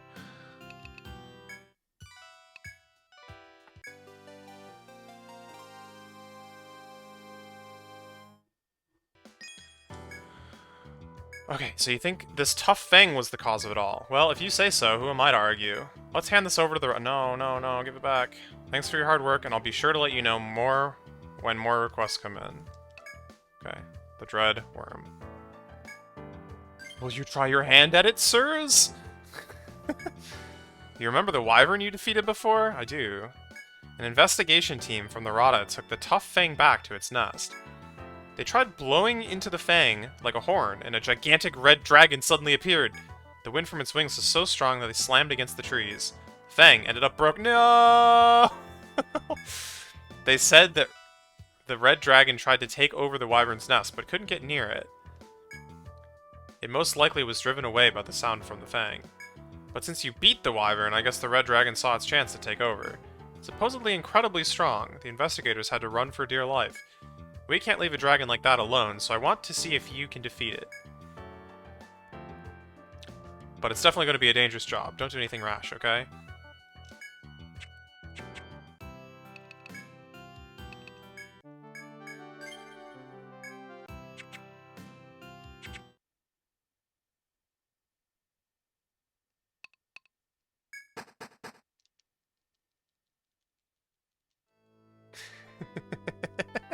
So many questions.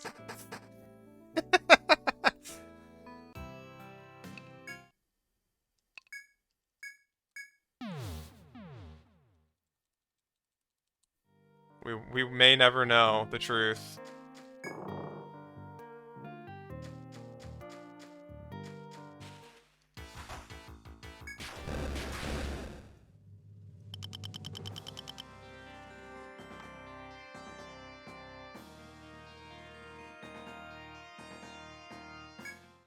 Alright, the worm. Oh, this one's also a 5% on the... Okay, same stats, same levels, same HP. Resists physical slightly, resists fire completely, resists volt slightly, weak to ice. A bit. Yeah. Fire Fang, normal drop, 65%. Fire Scale, the scales are the ones we want. So 5%. Rare drop. No condition. And then let's pop open the AI. Worm.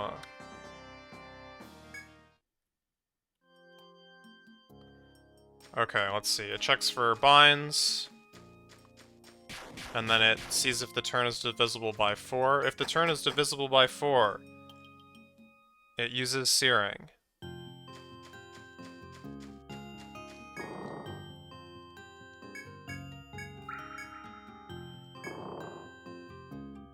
Otherwise, it checks if it has a buff, which I think it can get by using a skill that it has. And then it also, well, but it actually says here, checks if ally has a stance buff. I don't know if that, like, includes... Yeah, I don't, whatever. I don't know if it's just worded oddly or if it's, like, actually bugged. Former nest of the Dread Wyvern squats a deadlier, more powerful beast. Its gigantic body is fire red, and you can sense its power in the very air around you. Behold, the Scarlet Worm. Have you the courage to challenge this fiend? If so, then step forth. Why would it be bugged? Because it's not the first time that things have been bugged. Wait, are you dumb? He's dumb, okay. I don't know. I wouldn't consider enemies' buffs to ever be a stance buff, but whatever. Anyway, so it checks its HP as well. I don't know. I think we can just kind of... Does it have anything that... Oh yeah, it can use Searing in a lot of these tables that aren't its guaranteed. But when? That's a good question. I want to figure out when it can use Searing.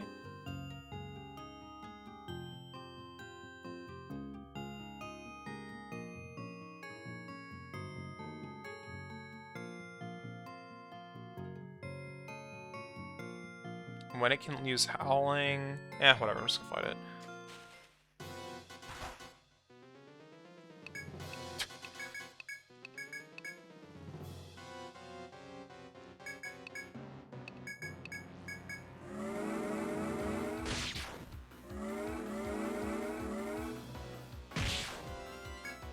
Yeah, the anti-skill bug is gone in this game. That is correct.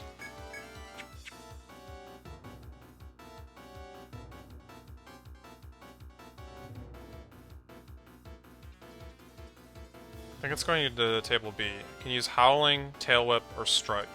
So I'm gonna attack. Howling would be kind of annoying, but...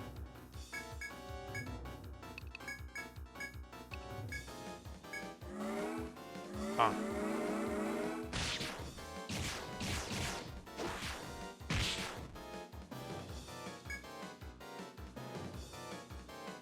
Because it used that last turn, I think now it goes to table C, maybe, which is Assault, Tail Whip, or Melee, which is still not Fire. But it's stronger, so let's try to get rid of that. Ow, that wasn't very strong. Okay, Headbind, that changes everything. When its head is bound, it goes to attack table 5, which is Tail Whip or Quick. Always.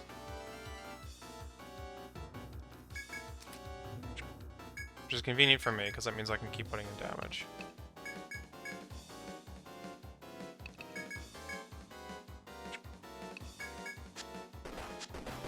Oh, that's kind of a damaging one, though.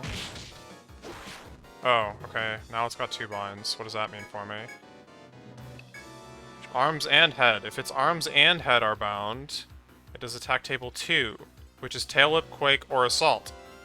Why does it gain more abilities when it... Whatever. Not my problem.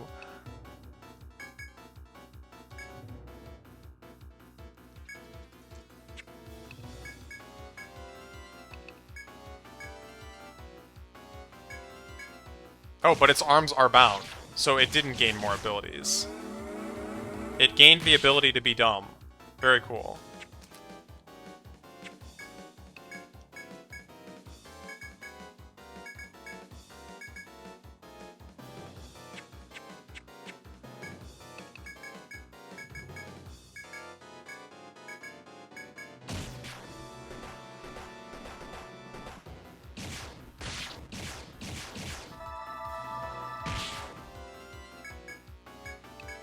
Okay, only arms are bound. In that case, it does attack table 6, which is Howling, Tail Whip, or Quake. Howling is kind of bad. And it's probably going to go for it. If I was the dragon, I would go for that right now.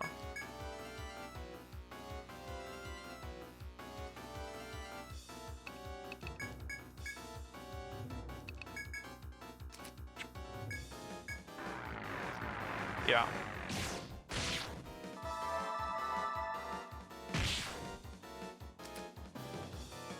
So that move removes any attack buffs you have, or if you have no attack buffs, it decreases your attack and confuses you. So that's why you want an attack buff. More so than the damage, you definitely want to have the buff as a defense against the confusion. If it uses it 2 turns in a row, I could be in trouble. We'll see what happens. I don't know how fast I am. Not very. Oh! That's gotta be legs, right? That's gotta just be legs, right?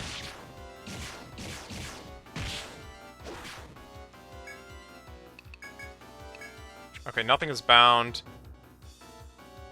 Turn 9. This is a multiple of 4.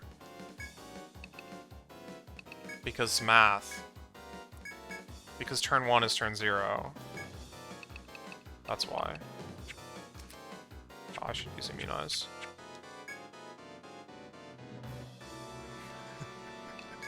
It makes sense, I swear. Okay,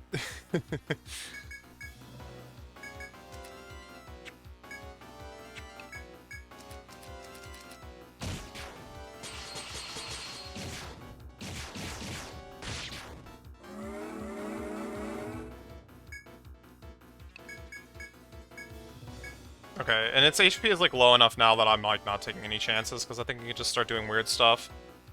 I mean, actually I can check. What is it gonna do? It's gonna hit attack table D. Oh, it just uses anything at random. Great. just what I like to see.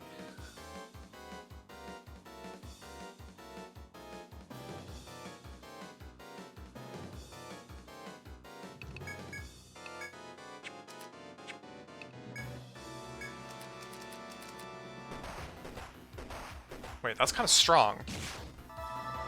That's kind of damage.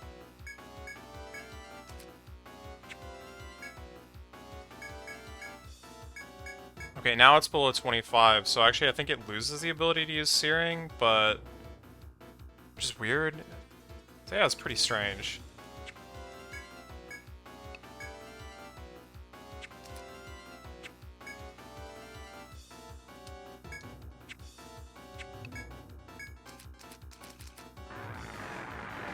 That's a shame.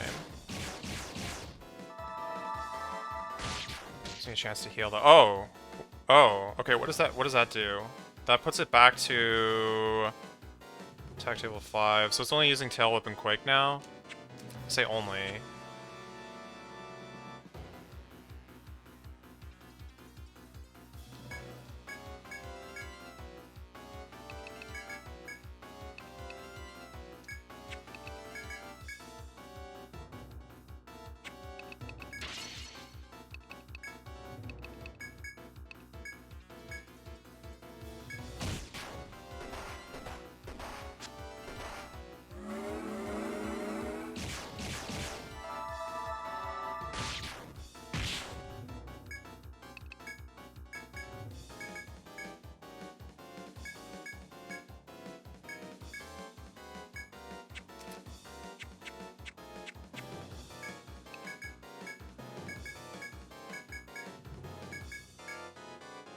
I actually should be using Sal. No, this is fine.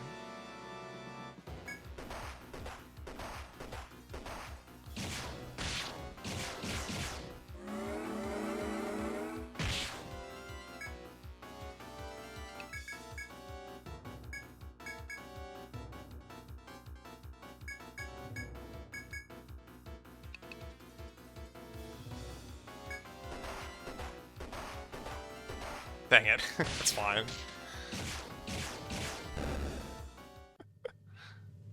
Alright. It's a Fang. That's the common drop.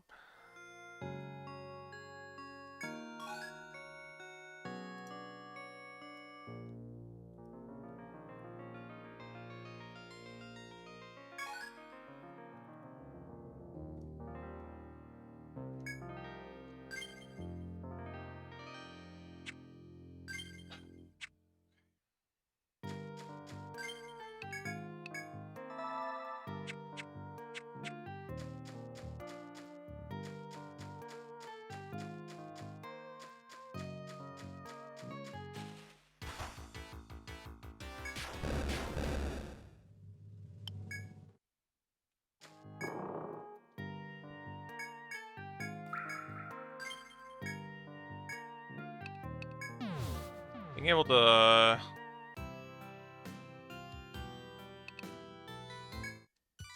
read the enemy AI while you're fighting it is definitely a big cheat. Not gonna pretend that's not the case.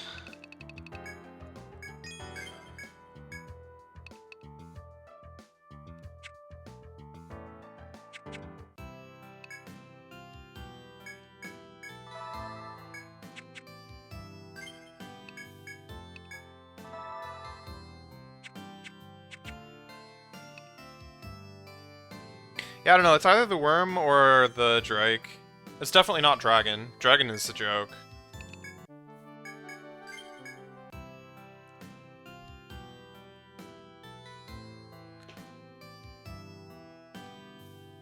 But yeah, at least for this team, the worm was the one that was, you know, doing the most damage. That's for sure. It was like actually hitting me and stuff.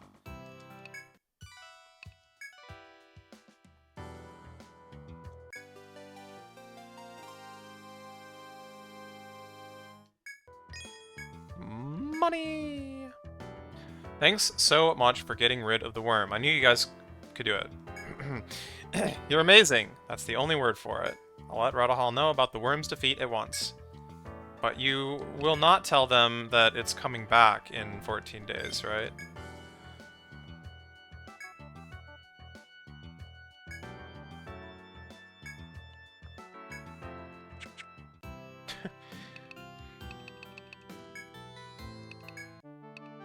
Yeah.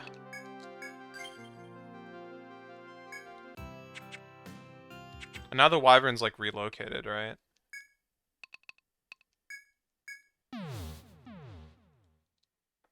You think they know that Fenrir came back? I don't think they know anything.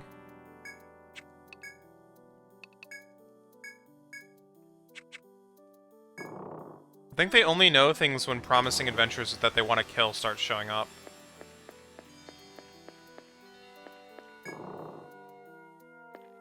Pretty sure that's the lore. But actually...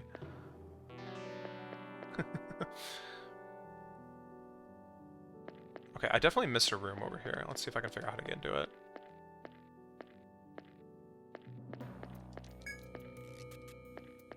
I was like too focused maybe on the FOE. No.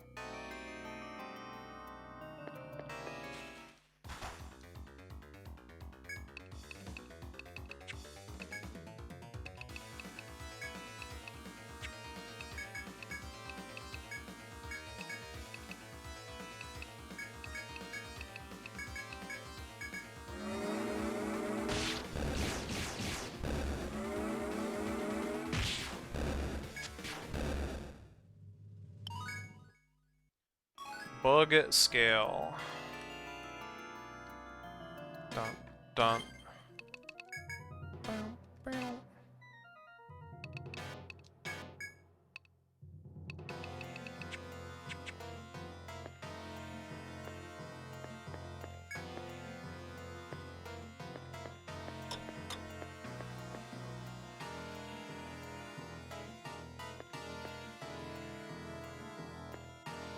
Boss stop respawning? I don't think bosses ever stop respawning.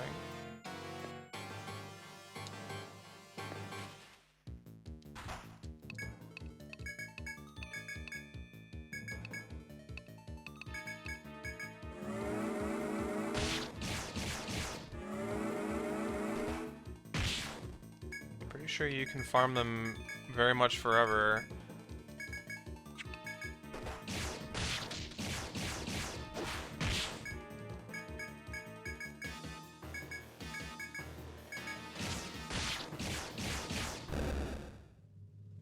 Ruby Skull.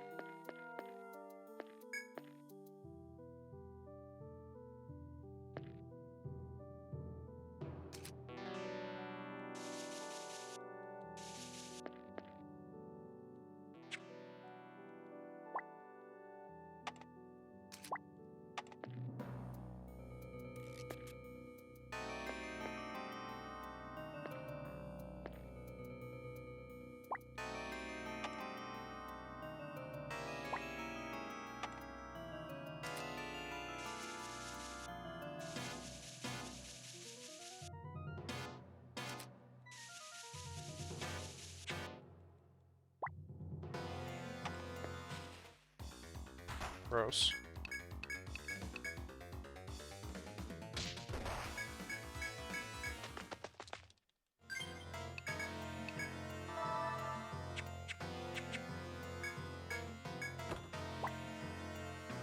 Nectar 3.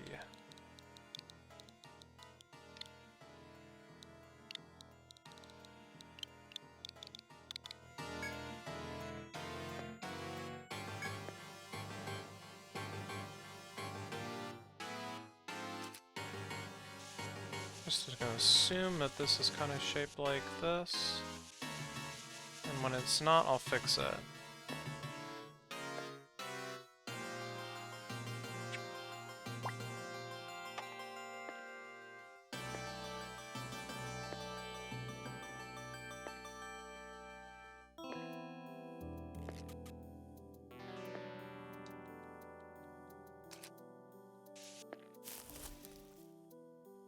That's promising.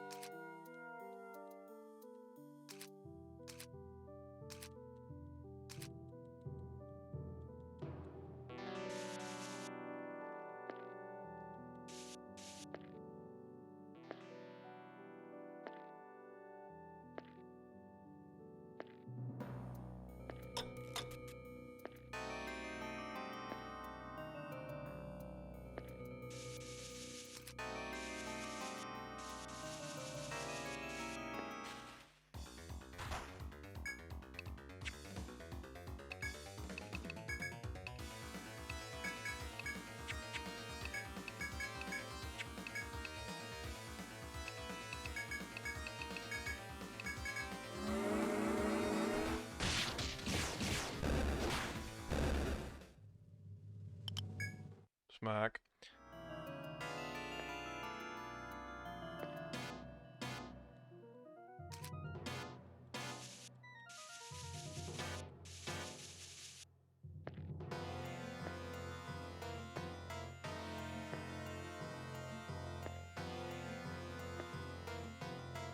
Seems I'm being chased.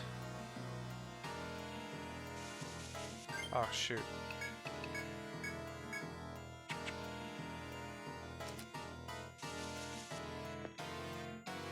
Oh, I don't need to look.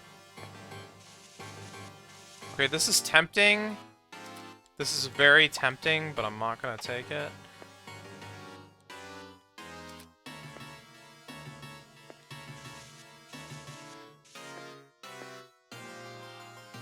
I should look ahead of me, though, because I don't want to, like, walk onto a warp and be surprised. Yeah, this is how you get into this room. I see.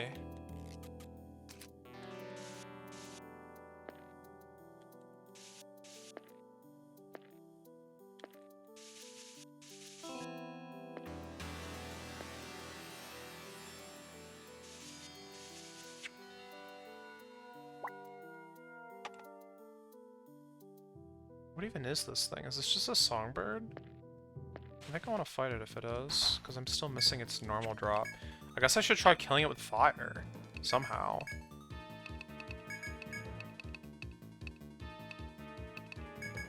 Potentially not going to be easy, but... can make it work.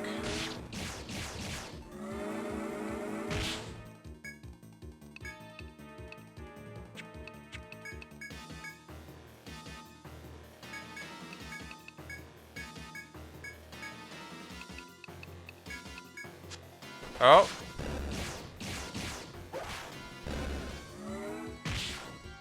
Crap.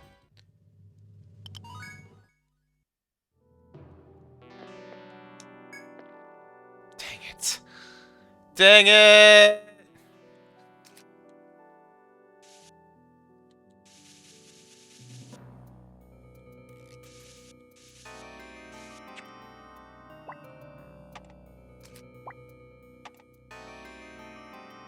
Alright, if I just, like, mash the A button when I walk on this teleporter,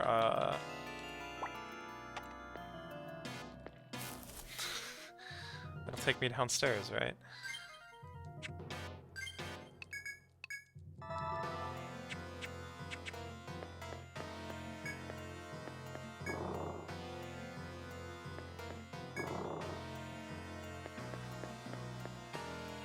Okay, so I needed to go through one of those two other shortcuts, and it probably has a teleporter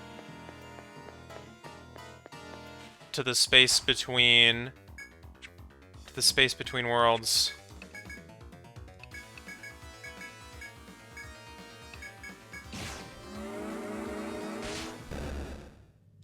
Wait, what? Why are you dead?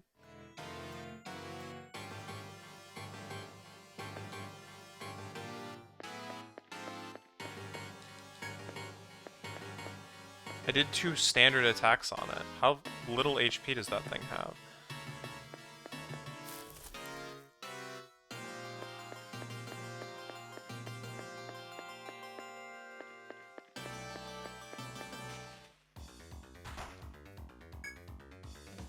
None. It has 738 HP.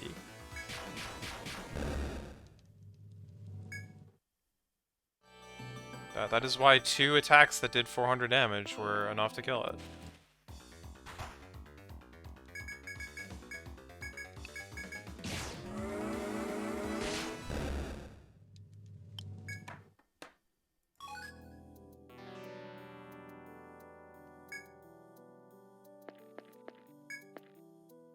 Oh my god, why? There's probably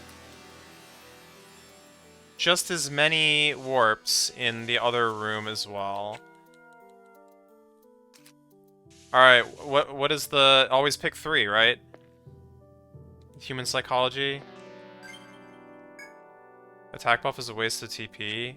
It is, but also I have way too much TP to ever use in a single, like, adventure, so...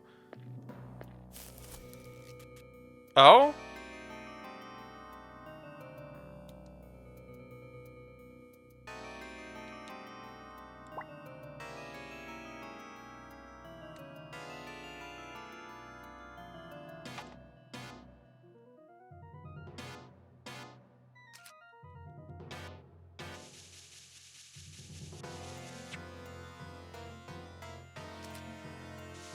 Alright, I'm just saying there's no way it's the middle. We're picking 3. Always pick 3. Dang it. I don't know which one was 3, though. 3 from my point of view, or 3 from the map's point of view.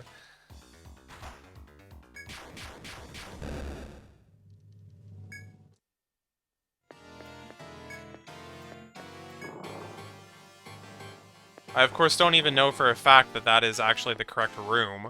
It's possible they're all bad, but...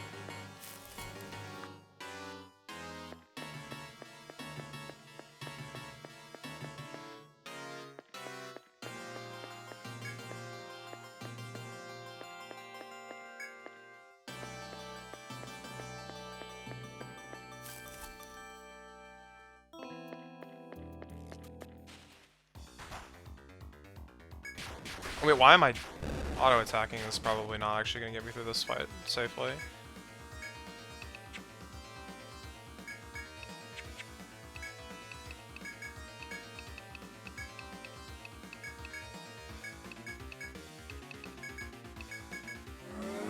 I mean, this is overkill now, but...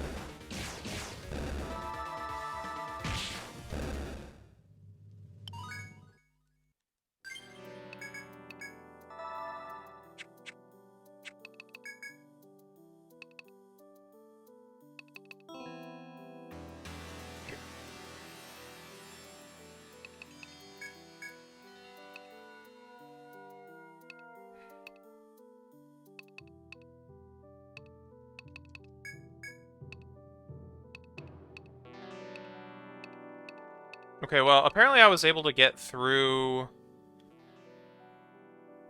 Drake without any extra points in Erasure, so maybe this is fine and I should go for HP instead. Because, like, Drake is literally the only thing that would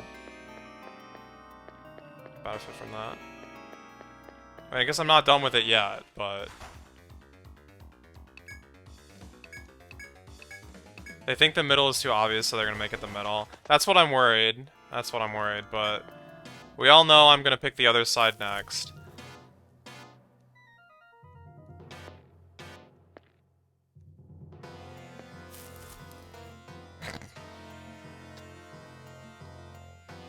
It could be none of them. It really could be none of them. That's the best part.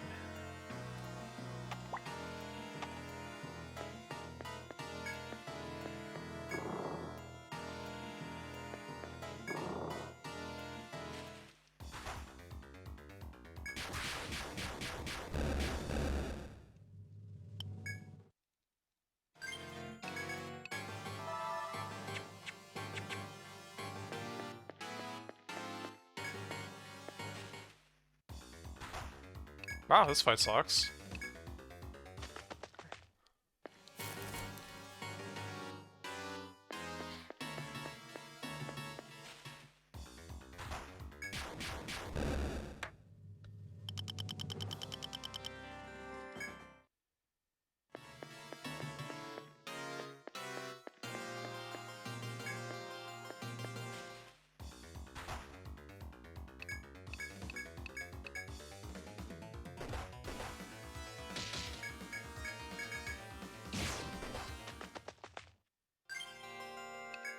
My thing wore off, didn't it? Those two fights were way too close together in time. What time is it? What time is it? Next time I fail, I need to go back. I need to... Oh, shoot. Actually, I might not make it. I might not make it to the floor 8 in time. Crap, I needed to leave.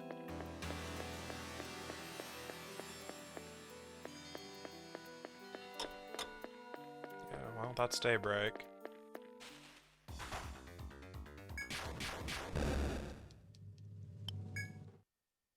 Maybe any time during day counts?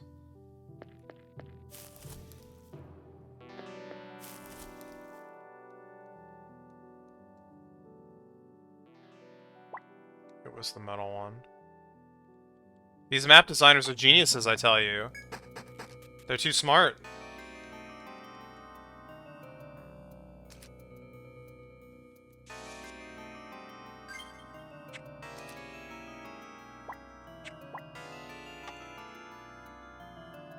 Okay, so ideally I just, like, fall into a pit somewhere. Move on with my life? Okay.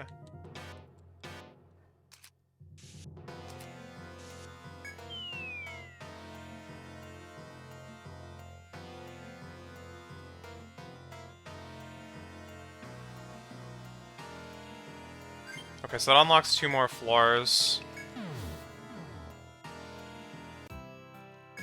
Which should be a lot of quests in theory.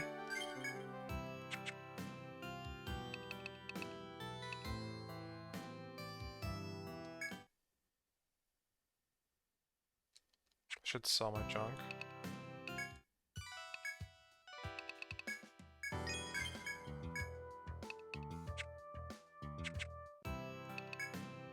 And then we're gonna hightail it over to floor 7 and see what, oh, hold on.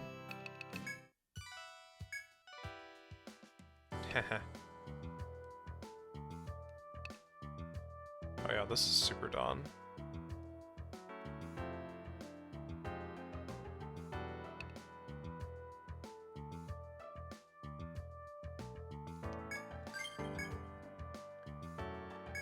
It's a strange one, though. This songstress was famous, but that was decades ago, and even if it's someone else singing, why would it be coming from the forest? So I want you to confirm whether or not this is true. And if you really do hear her song, use this to transmit it back to town. It's a Vox stone I borrowed from the Rada. It transmits sound across great distances. Don't know how it works. It was supposedly found deep within the labyrinth.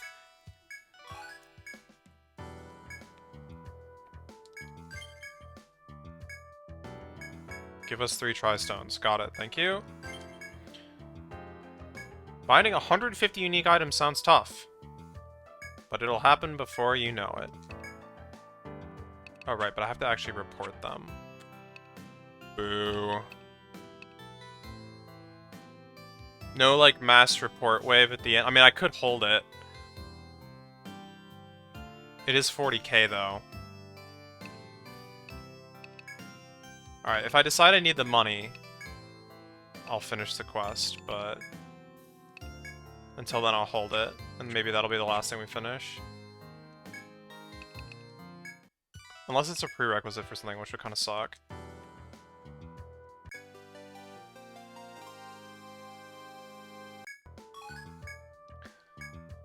This is the gem they call the tricolor. I hate to say it, but it seems like a waste to give these to our client. While you were gone, I asked our client who he's trying to woo with this thing. It's a girl, good looking if I remember right, who works at the flower shop in town. But I think I also remember that, well, she already has a lover. Pity, huh? Even beautiful gems like this won't help our poor lover boy. Rest in peace, poor lover boy.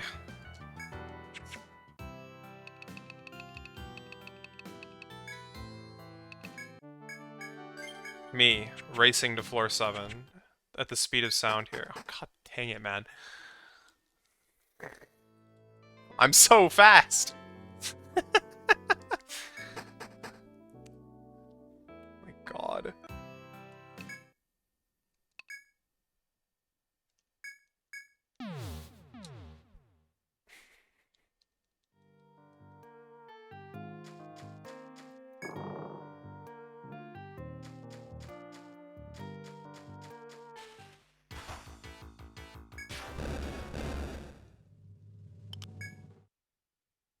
Okay, so I'm having one of those untold moments. I thought that the Voxstone quest was, like, in the 5th stratum.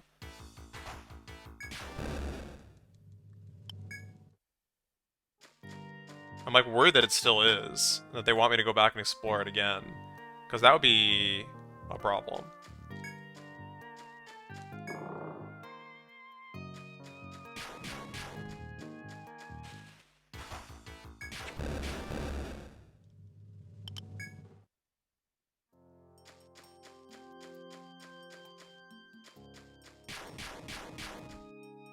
Although, I do have one guess of where it could be that would be an easy spot to find.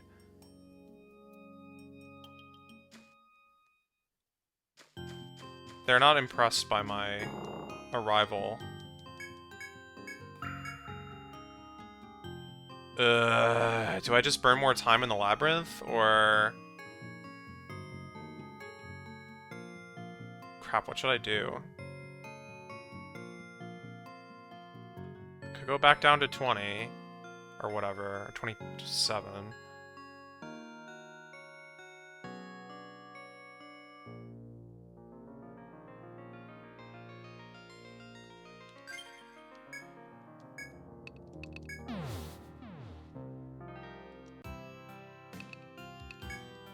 The fact that you, like, actually have to be there at daybreak is, like... wild.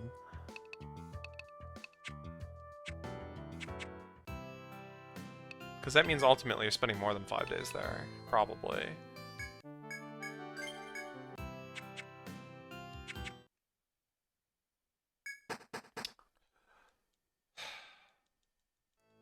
I'm so fast.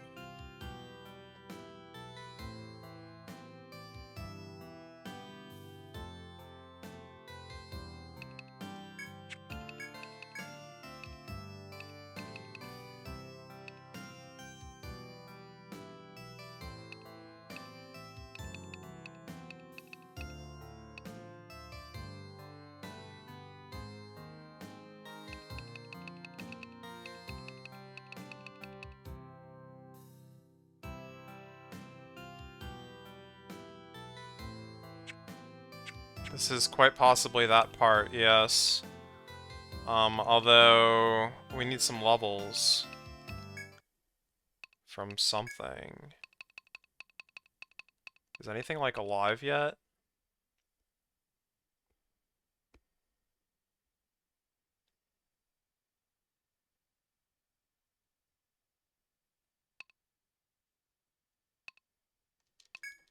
The frogs are alive.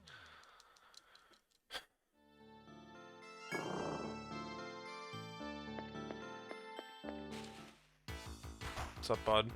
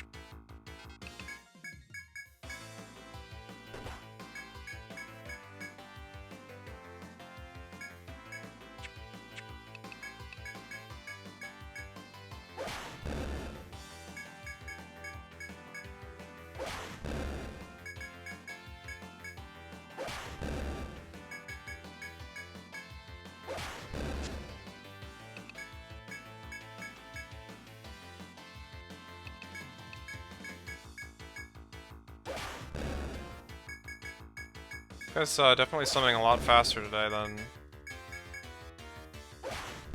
the other day.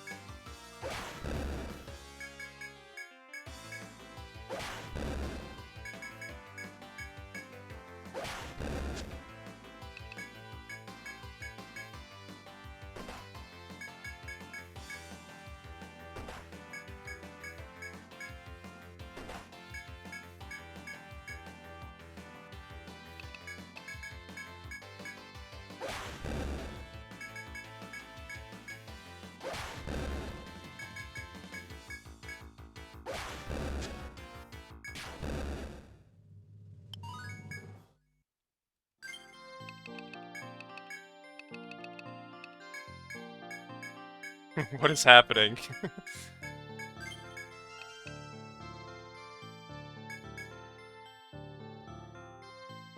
I'm getting XP for a character.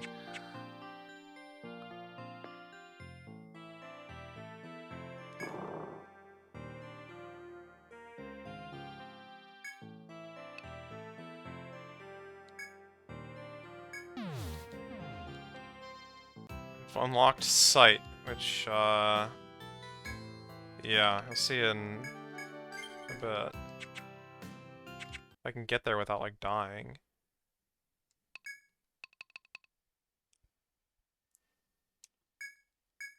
Actually, you know what? You probably can die, honestly. It's probably fine.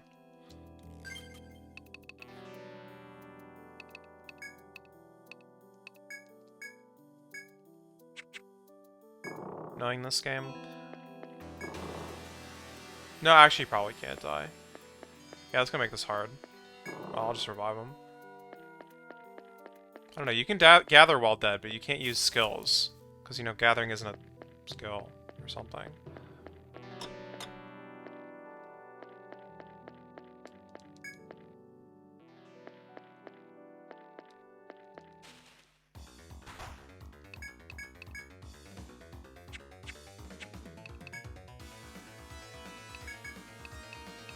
I should just try and kill. Because I definitely can.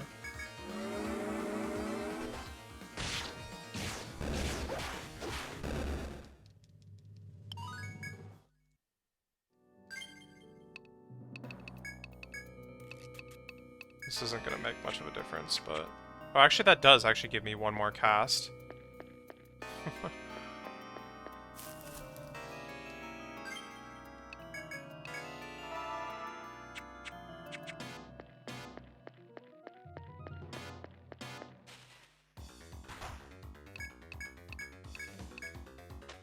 Good. I'm getting like at most one more encounter. Maybe not even that much.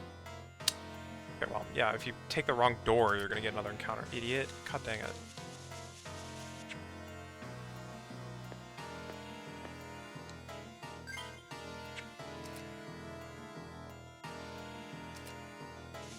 Always 3.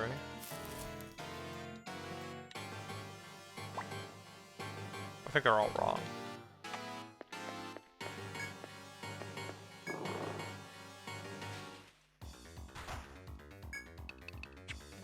They still have a drop, so I kind of want to kill.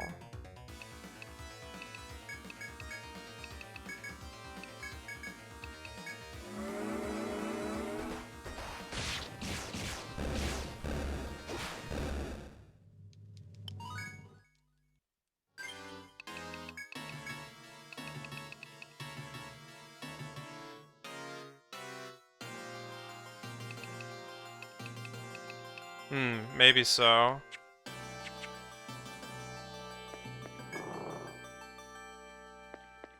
I have yet to find any of those yet, though. Oh, shoot.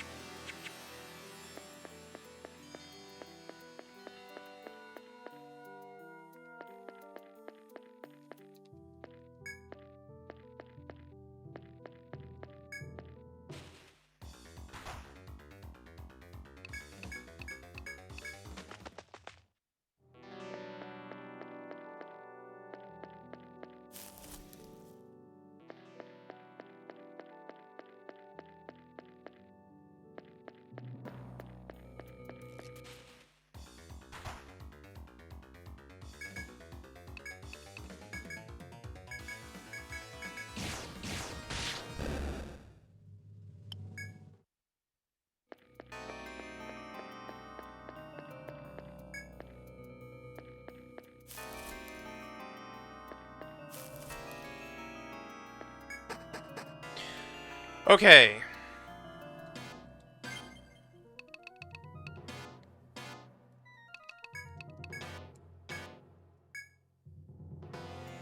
One turn. One turn? God.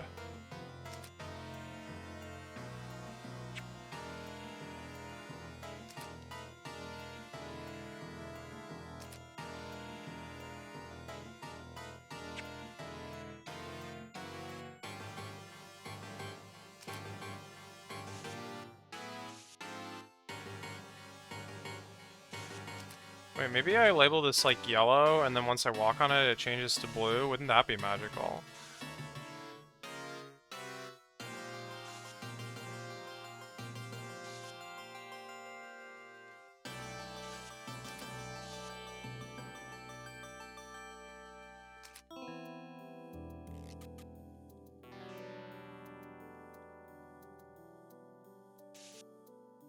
Is this random? No.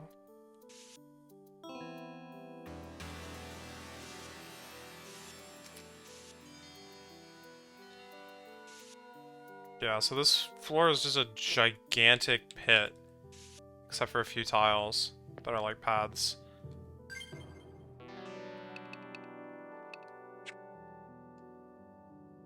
I'm gonna take 2 steps. I think that's wise. And then we can bridge the gaps. Oh god, they're like slow. Well, some of them. These are turtle dudes. Maybe I should take 4 steps then.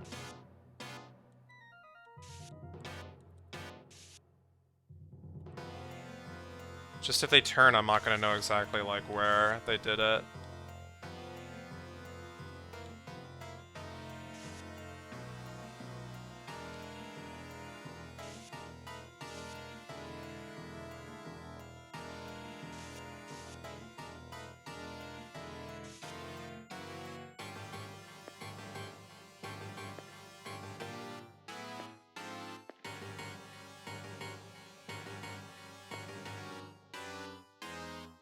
I just took 6 steps. That was like probably way more than I meant to. I said 4 and then I did 6. What is wrong with me?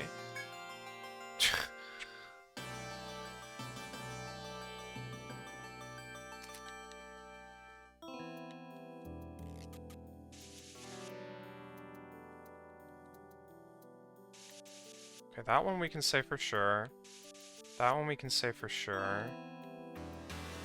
This one could be... yeah, either of these ways, unfortunately.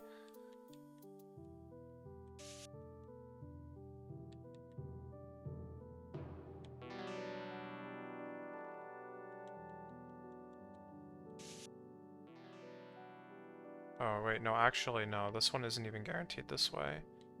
Yeah, it's like if they turn, it doesn't... I don't have to do 2 at a time.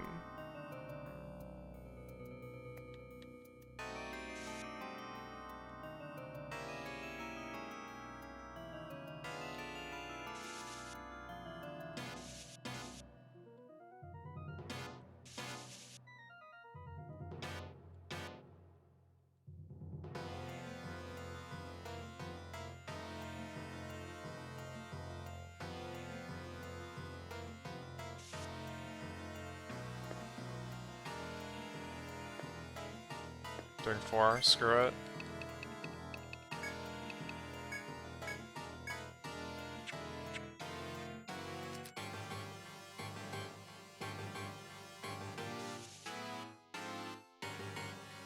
So I kind of remember where they were.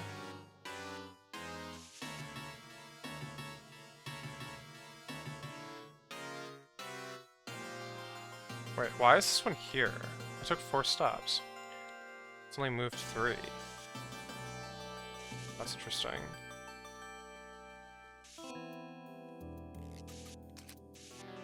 These ones will be a bit of a mystery, I guess. We'll figure it out when we get there, I hope. Wait, who are you?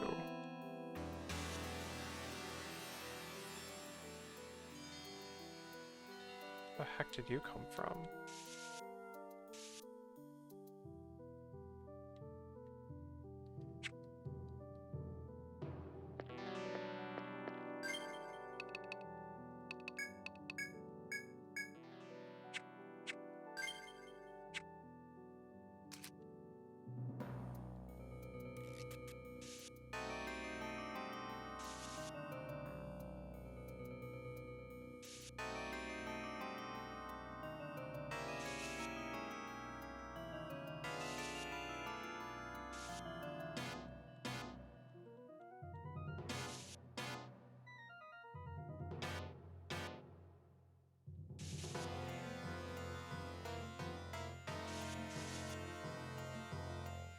think that's fair to assume.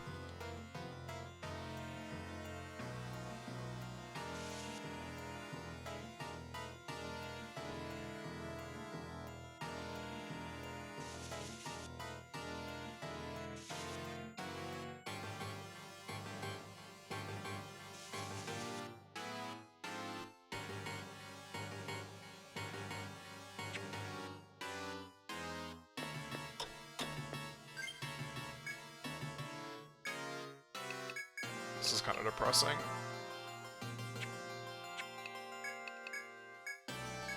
Was this really always just one turn?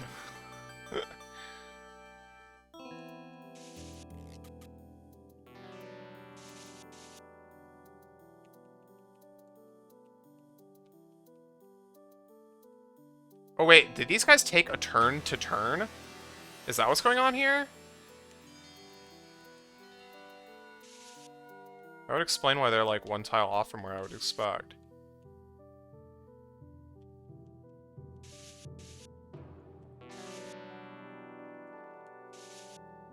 There's like two different kinds of FOEs here. One that moves every other turn and then one that moves every turn, but maybe they take a turn to turn.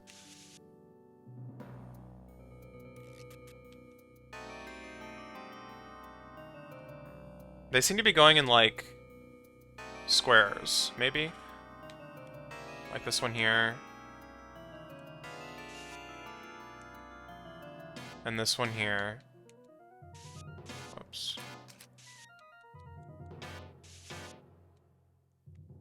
And this one here.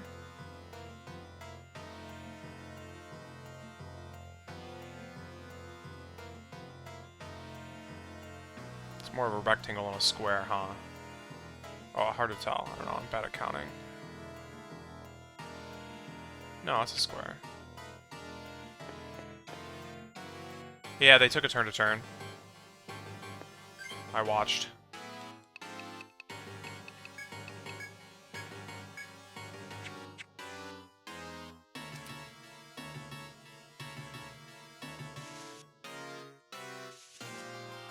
Okay, well in that case, I think we can safely determine that this is their path. And that this is your path.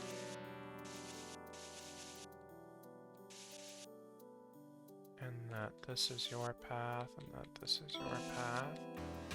And that this is your path, and that this is your path. This is another square.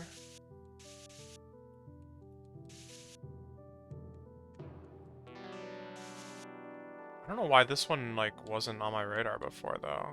Either I'm, like, bad, or... Oh, and this is probably, like this, right?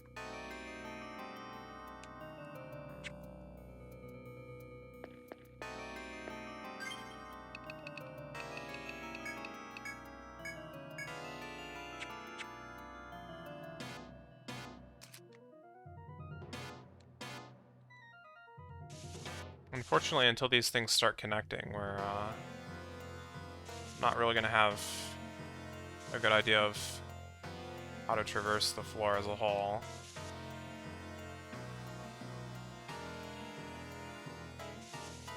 Wait, this guy's gone again. Oh, shoot. There's like a distance on this thing.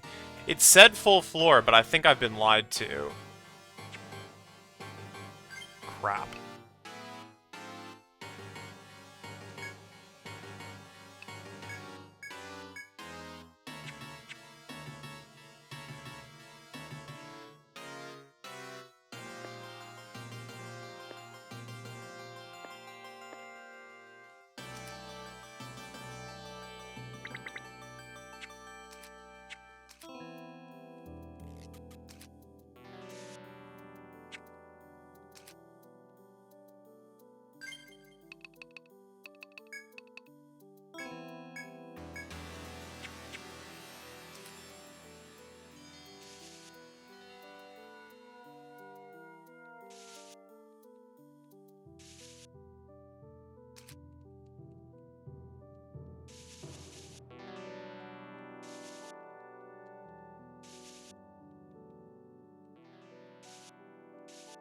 I know it turned that way because of the direction it's facing. I think that's, like, proof enough.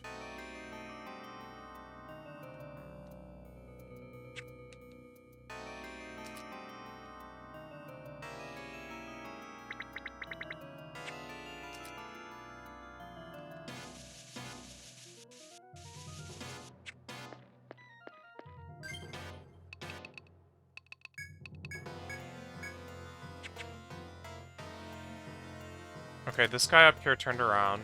That's good. This guy here also turned around?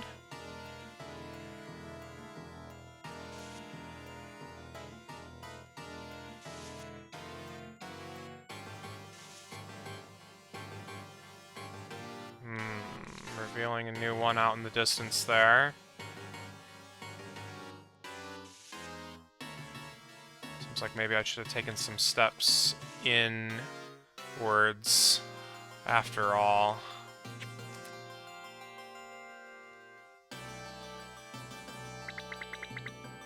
I don't have enough Amritas for this.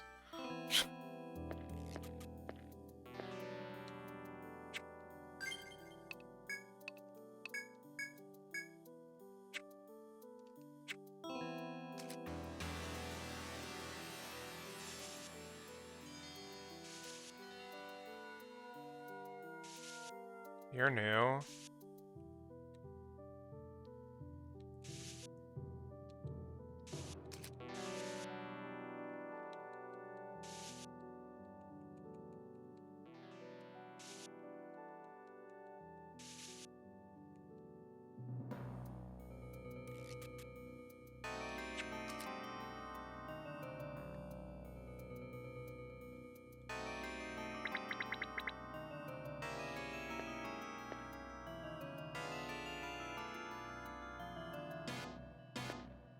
I mean, I guess at a certain point you can just follow them, right?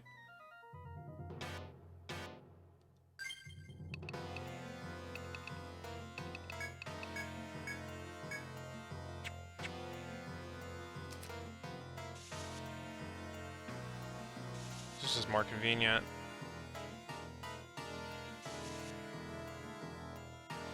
Oh, is this another... This must be another square.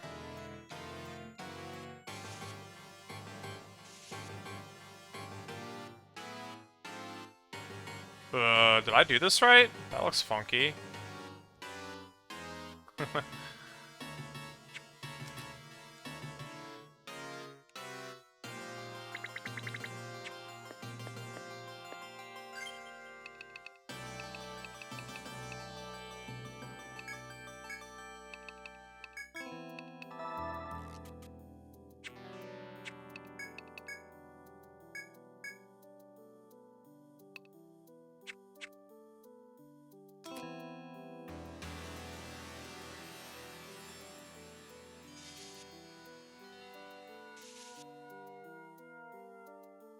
Oh shoot, how did you get all the way over here? I missed a step. Dang it. That's kind of bad.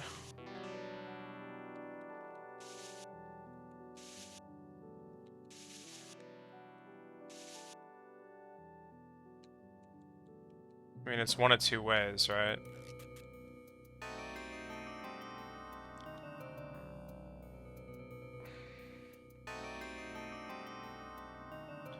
Oh well.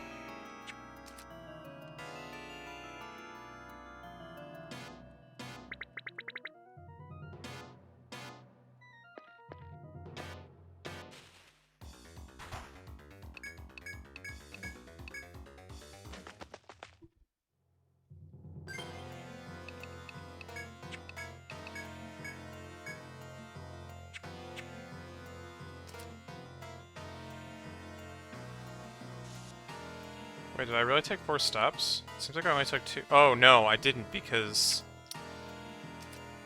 Yeah, because I got into a battle.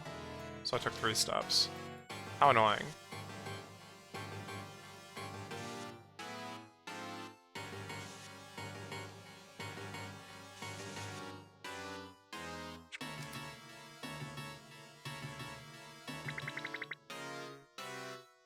Wait, so now I want to take 3 again?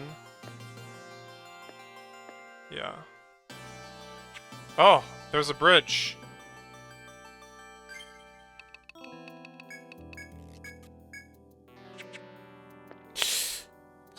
hate everything. It's a waste of TP.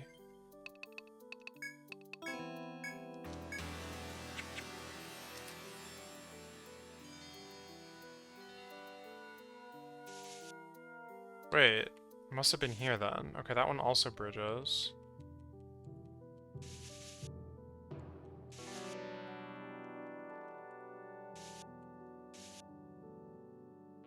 I don't know how this one happened because I missed it, because I'm bad.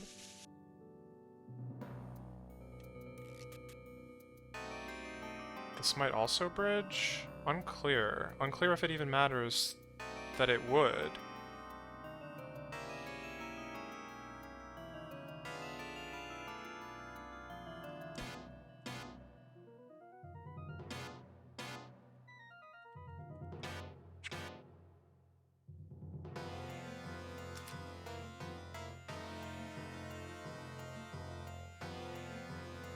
Wait, no, I don't know this spot for sure. Yes, I do. I do. It would be facing up if it was just turning around.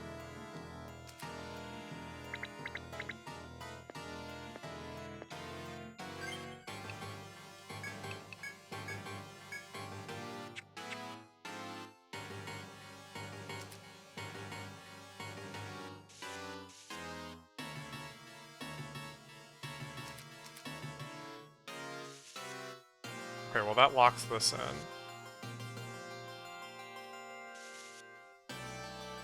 This guy turned around, I guess, finally. And actually, this must be like this. And who are you?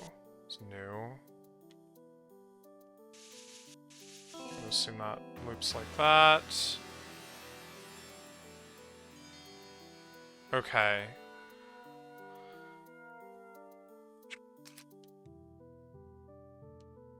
This is like pretty good.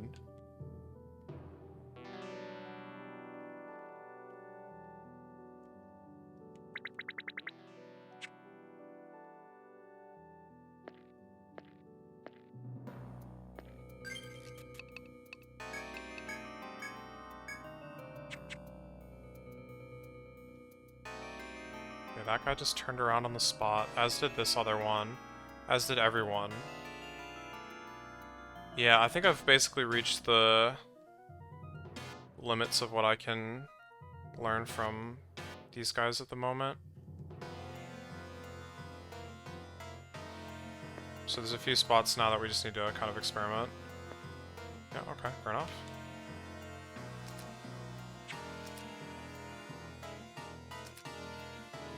That is totally fine.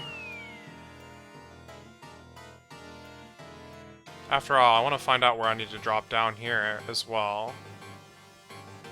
There's like a room in the middle of this floor that would be good to find, so I know like how to drop into it.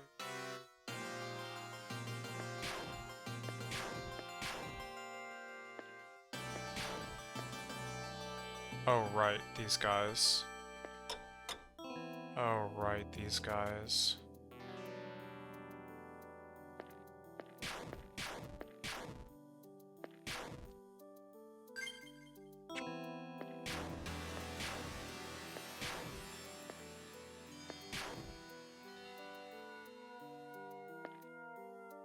I think if I'm moving closer, I'm like dead. No, they don't move as fast as they do in Untold, okay.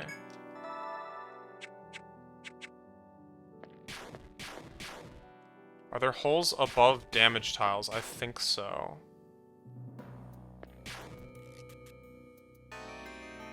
Not 100% sure about that one though.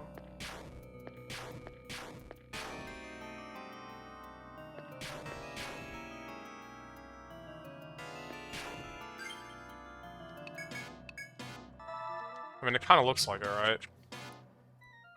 There's so many damage tiles, but maybe the paths are down here as well. That would be very much like Etrian Odyssey 4.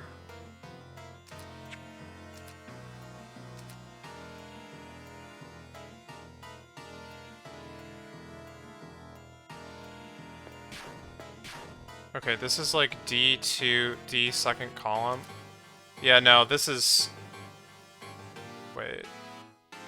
Yeah, no, there's definitely holes above damage tiles.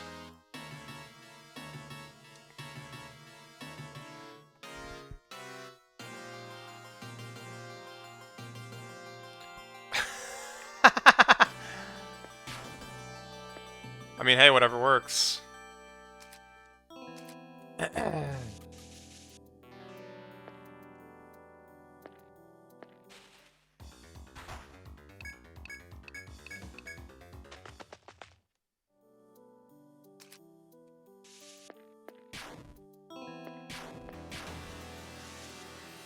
Alright, well, we found our spot.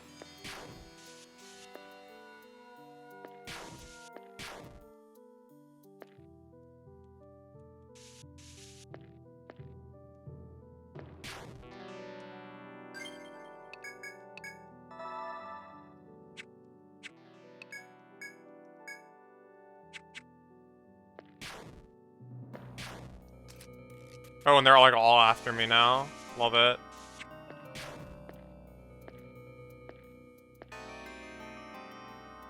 I actually could have like duped these guys, but I failed to. I could have dealt with this if I had realized that I needed to, but now I think I need to flee.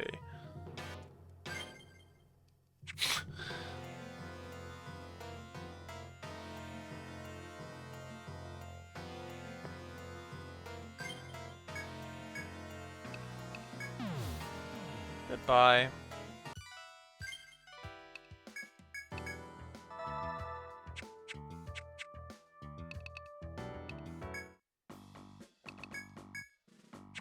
I have a lot of money. What the heck? Should probably buy stuff. I guess. I guess I could do that. Maybe not this second, but...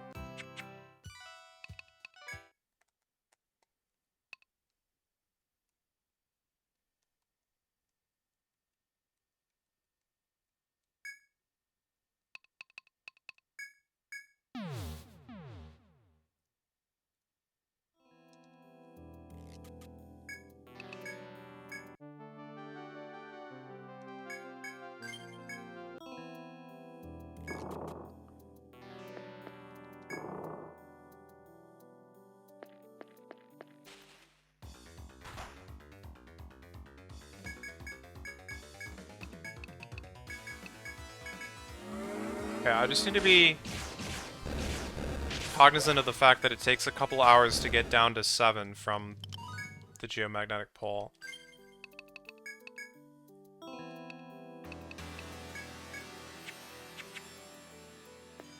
Probably we need to get out of here before, like... I'm not gonna be able to get anywhere meaningful.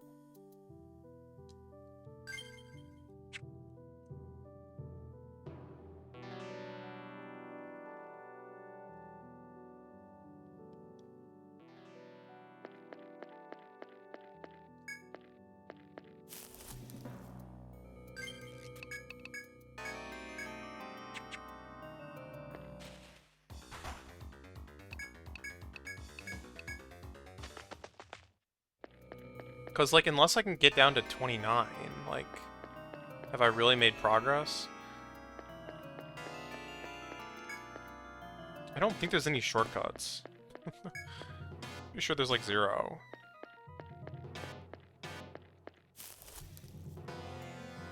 Could be wrong about that, but...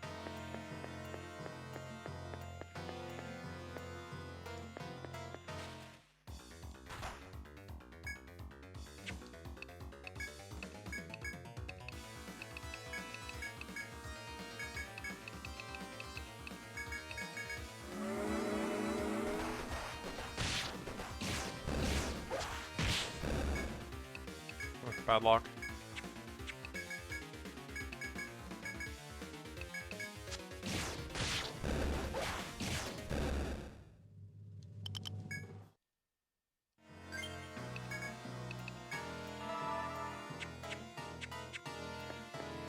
I also haven't gathered today, but it's definitely too late for that now.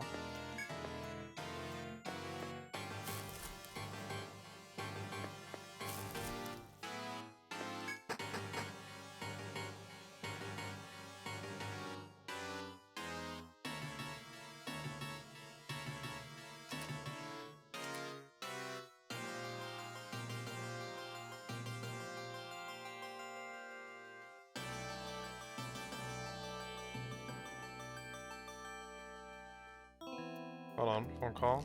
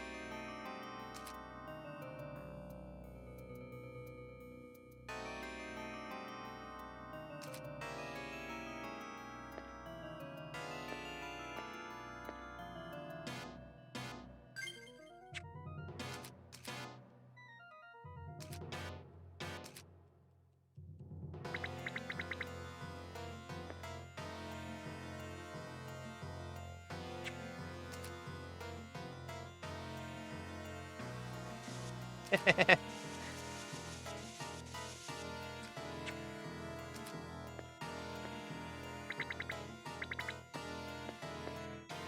Oh.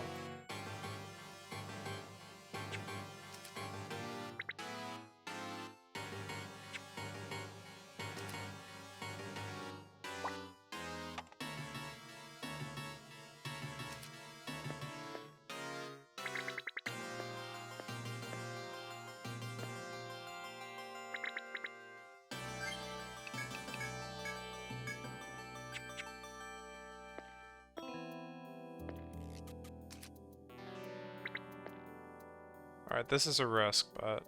Okay, yeah, I was safe.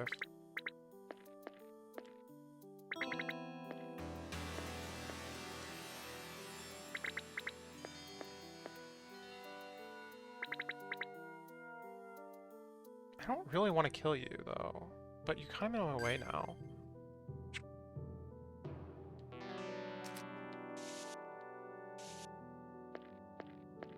I want to see if it ever, like, takes this path here. I guess I could try that from the other angle, but... Oh, these are new. These are all new.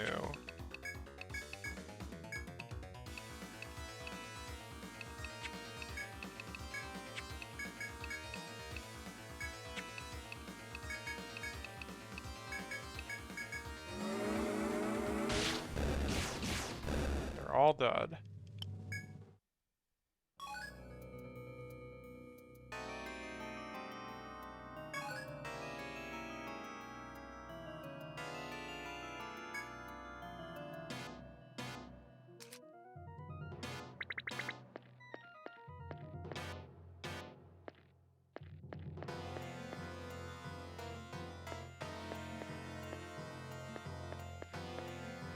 One o'clock.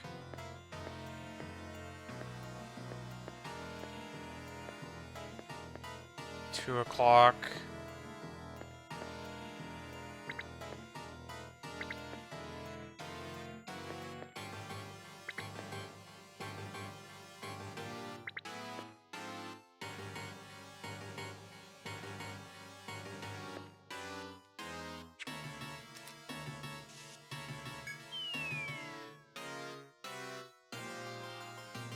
In there.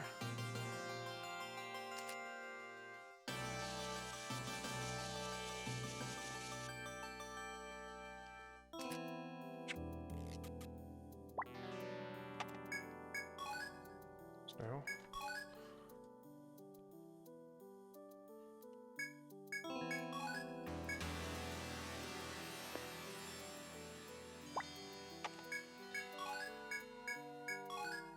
Seems like a job for Mittens.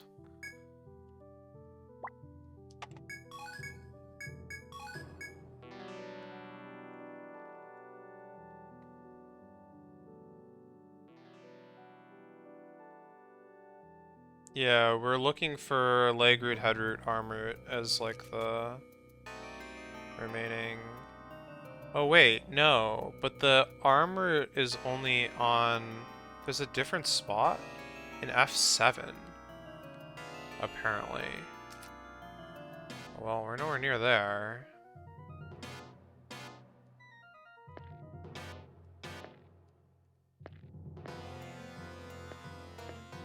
Do you just walk over there, maybe? Maybe you don't need to fall into this specific stupid room. At least not for the arm route.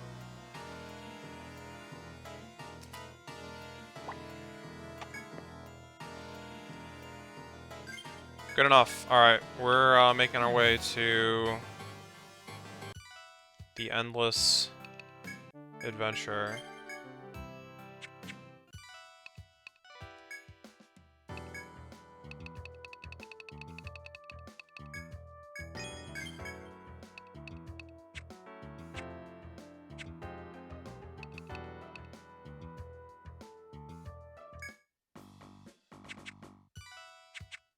I do, like, did accept the quest, right? Yes.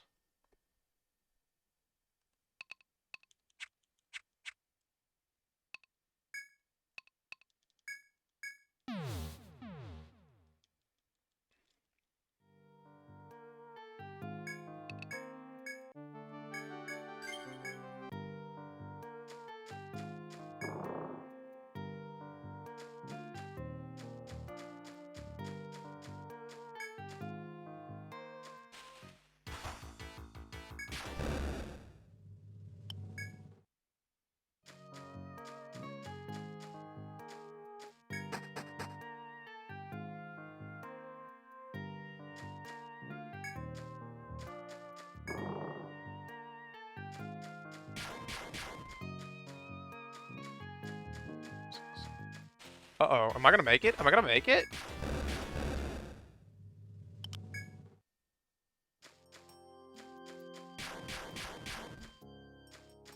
Oh my god.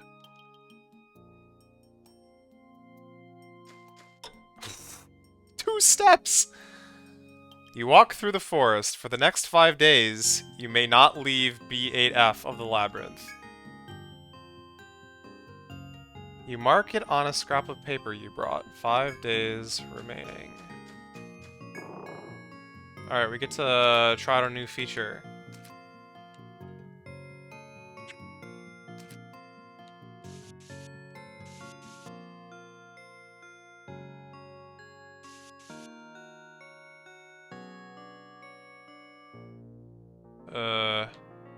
Go!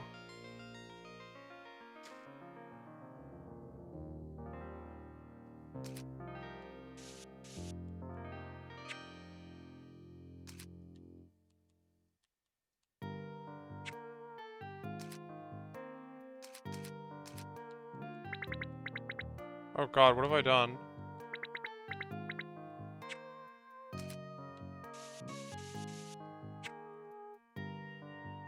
Follow.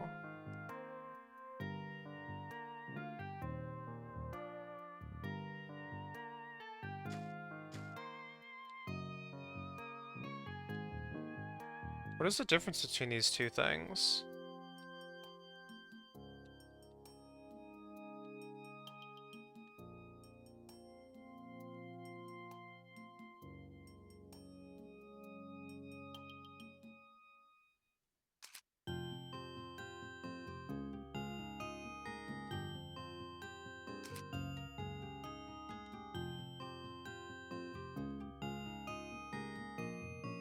Oh. Wait, I'm missing an icon then. Where is it? Oh, there it is. God, I'm so blind.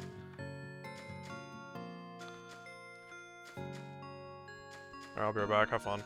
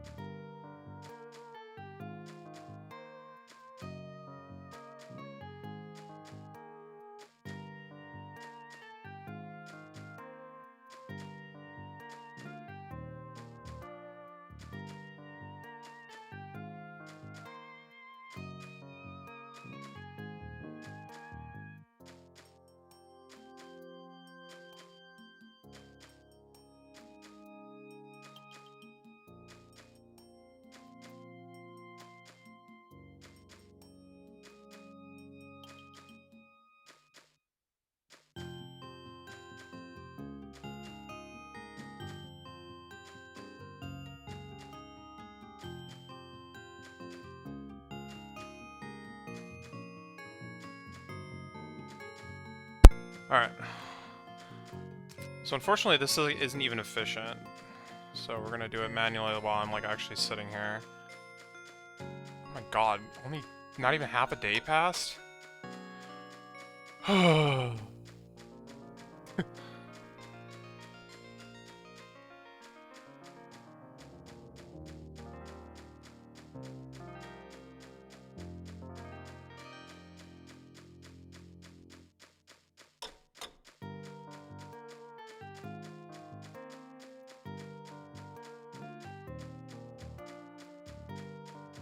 So what did these two icons do?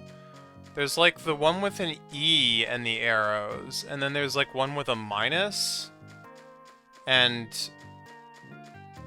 like a dotted arrow. What did those do?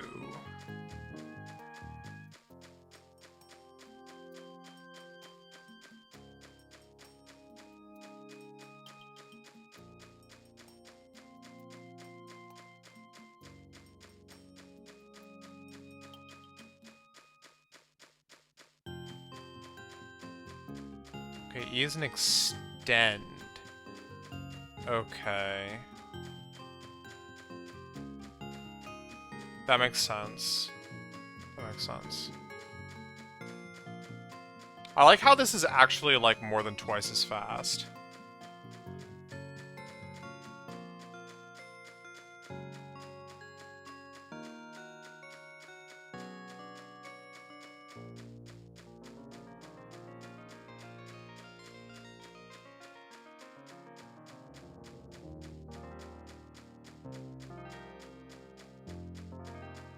Than using the auto path, though.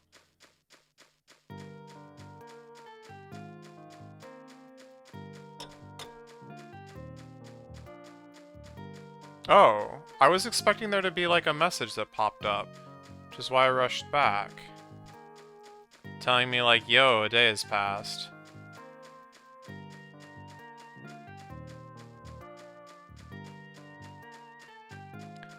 I could actually use these paths in a few places, I guess. Like, I could draw some in the 6th stratum on the places that like the first floor of it, that I've gone through multiple times now. Whatever happened to that quest with, like, the rats and the cheese? Shouldn't that be unlocked by now?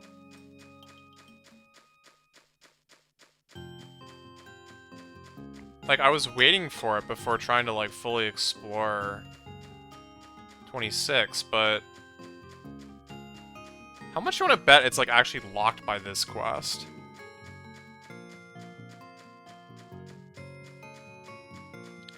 That and the elevator, like, spider quest, which also hasn't shown up, which should have been, like, forever ago. Feels like. This quest must be blocking stuff after all. Just kind of bad. Although there's also that quest to, like, find the 5 relics of history or whatever, which would also be great to have while exploring.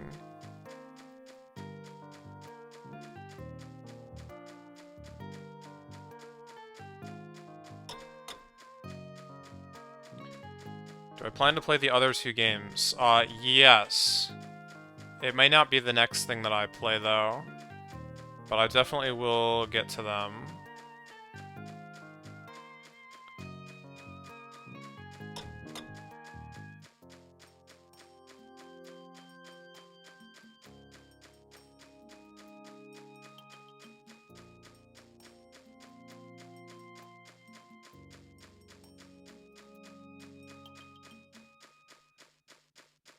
Well,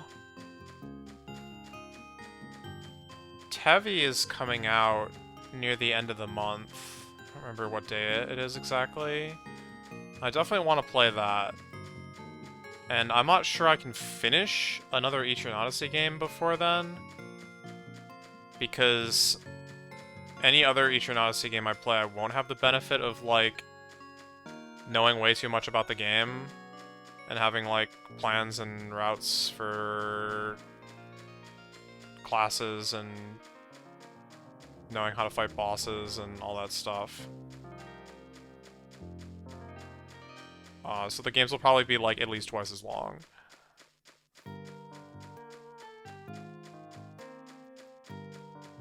I think they're also just longer.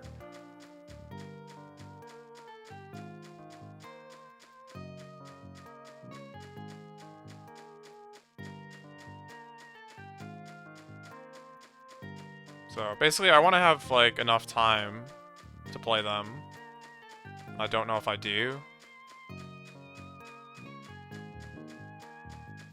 I also don't know if it's like a great idea to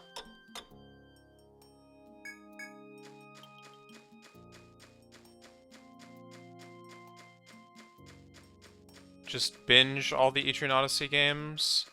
But no, so I should actually say, I also plan to play 5. And I mean, if I'm going through them in order, I might as well do 4.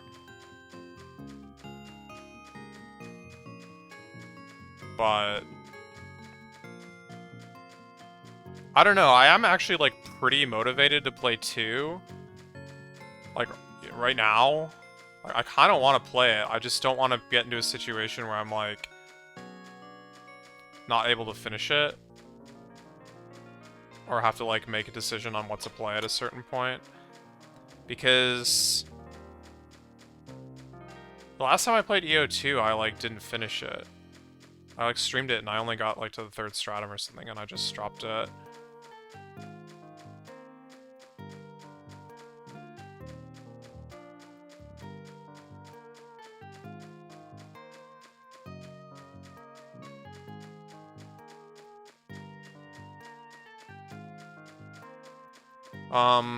Save file, I think, says like 35 hours, maybe more than that now. But, I mean, that's not entirely accurate because I've reset some, and I've died some. I don't know, the total stream time is much more accurate.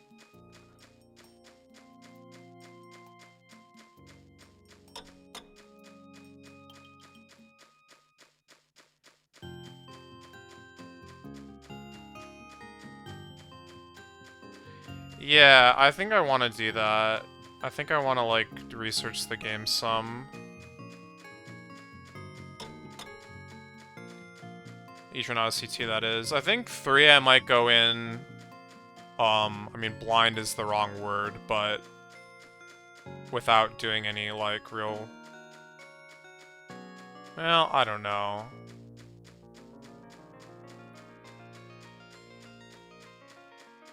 It's like 2 different ways to play the game, and I definitely, like, enjoyed playing through the more recent games, like, knowing nothing and not looking anything up, and figuring out all the conditional drops, and figuring out how the boss's, like, AI works, and figuring out how good skills are, and all that stuff, like, on my own.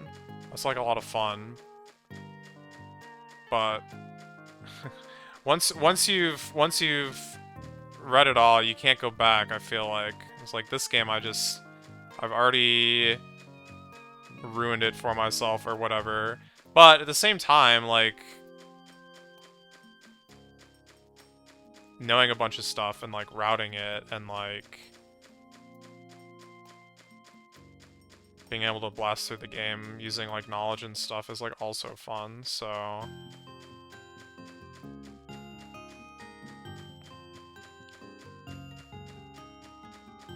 How hard is it to figure out conditionals?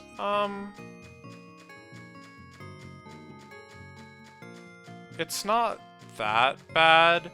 In the more recent games, there's usually, like, hints in either the flavor text of the monster or the flavor text of the item itself. So sometimes what I'll do is I'll use a formaldehyde to get the item, reset, or like look at its like information, and then reset and like get it for real or whatever, if that information has helped at all. And otherwise you just figure it out.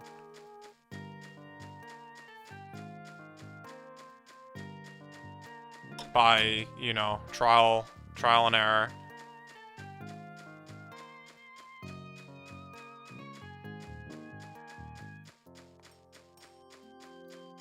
I mean, obviously, if there's conditions that you've never encountered before, that can be tricky, but usually you can try, like, especially on, like, mobs that you're fighting, like, a crap ton of while you're going through the dungeon, you can just kind of, like, kill them differently every time and, like, maybe apply a different status each time, and you can try multiple things at once, potentially, right? Like, you don't know if it's necessarily like, oh, kill it while poisoned or kill it with fire, but you can try both of those at the same time, potentially. Right, like some of the... Or try it like while bound. Those all can be done independently.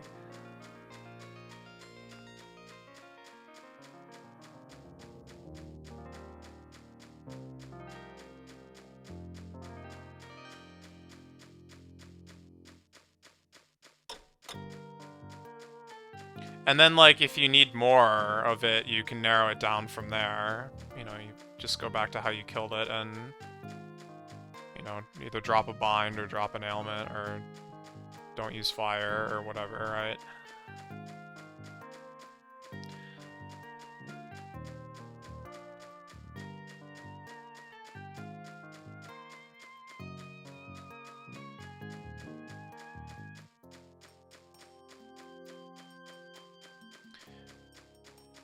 There's some conditions that are rough. There's like, I feel like in every game after a certain point, maybe 3, I don't know if this was a condition in 2 or not, but there's a condition for killing monsters with curse damage. Not just while cursed, but like with cursed recoil damage, they have to like die from that. And like every time that comes up, you're just like, please don't be this one. Because it's like, you basically try everything else that you can think of before you try that.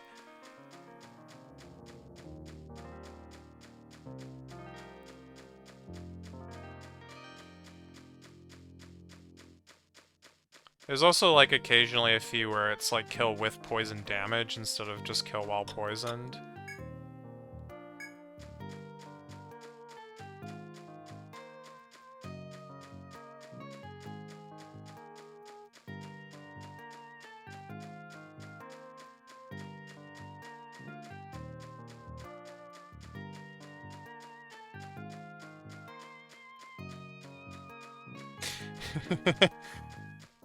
The fact that this room exists is dumb, but also is a godsend, yeah.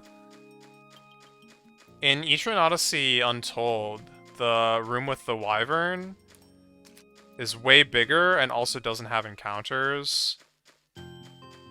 So you can just hang out in there and you don't have to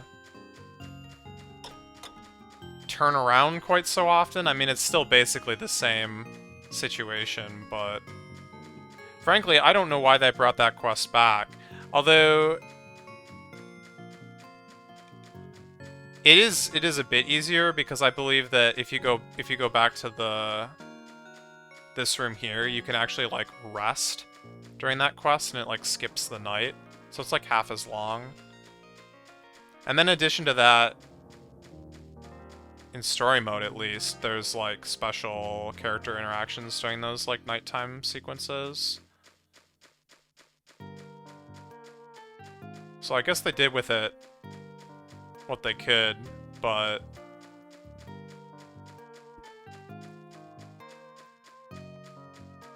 it's not like they kept every quest, and it's not like they didn't add new ones, so I mean, they could have just not had it. But I guess it is kind of iconic, if not infamous or whatever.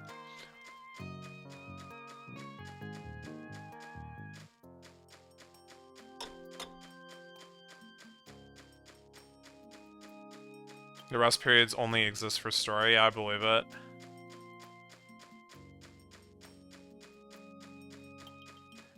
By the way, since you guys can't tell, apparently the R button has precedence.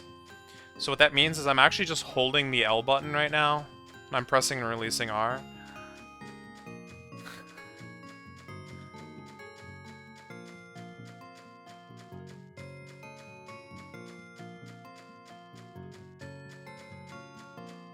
Almost there. 7 more hours. 240 more steps. 6 more hours. 18 more... 180. I didn't do that math right. It doesn't matter. 5 more hours.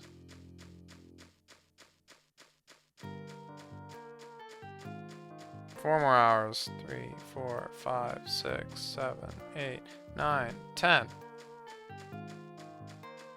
That would be 15, I guess.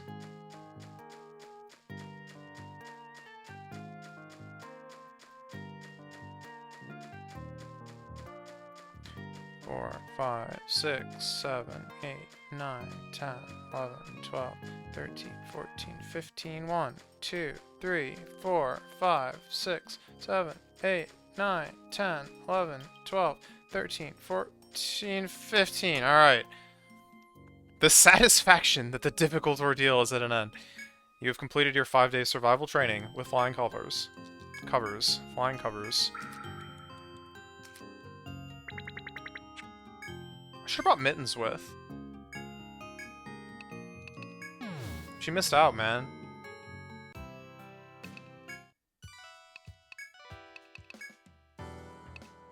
Could have, like, done a little gathering on the side.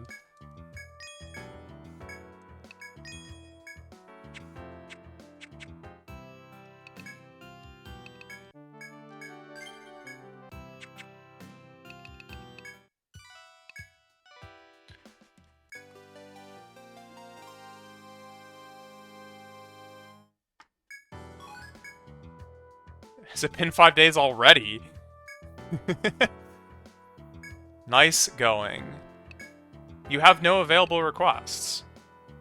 That doesn't sound good.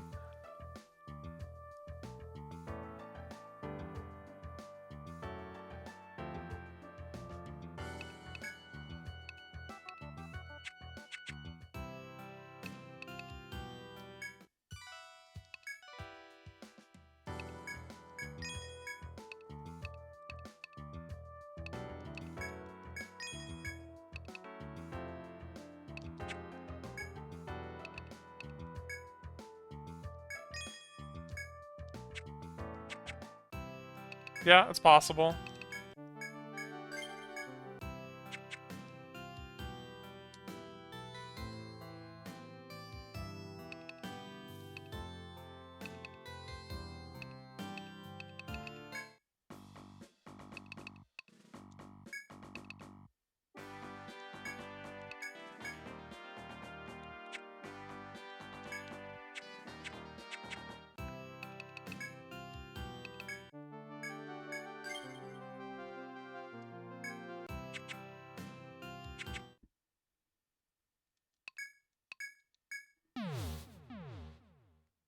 I mean, the best thing that I could do is just get down to 30, and then I'll know for sure whether or not.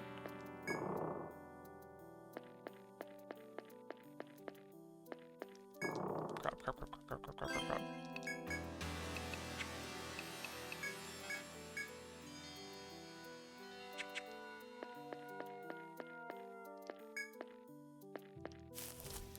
See, this would be a good place to use, the auto-pathing or whatever. Although, it is still, like, slightly less efficient or whatever. Because it doesn't, like, strafe optimally. Like, here we only have to turn once. Here we don't have to turn at all. It'll turn at every single, like, spot.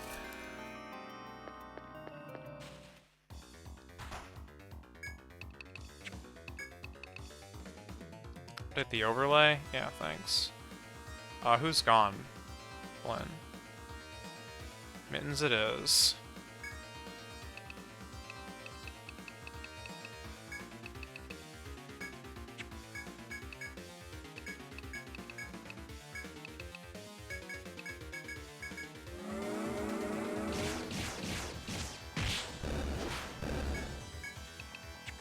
Yeah, whatever.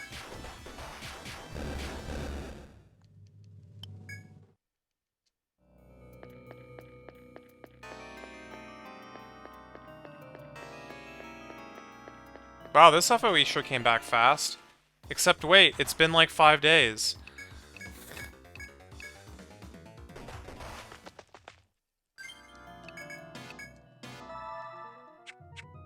Plus like the 2 or so days that I was here originally.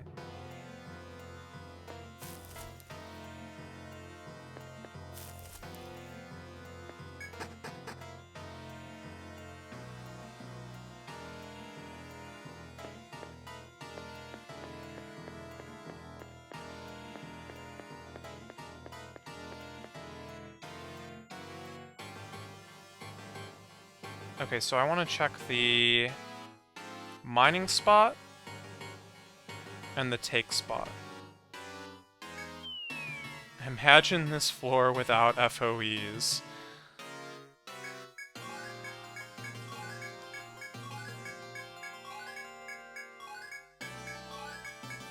How about we don't do that?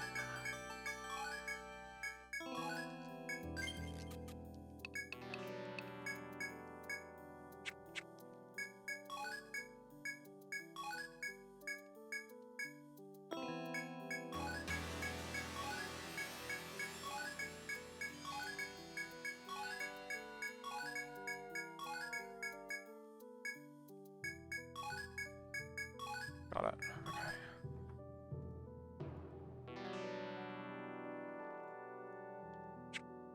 Oh.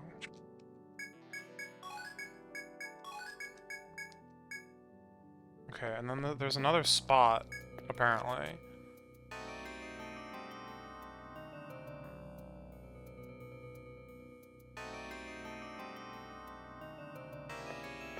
We're definitely gonna meet new adventurers. There may be some returning friends or family.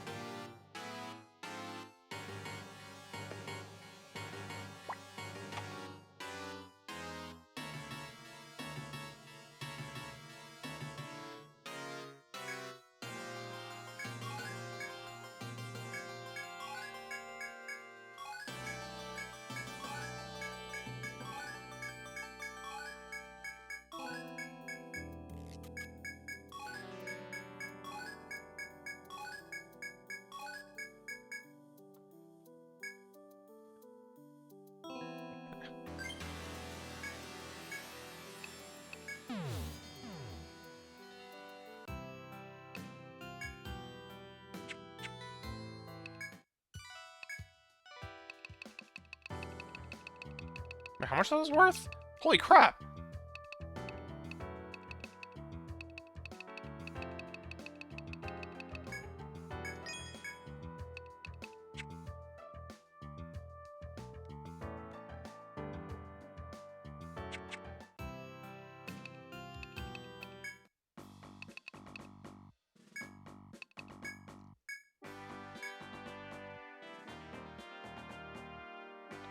Don't especially. I mean, I can only buy, like, what?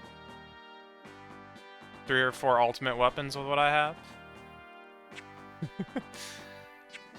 Maybe I need the money, I don't know.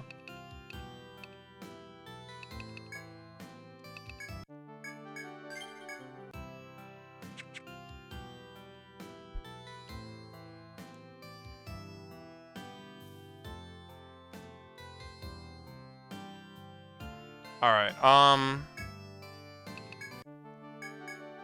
saved.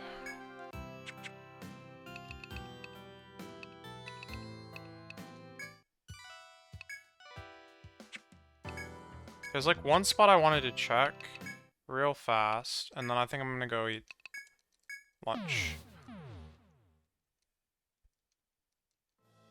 And then we can like take a serious stab at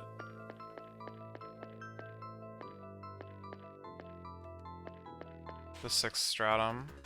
Try to finally, like, really get through it. I feel like I'm just missing so many quests there, and it's, like, bothering me.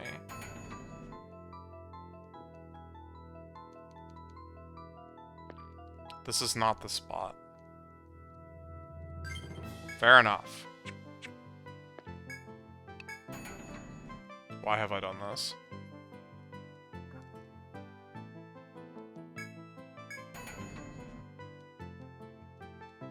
This floor is, like, humorously unexplored. Why is it possible, indeed? I do not have an answer for you.